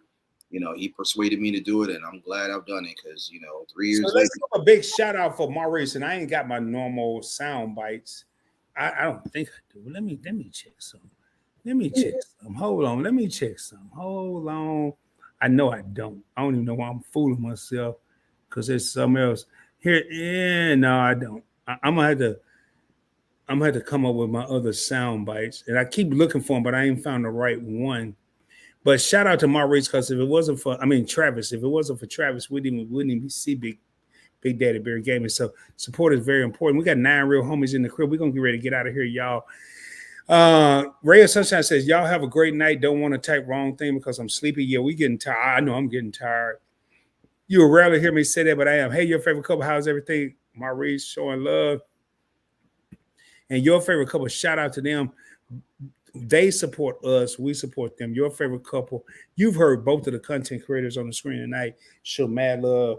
And I'm going to tell you right now, I ride or die for your favorite couple. I would ride or die for them. I'm letting y'all know right now. We got Cooking It with the Catcher said, really enjoyed this interview. Continue to treat my girl life good. So this must be Stacy. This must be Stacy. And every time I think of Stacy, it'd be Donovan. And then when I think of Donovan, but I really enjoyed this interview. Thank you so much. And I'm gonna tell you something. Hey, Big Daddy, Stacy is critical. I had an opportunity. I met her at the Dallas meetup, and we did a live stream together. Donovan was there too, but we did a live stream together, and I interviewed him on this channel. I wanted to interview him to meet him in person. They dope as hell. But I did a impromptu live stream on Meet and Eyes Live at the Dallas Content Creator Meetup, and it was me and Stacey on screen, man. And I just felt like she was my sister. I felt like I had known her all my life. And Donovan, man, and you put them together, dog, they dope. And I want to come up with something. I want to have, I know we got the Meet and Eye Cruise coming up with 2023. I want to have something, I don't know when, but I want to have the mega, I don't know what it's going to be called. I don't think I'm going to put a name. I think I'm just going to call it the Content Creator Meetup. I don't know where, but I want to invite you and Life and obviously the whole Dallas Meetup family, the whole alliance. I don't know where. I'm going to give advance. I kind of sort of want to do that before I do the PBT meetup. Well, I was going to do a PBT meetup, but I just want to, as you go into this journey, you see people. I had a respect for you before tonight. I had a respect for you before I saw you on Bella's live, but when you went on, I don't know what it was that day. I don't know if I was in a different frame of mind, but I got this different respect than I already had. I already had this huge respect for you. Then I saw you on Bella, and I got this. That's when I asked you to be on the channel. But tonight, you've been adopted, my young brother. Thank you. You've been adopted. When I say that, I'm serious as hell. You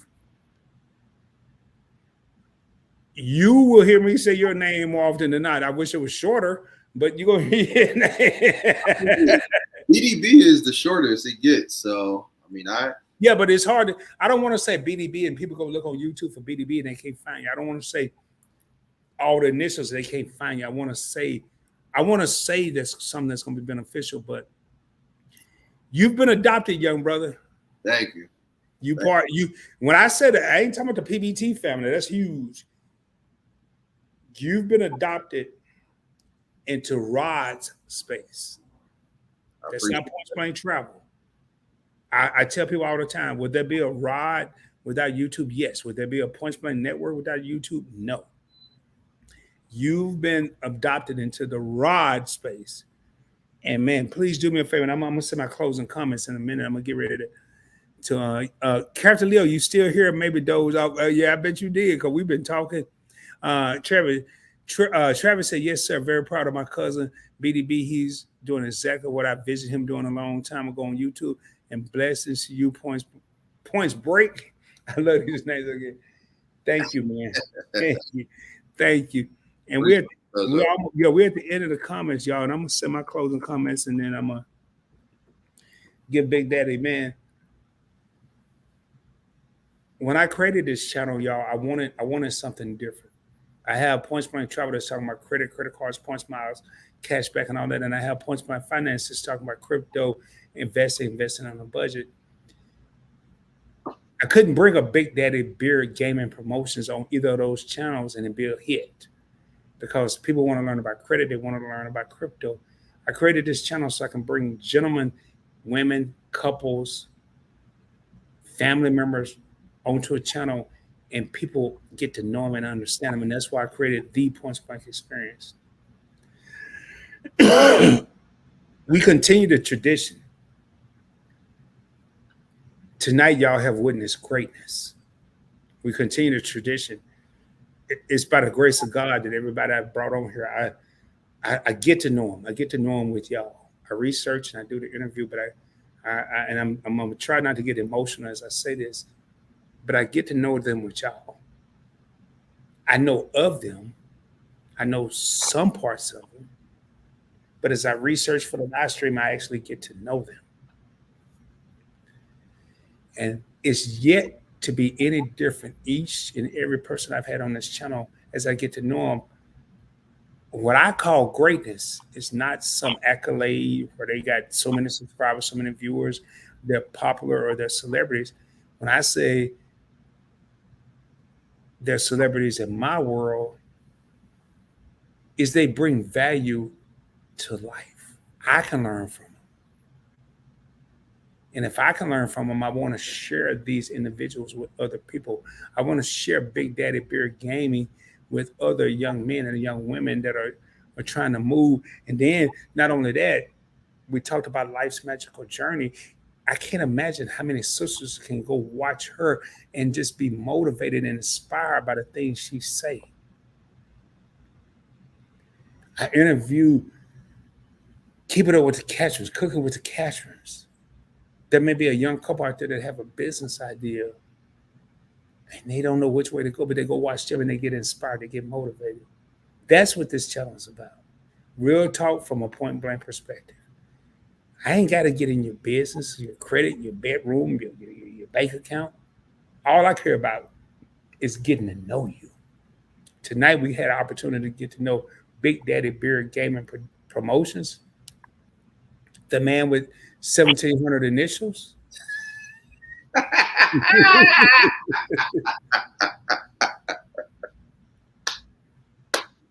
I like having fun. I like talking shit. Excuse my language. I'm Miss Gregory. If you're in here, I'm sorry. I apologize.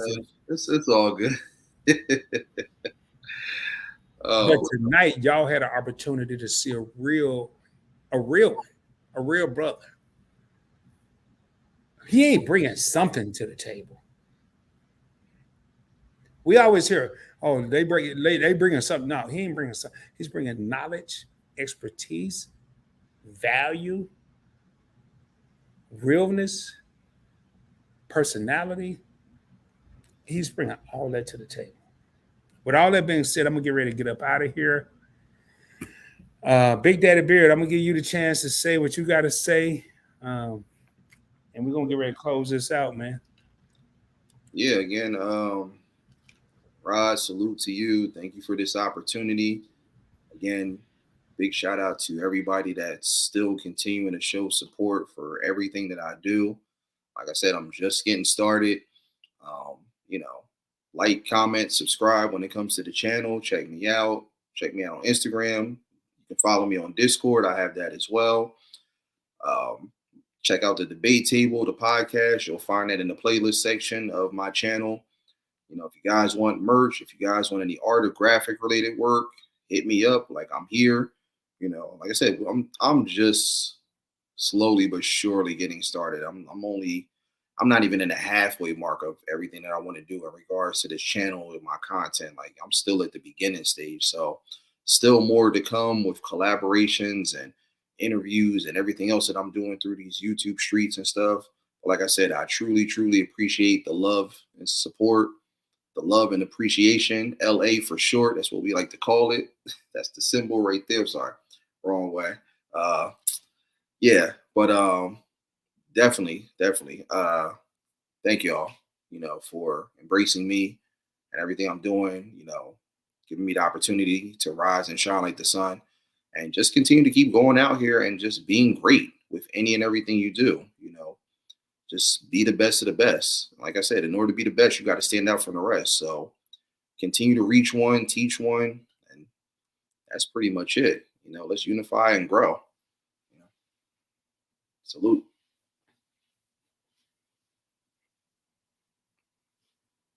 Still there, Rod? Or did you he disappear? I don't know if he did or not.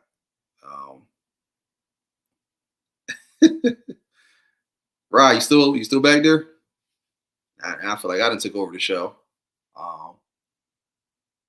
But yeah, I mean, that's pretty much all I can really say, you know. I don't know what happened. Do you hear me? Yeah, we thought it froze up. I'm over here like, Rock, can you hear me? I took over the show. I'm like, hell no, you didn't. We thought you fell again. Hey, paramedics heard it. And I was trying to move some stuff around here, man. But y'all, man, it's a pleasure. It's a blessing to have Big Daddy Beer Gaming here tonight. I didn't know how this was going. I don't know how none of these interviews are going to go until I do them. And again, I always advertise them. As it's going to be another great one. And for some reason, they keep getting better and better and better. It's just the beginning. Y'all heard me say tonight, and I'm going to say it again. When I said adopted this young man, not as my son, but as somebody I want to stand beside me, somebody I want to rock with, somebody I want to roll with, this dude here is phenomenal. We're going to get ready to get up out of here. As I end each and every live stream, do me a favor, shoot for the moon. If you don't make it, you'll be amongst the stars. I can guarantee you I will be coming at you soon, dropping more heat, dropping more fire, more importantly, dropping more knowledge. Make sure you check out the entire Points Blank network, Points Blank Travel, the flagship channel, Points Blank Finance, if you want to learn how to invest on a budget, the Points Blank Experience, where we are right now, Points Blank Clips, if you just want to see little short clips of stuff that I've done in other live streams. Podcasts I probably get with Big Daddy Beard to get that on a different level. Make sure y'all do me 2 favors, not 1. I need 2 more favors. I don't want you to go subscribe to him, but I want y'all to go check out Big Daddy Beard Gaming Productions, BDBGP, and check out Life's Magical Journey. Check them out. You have 2 amazing, I'm going to say this 2 different ways. Number 1, you have 2 amazing individuals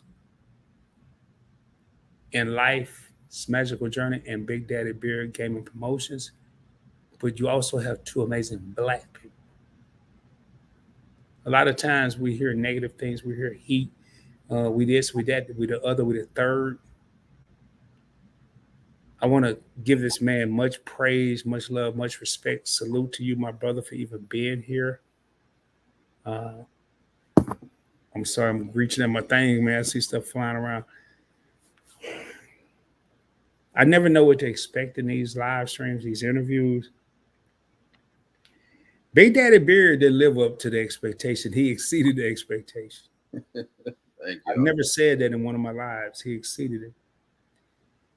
And I can't wait to have him back on the show. But the next time he's on the show, he's not going to be interviewed. I want him to be a co-host.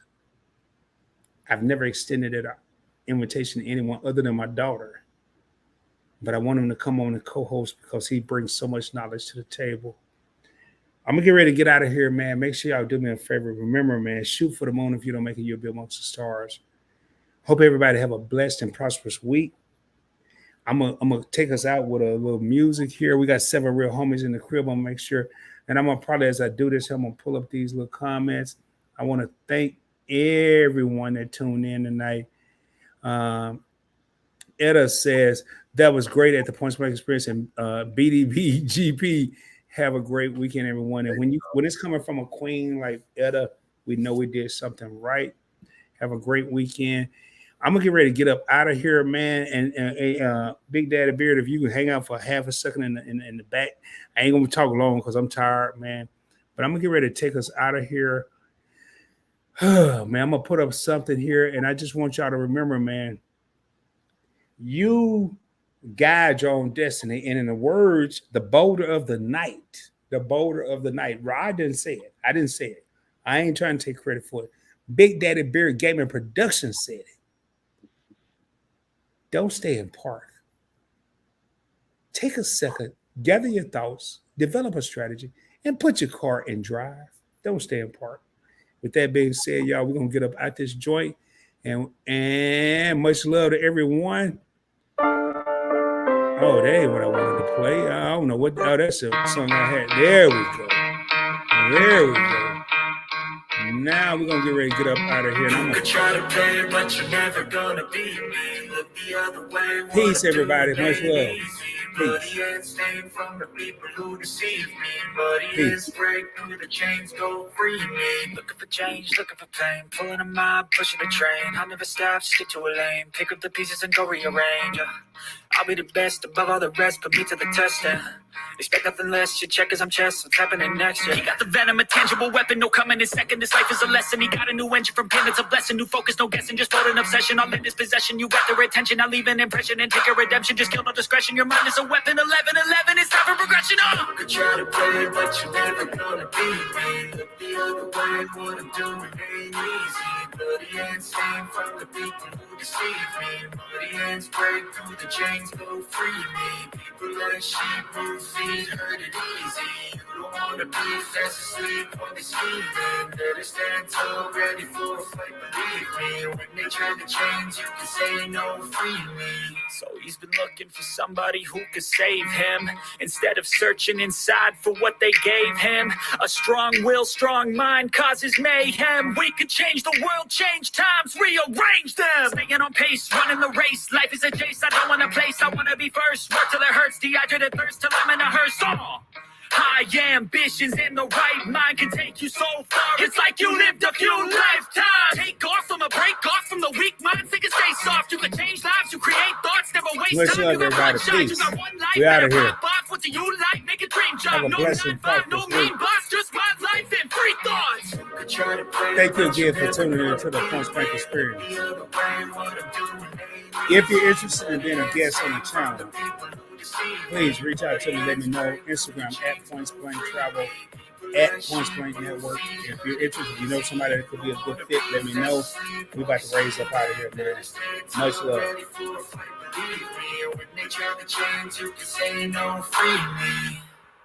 And we out, man. Y'all have a good one. Peace, everybody. Much love. We will be coming at y'all soon. We will be dropping more heat, more fire, more knowledge. And until the next time, man, y'all have a great one. Much love, man. Much love, much love, much love. And with that being said, peace, baby. We out of here. See y'all later.